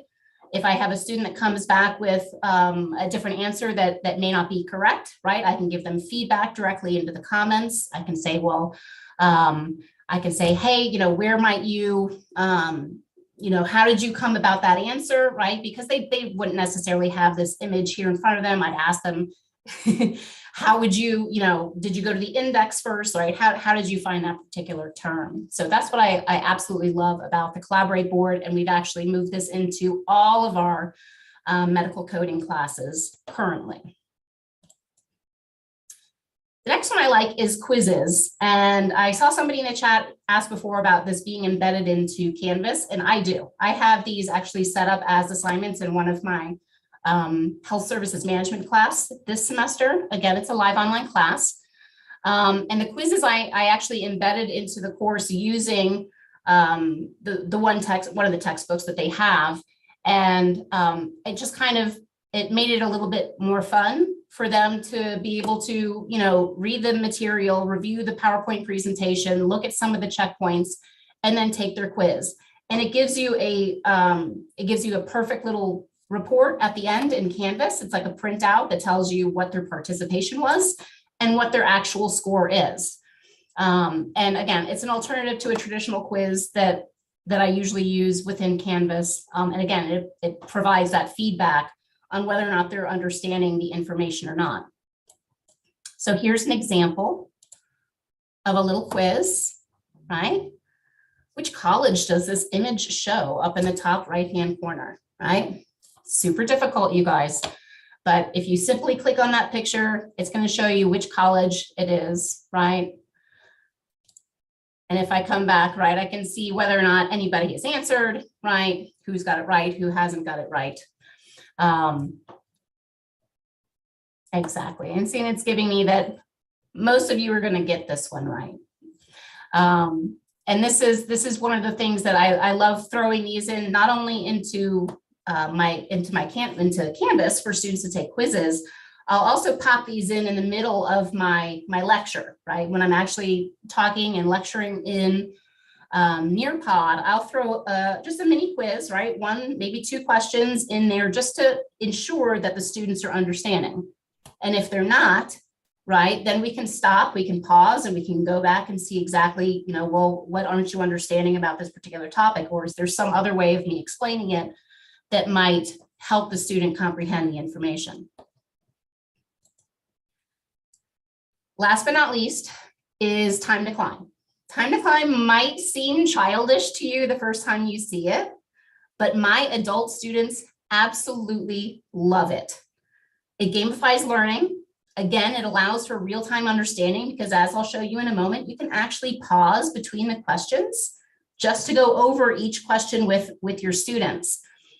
This was time to climb was the very first thing that I ever tried with my final exam review. And what I did was I put a couple of questions from their actual final exam into the time to climb game.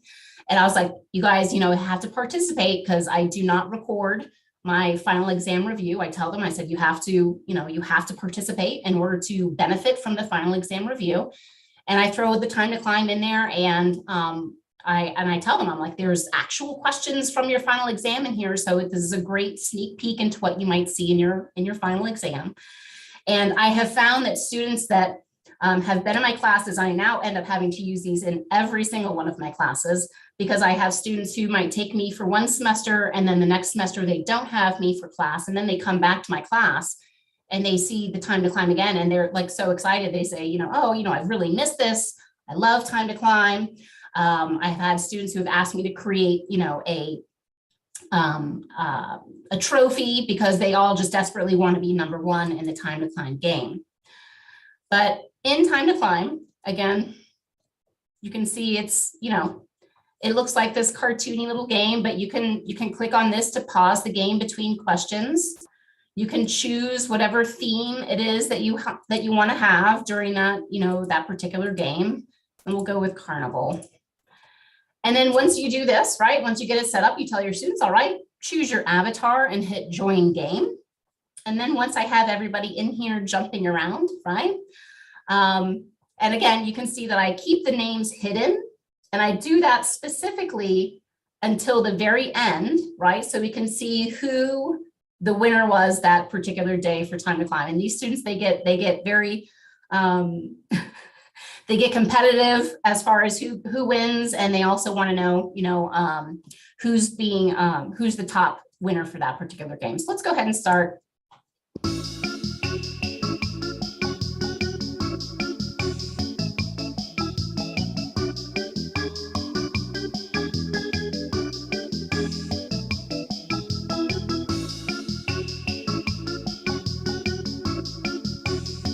Perfect. You can see that it pauses the question once everybody has answered. Okay, and this particular correct answer is B. You got this one right. How we see your college building.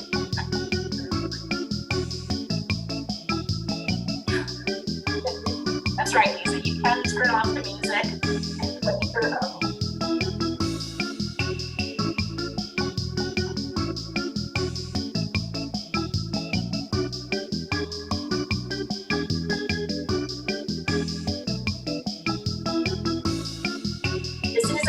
True, right? I actually went to the St. Pete Junior College for a year or so, and I know that that's like our biggest rival, but Palm Beach Junior College was the first public junior college in Florida.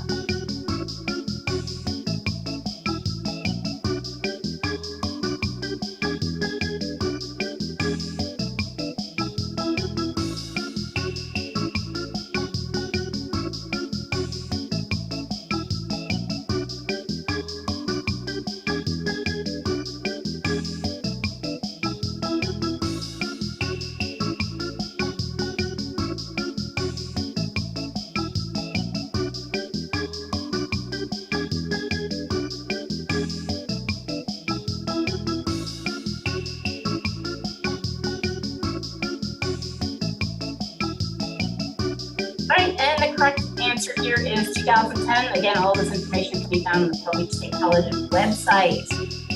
So last but not least, let's see who our winner for Time to Climb is today.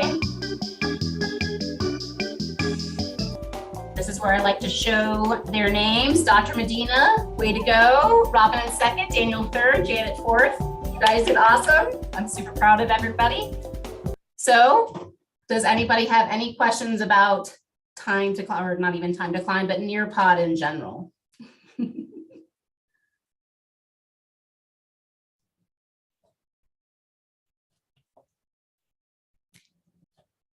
And I'll add that this is why asking a question out loud doesn't always get you lots of responses. So Exactly. imagine teaching a freshman lecture to 100 students or 200 students. They feel exactly how you feel right now. Maybe I don't want to ask that question. So if you, what I've done also in other sessions where I'm presenting is with Nearpod, you can switch to new slides really quickly. So I'll have one Collaborate board with different columns, and I'll just keep popping it back in. Whenever I ask a question aloud, I'll have it there. So if no one wants to respond verbally, they can just type in their answer. So if you look at the bottom of Professor Bishop's screen, next to that little icon of the people that's in red, there is, yeah, right there. If she clicks on that, it gives her the option to just take a slide and just pop it in. And so then on the student or participant screen, that's the slide that's being shown. So I'll have one Collaborate board with multiple columns to address the different areas that I'm covering. And when I want to have verbal discussion, or I want to try and inspire verbal discussion, I'll also pop that Collaborate board back in the presentation. So it's right on the screen for each participant or student. So then they still have an option to interact, and they still have an option to share their thoughts. And I'll make it anonymous at that point. Wonderful. Thank you, Lisa. And thank you, Casey. Thank you. It's come time to kick it back over to Robin.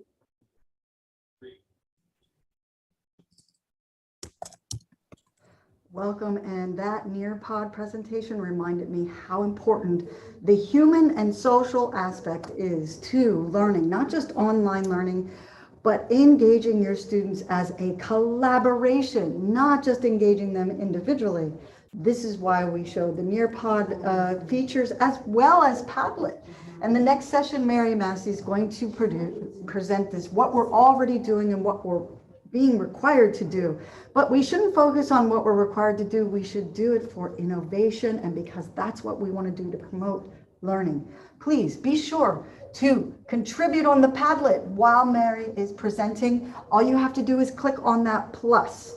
You can put questions. You can actually share what you're already doing in your classroom or your virtual classroom in order to engage students, and also any resources or support that you desire and would like us to investigate. Mary, take it over.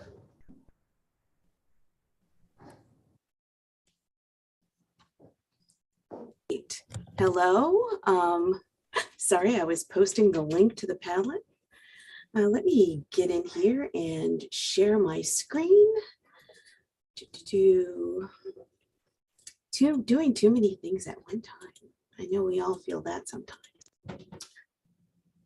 So my presentation is going to be on several things. Jody touched on this morning that you'd hear some about our need to meet Department of Education standards for RSI. Talked about that in a moment. A little bit of SDL, student-directed learning, as we've been working with Achieving the Dream, and a little bit about DEI and the future. So let me get started.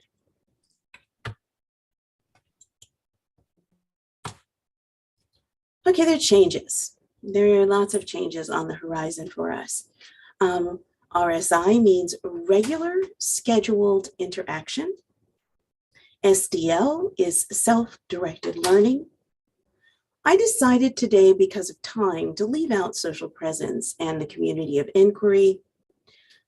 We'll look at a little bit about universal design for learning and how it connects to ADA and equity, and then just a touch on diversity, equity, and inclusion. Let's start out with a look at regularly scheduled interaction. According to the DOE, these things should be mostly instructor initiated.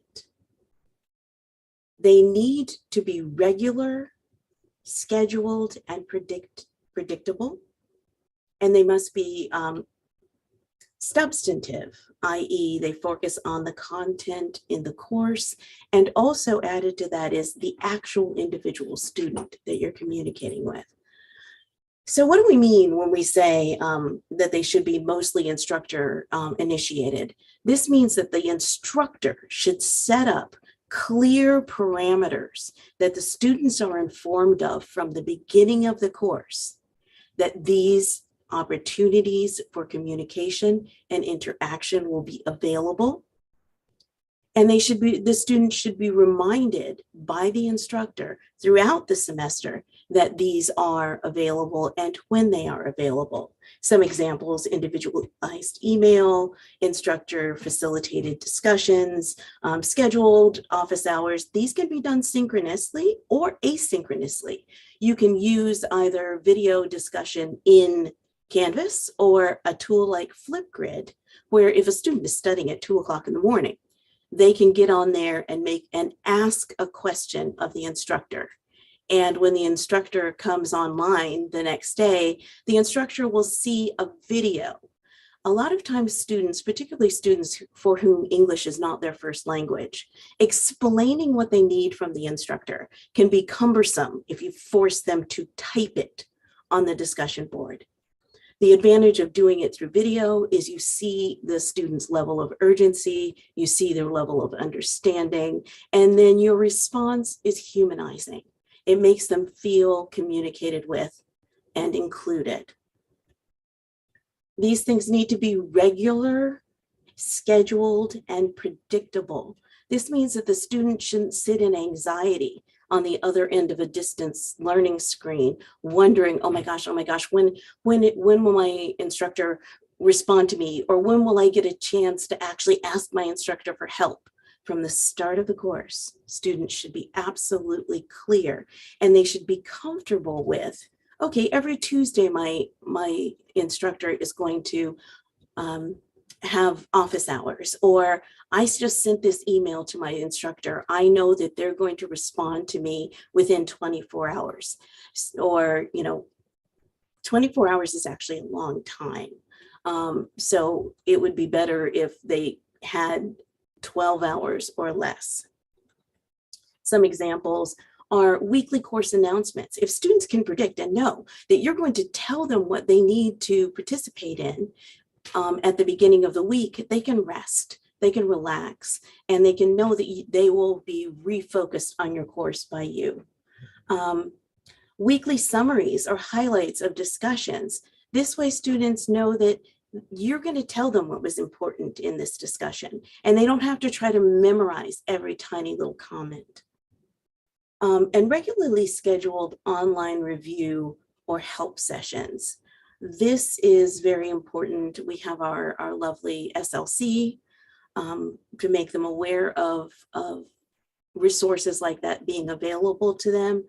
but also it is important that the instructor themselves give review and feedback on a regular and predictable basis. They must be substantive, focused on the course content. A great way is like a weekly preview that you give students.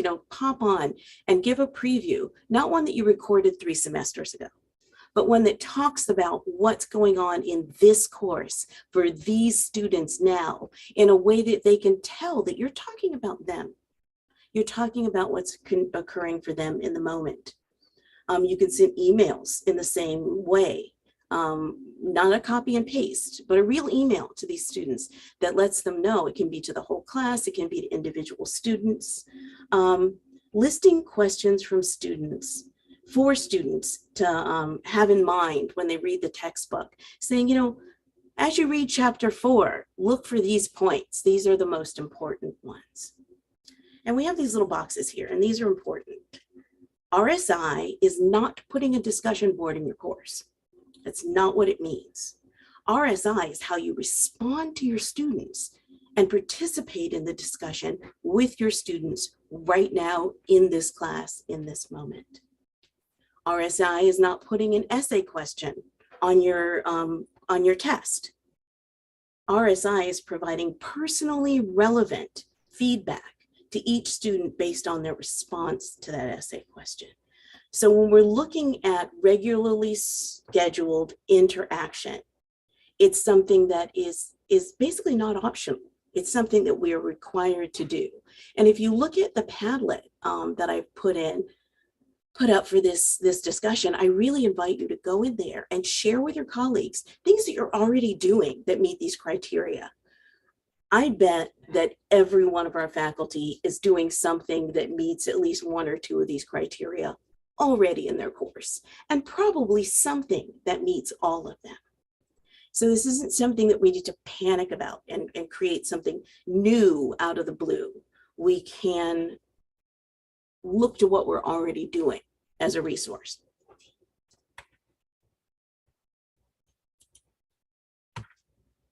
Self-directed learning. Wow, that's a loaded term because it means a lot of different things in different places. Palm Beach State College has been working with the post-secondary collaborative out in California and the Achieving the Dream Foundation on an initiative they have to bring what they define as self-directed learning, particularly to STEM courses.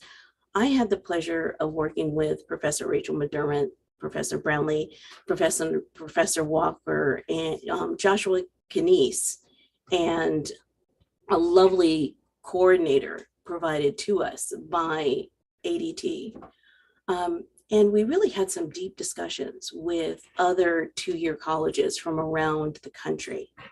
What SDL means in this case is self-directed learning that gives students efficacy. It gives them tools to plan, predict, and manage their own education. It gives them tools like knowing where the calendar is in Canvas, and yes, knowing that the faculty member uses the calendar and that they can rely on it to let them know what's coming next and what's due. There are many other behaviors and skills, and because this presentation is short, I won't be able to get into all of them, but promoting a self-directed learning mindset in students is a really important role for faculty to play. Giving students multiple completion deadlines that require coordination. I think I did that. That might have been backwards. Yeah, that's not the one I went. Yeah, I meant to put there. Giving students, predictable schedules or a place where they know to see the schedule. Forgive my PowerPoint or my Google Slides mistake, is really important. Being consistent, being transparent, and being proactive as a professor for letting students know how they can plan and how they can make their calendars. A non-productive mindset might be that students believe that any failure that they have in the course is a devastating blow. What was supposed to be on this side was letting students know that we are learning and we are learning together using good and frequent substantive assessment to let students know how they're doing, letting them know where they are when they're dealing with the content. A sense of belonging and growth mindset for motivation and self-efficacy, encouraging students, saying, we're in this together. I'm here to help you. That you are going to get better at this when it comes to those initial failures. And giving them self-efficacy, really allowing them to have successes, not necessarily giving easy grades, but really looking at requisite concepts and prerequisite concepts and making sure that students start off with success as they're studying. A sort of parallel idea that discourages students from having an SDL mindset might be students are unsure whether they understand the material or not. It hasn't been made clear to them what the answer should be. They haven't had time to test their efficacy, their mastery along the way without being punished for it.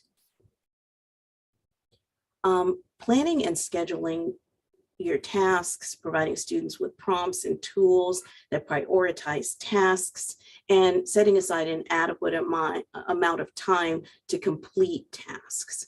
Really knowing in yourself that this takes 2 weeks for a student to do.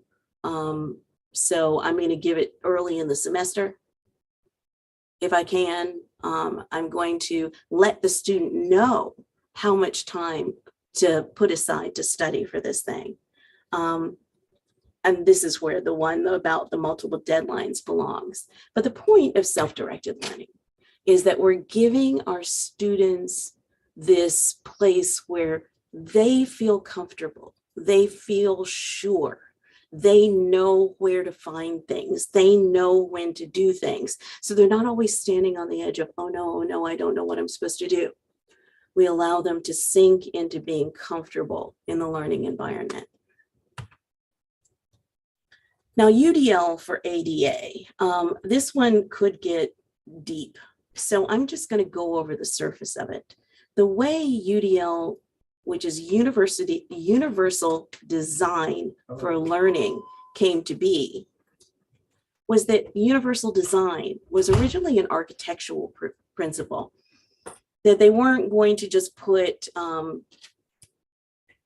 afterthought ramps on the side of a building next to the stairs to accommodate someone in a wheelchair, for instance, that they were going to architecturally build buildings with pretty ramps and sliding doors and ways that people with a stroller or people with many objects in their arms might also benefit. So when we look at universal design for learning, there are three main categories. There's engagement, there's representation, and there's action and expression. And these offer students answers to questions. Engagement offers the why of the learning. What's in this for me? Why am I doing this? How does this get me toward my career goal, studying this particular concept right now? I'm sorry, I did it again. But the representation is the what of learning. What am I studying? Is this clear to me? The action and expression part is definitely about how. How am I going to learn this? How do I approach this information? And I'm going to come over here and show you this diagram. And you can go to udlguidelines.casc.org and learn a great deal about the history of universal design for learning and the application of universal design for learning.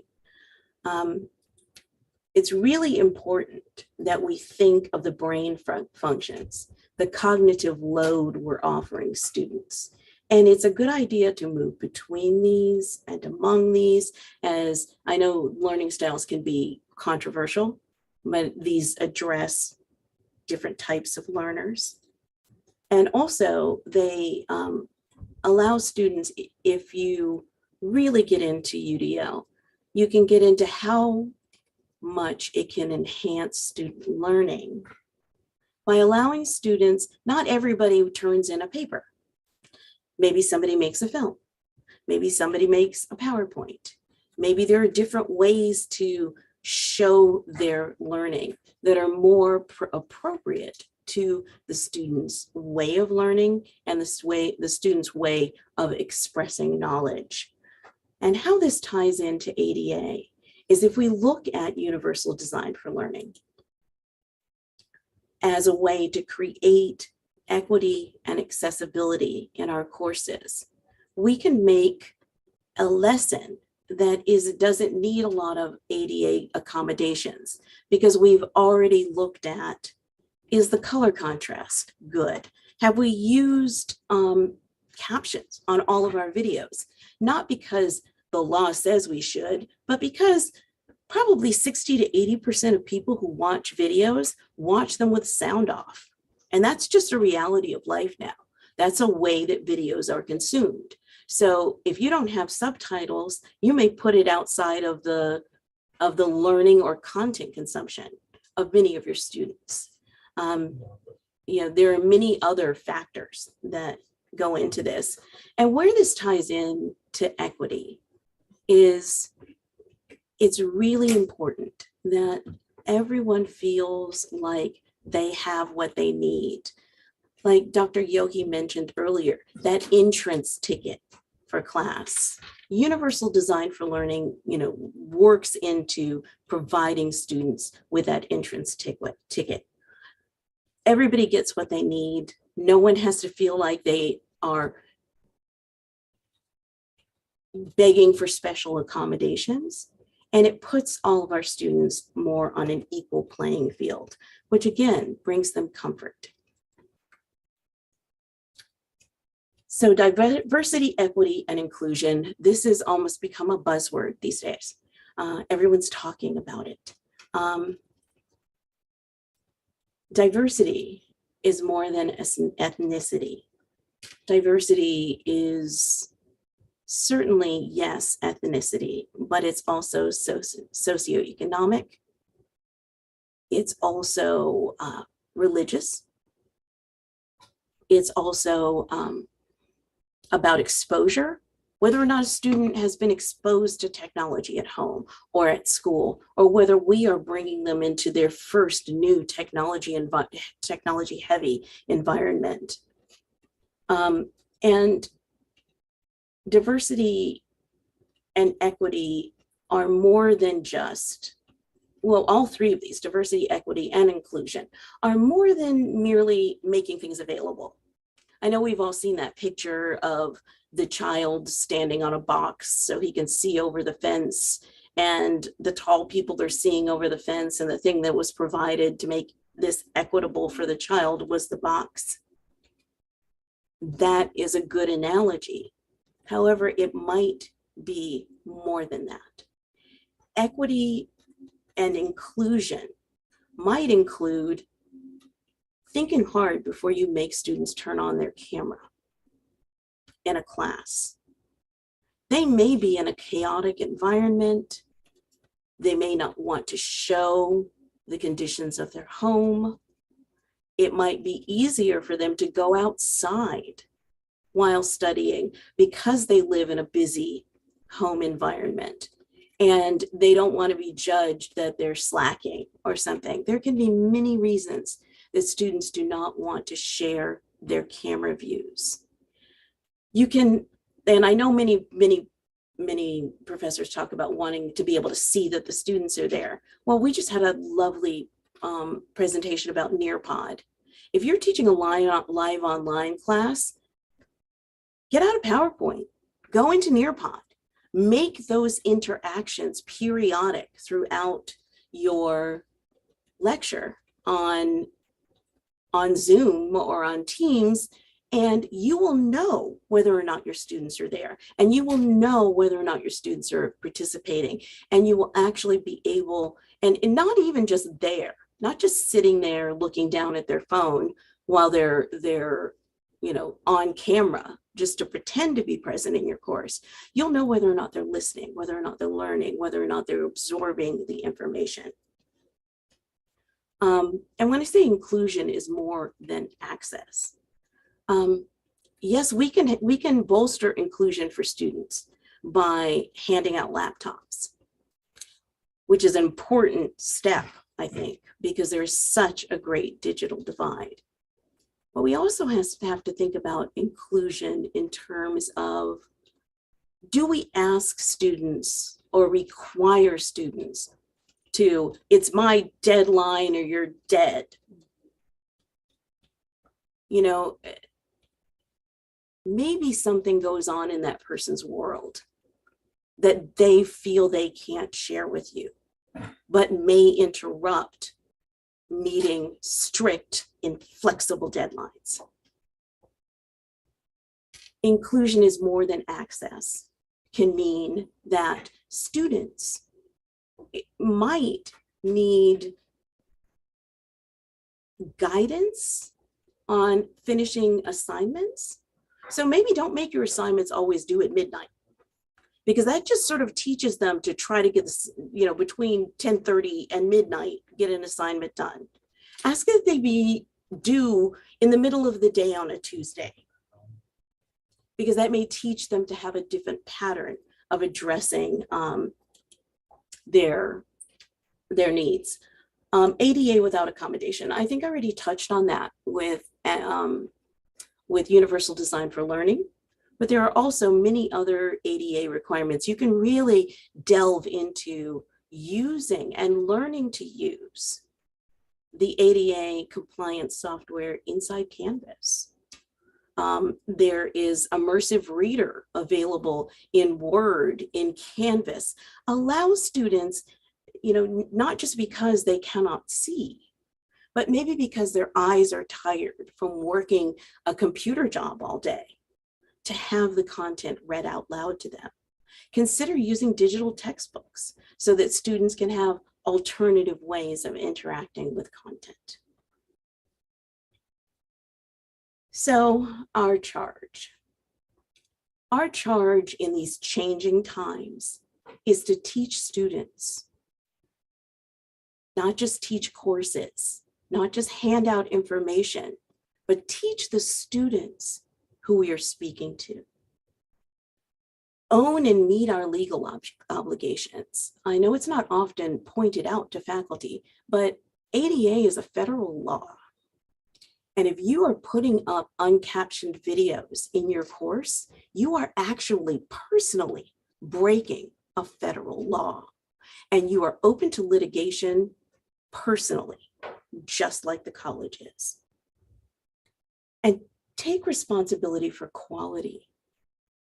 Really assess and get feedback from your students, because quality is more than just making sure all the components that a checklist says should be in your course are there. Quality is giving students an experience that feels inclusive and feels as though they're learning and feels as though it's accessible to them. And taking responsibility for student success. No, it is not our responsibility to make our students do their work or read their chapters, but we can make sure that they have very clear guidelines, very clear knowledge, and that they have had that formative assessment so they know where they stand before they sit the test. And ask, am I teaching students to learn? Because seriously, information is changing so quickly in our world that you may just be teaching everybody Pluto. I don't know, when I was a little kid, it was a planet, and it wasn't a planet. Is it a planet again now? So PBSC is proud of its legacy. This is Harriet. Harriet's grandmother graduated from Palm Beach Community College.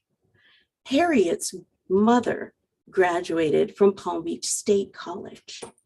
As we look to all of these changes, let us keep in mind not only what our legacy is, but what is PBSC preparing to offer Harriet in 2039.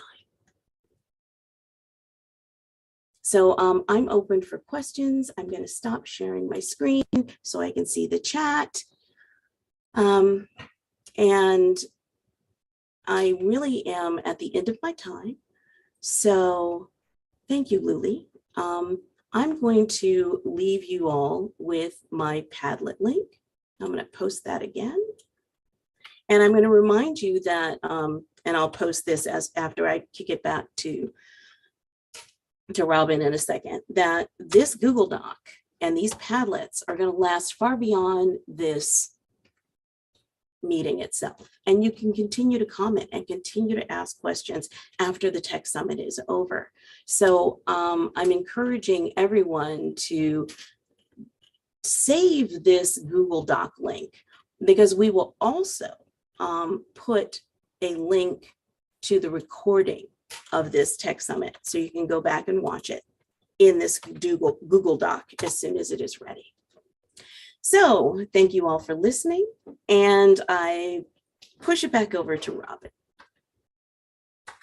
Thank you, Mary, Massey, and thank you for Harriet. I'm going to tie that in with Dr. Wilson and her quote from Gretzky on let's pay attention. He goes where the puck, where it's going to go in the future and not where it is right now. That's what Harriet does for us.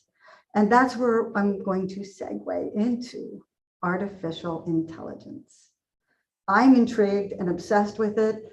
I want to learn more. I think it's another way of thinking. It's a way of looking at another perspective. It goes off of algorithms, and we have a special guest this afternoon, Dr. David Reed from the University of Florida. They have 6,000 undergrad students engaging in some course curriculum on artificial intelligence, from the arts to zoology. They have 13 of their 16 colleges across the curriculum and disciplines that are teaching some part of our artificial intelligence. And so I am going to use a cheat sheet to give you Dr. Reed's title. The Associate Provost for Strategic Initiatives at the University of Florida and the inaugural director of the Artificial Intelligence Academic Initiative Center, AI to the 2 power center. Welcome, Dr. Reed. Thank you so much. I really appreciate being here. It's a great opportunity to talk to you. And yes, all those titles are a ridiculous mouthful. That's why we call it AI squared, because it's so much easier. So my name is David, and I'm at the University of Florida. I've been here for 18 years. And I came to the provost office when they asked me to work on a few projects that needed to be done. And the current one just happens to be artificial intelligence. And so I've drunk the Kool-Aid. I want to talk to you about artificial intelligence. And I want to tell you about what we're doing at the University of Florida. We've made a big investment in this, and I think it's the right time to do it and the right thing to do for our students. So I just want to tell you a little bit about it. I'll start by sharing my screen and going through a few slides.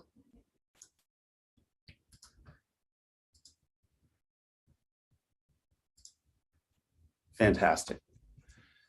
So I should start with first principles, right? What is artificial intelligence? A colleague of mine said one time that computer programming was the automation of work being done by a computer, and artificial intelligence is really the automation of that automation. And that's pretty abstract. It doesn't mean a whole lot. But at its essence, and broken down to the simplest form, artificial intelligence is when you have a lot of data. It works best with lots of data. And computer algorithms can learn from those data, make inferences about them, even make decisions, and then learn from the outcomes of those decisions. So one great example to think about is a self-driving car. It has cameras pointed forward, looking for objects in front of it. The computer inside your car determines that there is a stoplight approaching. It determines that the light is changing from green to yellow, and it instructs the car to slow down. Obviously, if it made a mistake in training, it would have learned a very difficult lesson about not slowing the car down. So that's just one example of artificial intelligence you can think of, but it's really surrounding us in so many different things that we do. So the figure on the top right shows the private investment in the United States in artificial intelligence going from 2013 to 2021. And you can see there's over $50 billion in private investment last year. The figure below that is the investment in the United States versus that of China and the European Union.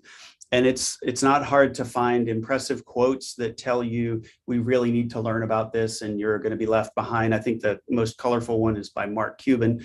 And he says artificial intelligence, deep learning, machine learning, all types of artificial intelligence. Whatever you do, if you don't understand it, learn it, because otherwise you'll be a dinosaur within 3 years. Obviously hyperbole, but it's important. And I want to talk to you a little bit about why it's important and why we're teaching it in the way that we are at the University of Florida. So artificial intelligence is really a major part of the fourth industrial revolution. The fourth industrial revolution is where we're marrying physical, digital, and biological worlds, fusing them together with new technologies that create both incredible promise, but also potential peril. And we have to be very, very careful of that. AI done poorly is disastrous. But the speed and the breadth and the depth of this revolution really has us concerned about how we're teaching our students and how we're preparing them for the digital world that they already live in. And we want to make sure that everyone benefits from the technological advances that can come from artificial intelligence. It's too easy to see how only the rich would be benefiting from this. So who's training the people that are going to live in this fourth industrial revolution and move it forward? We think that we are at the University of Florida, and not to toot our own horn too much, but we think we're doing it in an innovative way, and we want partners to share with us in this. So this slide was put together by our colleagues at NVIDIA, and it just shows a handful of the industries and businesses where AI is really strong in its development and its use.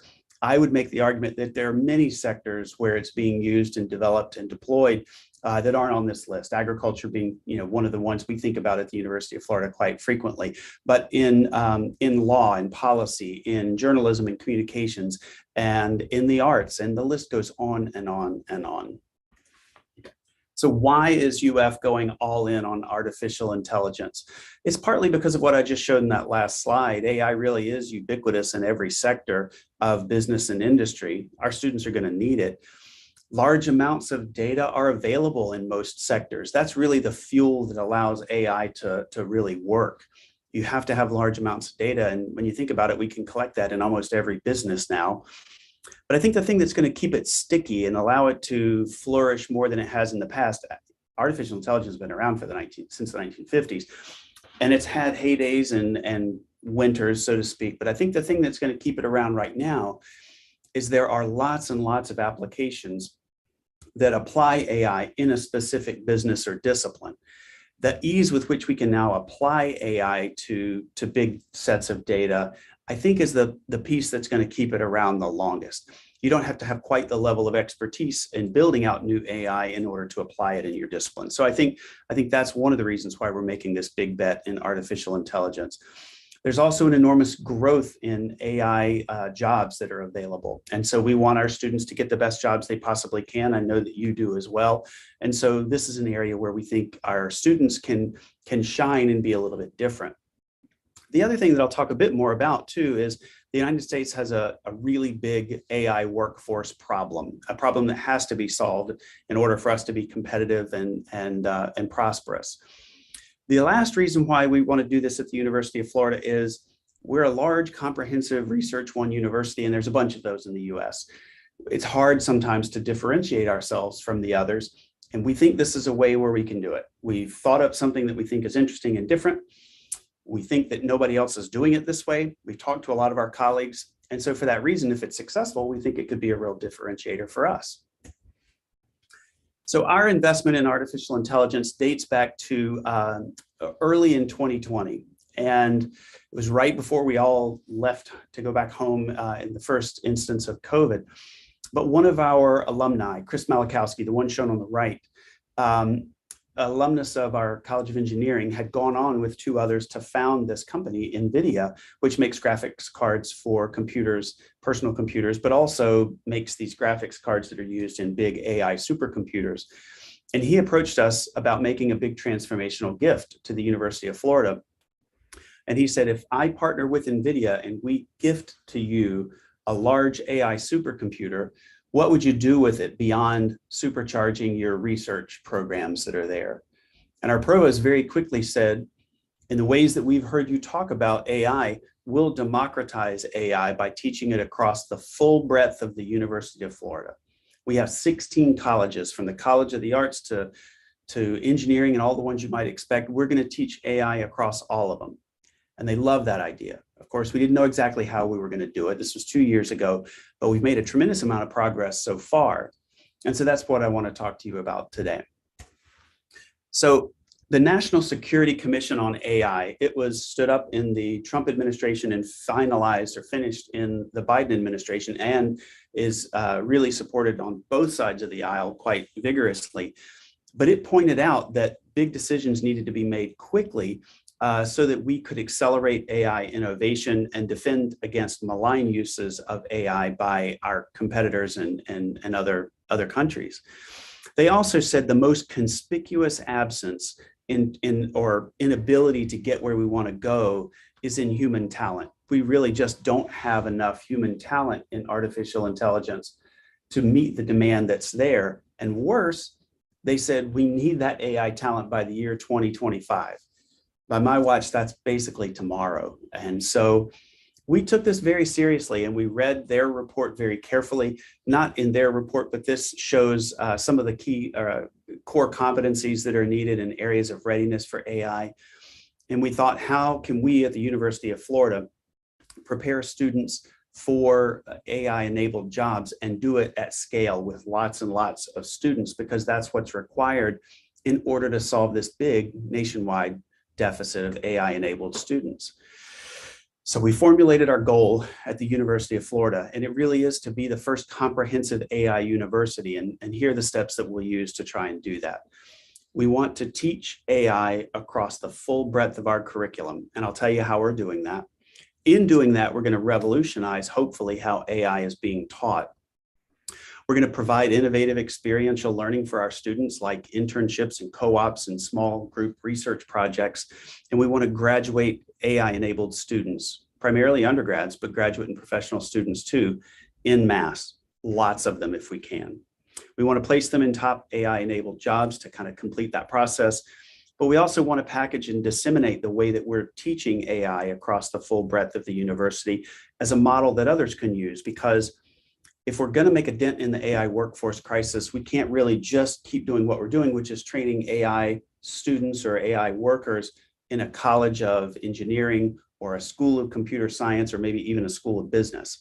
We have to broaden it out. We need more participants in this new way of working. So we want to disseminate that model and continue to lead the nation in developing it. And through all of those things, we want to become this nation's first comprehensive AI university. So it's a big goal, but now you see why we've made such a big investment in artificial intelligence at the University of Florida.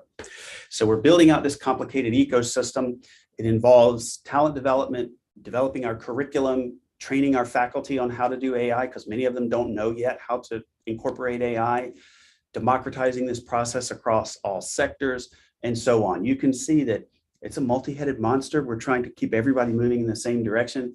It's my job to keep them moving in one direction, which is a challenge every day. But we think this is a really good thing to do, and we think it's important. And so I just want to tell you a little bit more about it and a potential partnership that we could have with Palm Beach State College. So the first part of the process was talent development. We had about 250 faculty that we knew around the university were using artificial intelligence in their research and in their coursework, but we wanted to expand that. So we got money from the state to hire 100 new faculty that are using AI, and they're spread across all 16 of our colleges. And they're supposed to have cross-college research interests that will allow them to move freely in their research space around multiple parts of the campus. So we've hired about 85 of the 100 or so. We'll probably land about 130 because many of the colleges are investing in artificial intelligence with their own dollars, hiring new faculty that use AI. So we think we'll probably have about 130 new AI faculty by the time maybe the fall or the spring rolls around next year. So that's well underway. Many of them, about 60 are already on campus, I believe. So just like you have at Palm Beach State College, we have faculty learning communities at the University of Florida, and 2 were developed around artificial intelligence. So they've worked together over the last year. One group was a self-proclaimed group of AI novices, and their goal was to learn about AI enough that they could then create a module in one of their existing courses that applies AI in their discipline. And so they worked on the process that they use to educate themselves on AI. So they read books together, they went and took classes together, they watched videos and lectures online together. And then they started the process of building out AI modules for existing courses, and they come from all over the university. So of course the courses differ, widely. And what they've produced, they've really done a great thing. They've taken a really rough road for other faculty and they've paved it smooth. They've produced an ebook that talks about the process they went through and the steps that were needed, what they felt like worked best and what didn't work so well. And they've smoothed the course for everybody coming after them to school themselves up in artificial intelligence enough to create a module in a course that they have. So this ebook is a living document, and it's something that our faculty and hopefully other faculty can use to get up to speed on AI if that's of interest to them, and build out some AI content for their courses. I'm really super proud of these faculty. It's such a great thing for them to do. The second FLC was a self-proclaimed group of experts of AI, and they kind of homogenized how they might produce a full AI course in their discipline so that it has a bit of consistency for the University of Florida across multiple colleges. And so both of these were very selfless acts, and they built a foundation for all of our faculty, especially the new faculty coming in, whether they're just going to have an AI module in an existing course or build out a brand new course. Really cool stuff. And I'm so glad that they did that. They just completed their work in late March. And so we were really happy to see all of that come together. So the real bread and butter of what we're doing is building out a new curriculum. How do we teach AI across the full breadth of our curriculum? Well, of course, we had to gather all the courses that we had that had anything to do with AI or data science. So we did that. We assessed what we had. We looked at what the gaps were. We encouraged faculty to build out new courses, and we'll talk a little bit more about what that is and why they did it. And of course, they use the faculty learning communities to help them with that. We had to market to our faculty and to our students what we were doing and get them enthusiastic about it. And then we had to think of a way that we could get non-STEM students involved. So we've got a lot of students in the humanities, we've got a lot of students in the arts. How are we going to be able to get them on the same page as some of our other students and maybe get them into this, this pathway that leads to AI-enabled jobs? And that was a real key question for us. So the key to being successful at that was this incredible course developed in our College of Engineering. It's called Fundamentals of AI. It's taught in the College of Engineering, but it's expressly not for engineers. It's for everybody else in the university. So think of an arts major, a music major perhaps, who never had any computational, has a minimal computational or quantitative background, not many math courses, and maybe no computer programming experience at all. This course would be perfect for them, and it's really perfect for anyone. But it requires no mathematical background. It has no prerequisites for this course, and it doesn't require you to know any computer programming when you walk in the door. But this course starts with teaching you some of the fundamentals and the history of artificial intelligence. And then it very early in the class introduces you by giving you some really short computer programming code that you can then break and learn how breaking it causes changes in the algorithm and how it works on a particular data set. You never have to start from zero computer programming, but you understand how bits and pieces of it change what's going on. And they work with really friendly examples. So my favorite, I'm a biologist, my favorite example is they have photographs of different species of sea turtles. And you train a model to identify different species of sea turtles based on a training data set. And then you feed it unknown photographs of sea turtles, and it does a fair job of identifying those And then the students learn how to improve the algorithm so that it does a better and better job of identifying those species of sea turtles. It's really cool. The best thing about this course is it breaks down these barriers of engagement to AI. We advertise it and tell the students, you don't have to have any of this experience to get started, and you're going to learn some of it while you're here. It makes it less intimidating. This has been a real key to our success, this particular course. The other key to our success so far is, well, we did something we'd never done at the University of Florida. We built an undergraduate certificate for any undergraduate student at the entire university. So every other certificate we've ever had has been either department specific or college specific. So for the first time, we said, okay, we're going to have one certificate for any undergraduate at the University of Florida. Our College of Engineering agreed to certify it for us for all students, which was great. And we had two required courses. One is the one I just told you about, the fundamentals of AI. But the other one is a course on the ethics, accessibility, and equitability of AI. It's called Ethics, Data, and Technology. And we decided early on that AI done poorly is disastrous. And so all of our students that are really participating have to have a course that's just focused on the ethics of big data and AI. So you have those two core courses that are required. And then on top of that, you layer an elective course. And it's the application of AI in your major or in your discipline. And so we have courses like AI in agriculture and life science, AI in the built environment, AI in media and society. And there's a whole list of these. And so the great thing about this is if a college wanted to participate or a department wanted to participate and have their students have access to this certificate, they only had to come up with one new course, and maybe not even a new one, but one course in AI. And suddenly all of their students could get a certificate because two of the other courses were provided in other departments and they were already well-established courses. And so this allowed a low barrier to entry for all of our colleges to let their students start to participate in building up their understanding and their competencies in artificial intelligence. So with this idea of putting all of this together, we call AI across the curriculum. It really is a UF-wide engagement in teaching AI.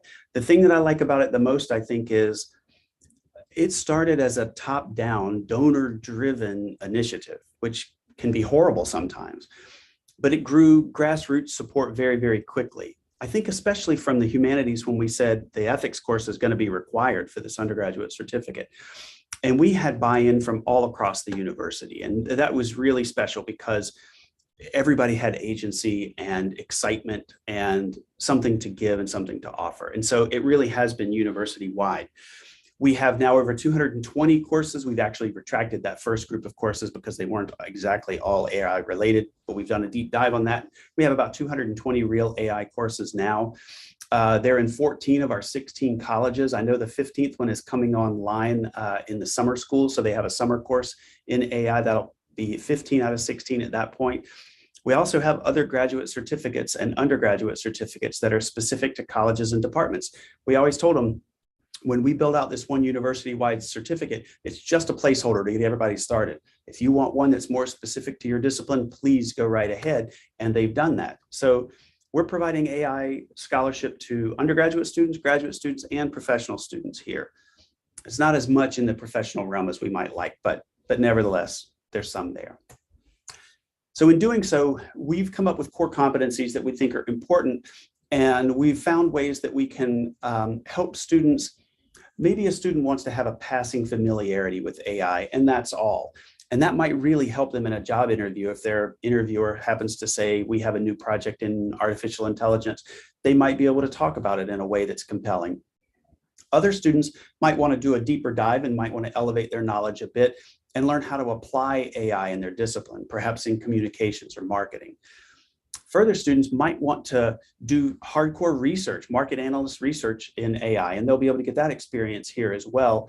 And then others still might want to go into a really deep dive, something that we would typically train in computer science departments, maybe, where they're building artificial intelligence de novo.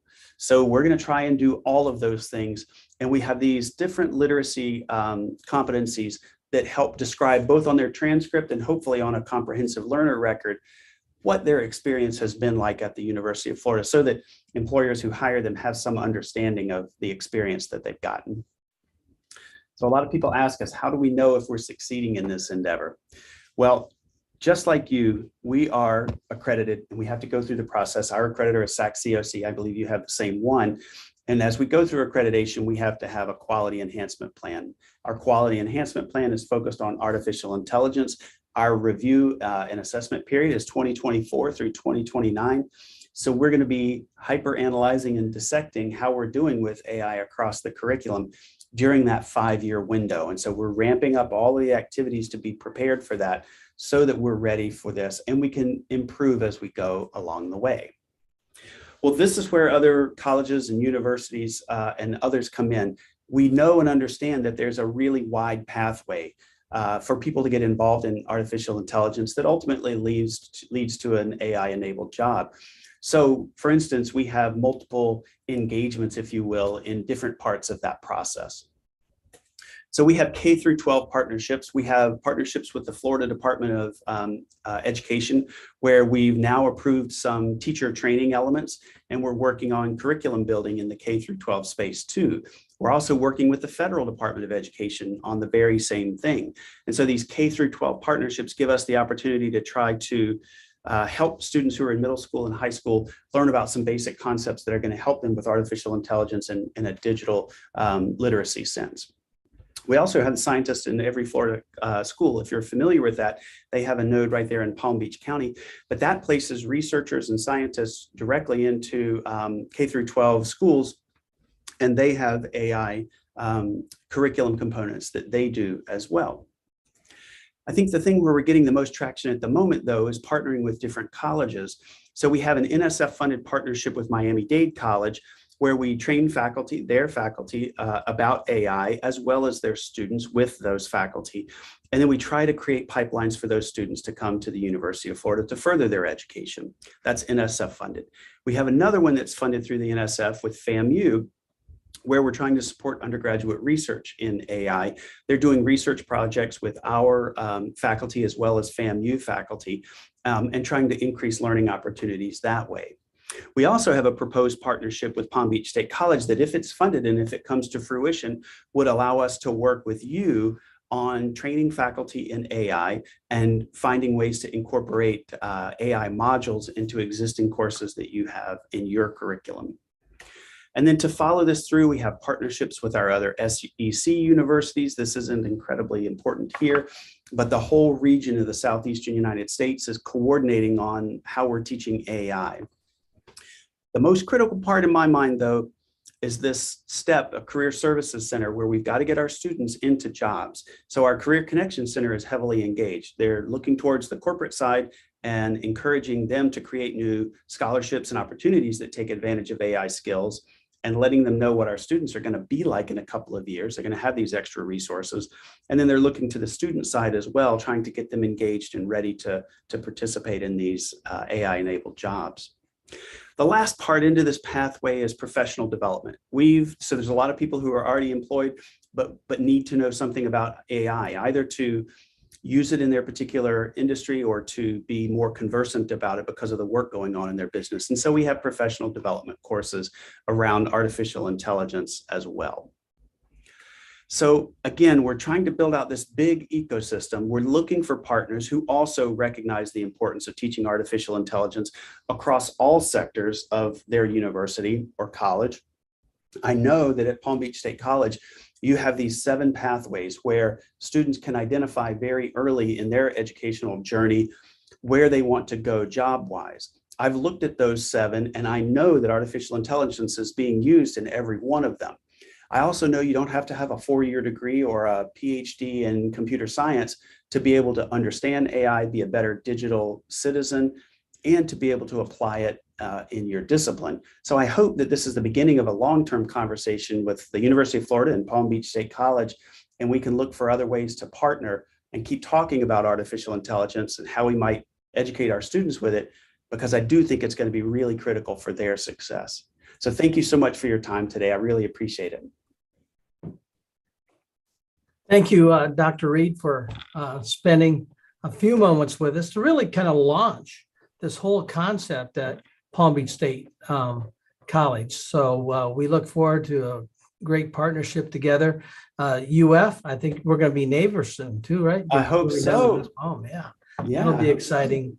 That'll be exciting as well. So thank you very much. Thank you. Really appreciate it. So Robin, are you still with us? I am. I was waiting to say goodbye to Dr. Reed. I use artificial intelligence myself. There's no reason to fear it.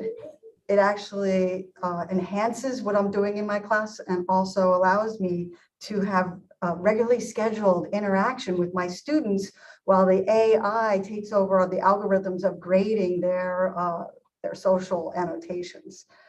And when I'm coming to you from this e-glass, another really innovative tool that we're going to play with.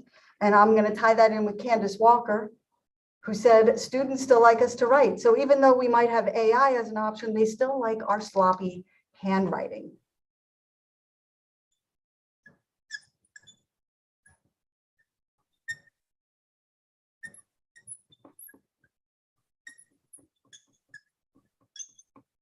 So even though we're coming to a close today, I want to give you the message of let our journey continue.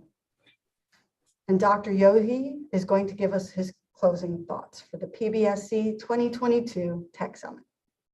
Thank you, Robin. And I'm trying to share my screen. I do have a few more slides to wrap up. I'd like to have a final discussion too, but I'd like to introduce one more concept before we leave, folks.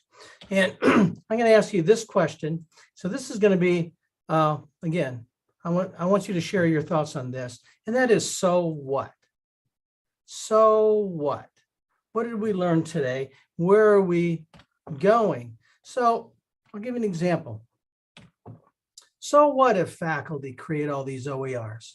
So what if we have Canvas for every course? So what if our library has these wonderful electronic resources? So what if our SLC has gone virtual?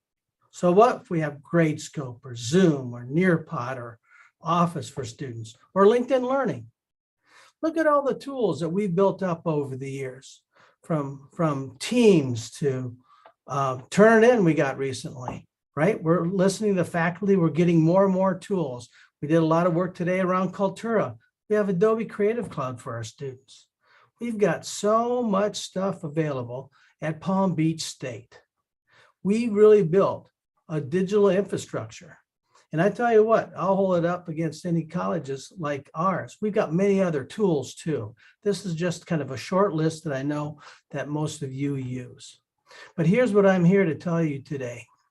Big deal. So what? We have all this technology available, but what if I'm a learner and I go home and I can't connect? We're leaving people behind. We really are. We've got to bridge this digital divide. You heard from Dr. Reed today. Things are accelerating, even beyond what we thought. Many people today didn't have AI on their mind. I hope you do now. But just think of that, what's going down the pike. Now, I have kids in Palm Beach School District, and I know many of you have too.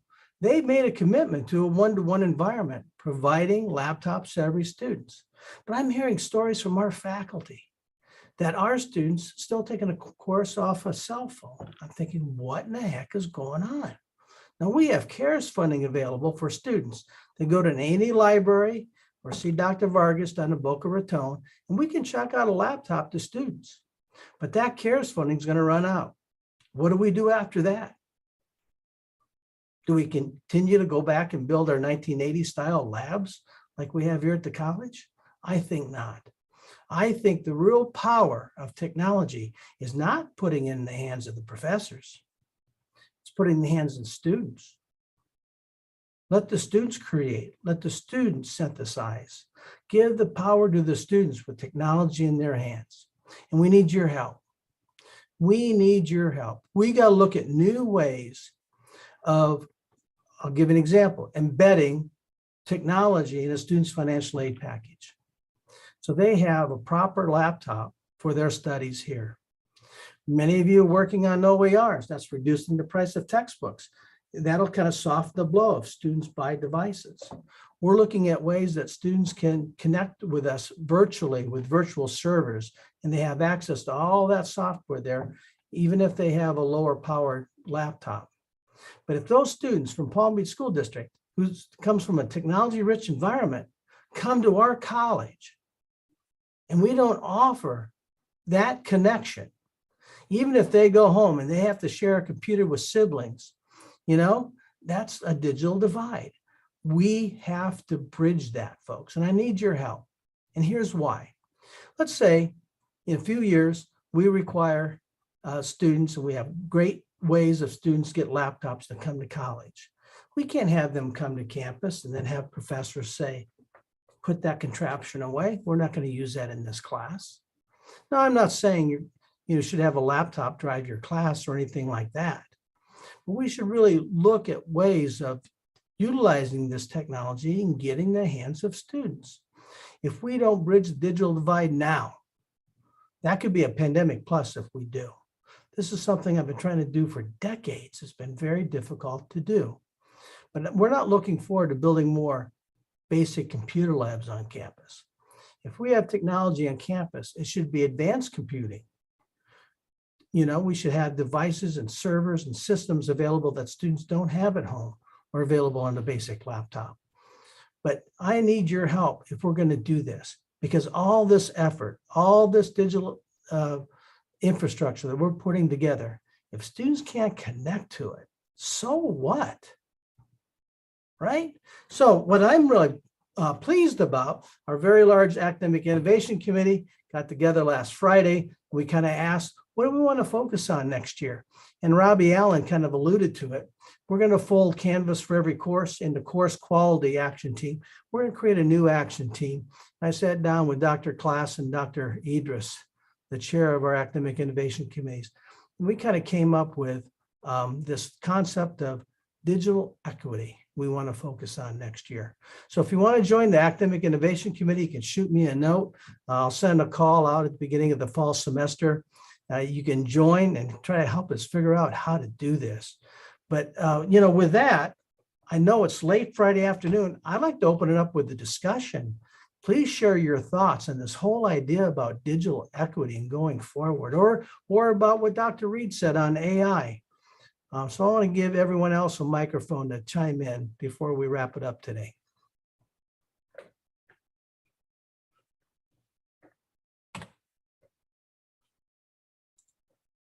Anybody have any closing thoughts or comments? I'd like to thank everyone for participating today and thank Rob Irwin especially for making this all possible for us with all of his tech savvy and organization skills, and thank Will and Billy Reddy for his green screen studio skills, and thank Robin for writing a script and bringing all these technologies to our attention that we should put before your eyes. And thank you, Mary. I was going to really echo that too. I was hoping to have a little discussion if anyone wanted to kind of chime in. I see Charlotte rose her hand. Hi, Charlotte.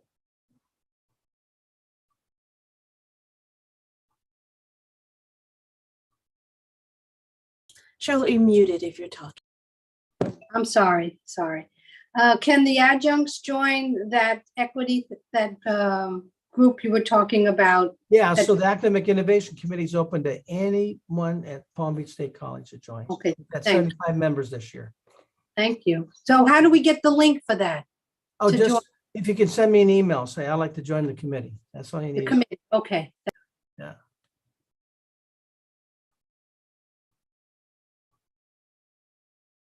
I think we're all tired on Friday afternoon, aren't we? At the end of the school year. But again, thank you, Mary. Thank you, Rob. And Robin Fiedler, thank you for spending the day with us as our MC and providing a great personality to our technology summit. You know, Robin picks up the phone when I call, so thank you, Robin. Someday she'll probably say, you know, no more, but thanks for answering the call. I'm still playing. I've got a hover cam. Billy, what is this and what can it do? And I want to thank Billy. He's like the Wizard of Oz behind the curtain over there, running everything back and forth. He made it all happen and made me look good. Thank you, Dr. Yogi. And everyone have an enjoyable, innovative weekend. All right, take care.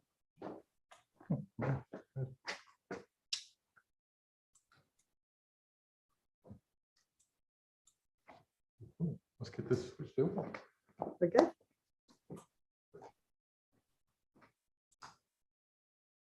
Yay, look.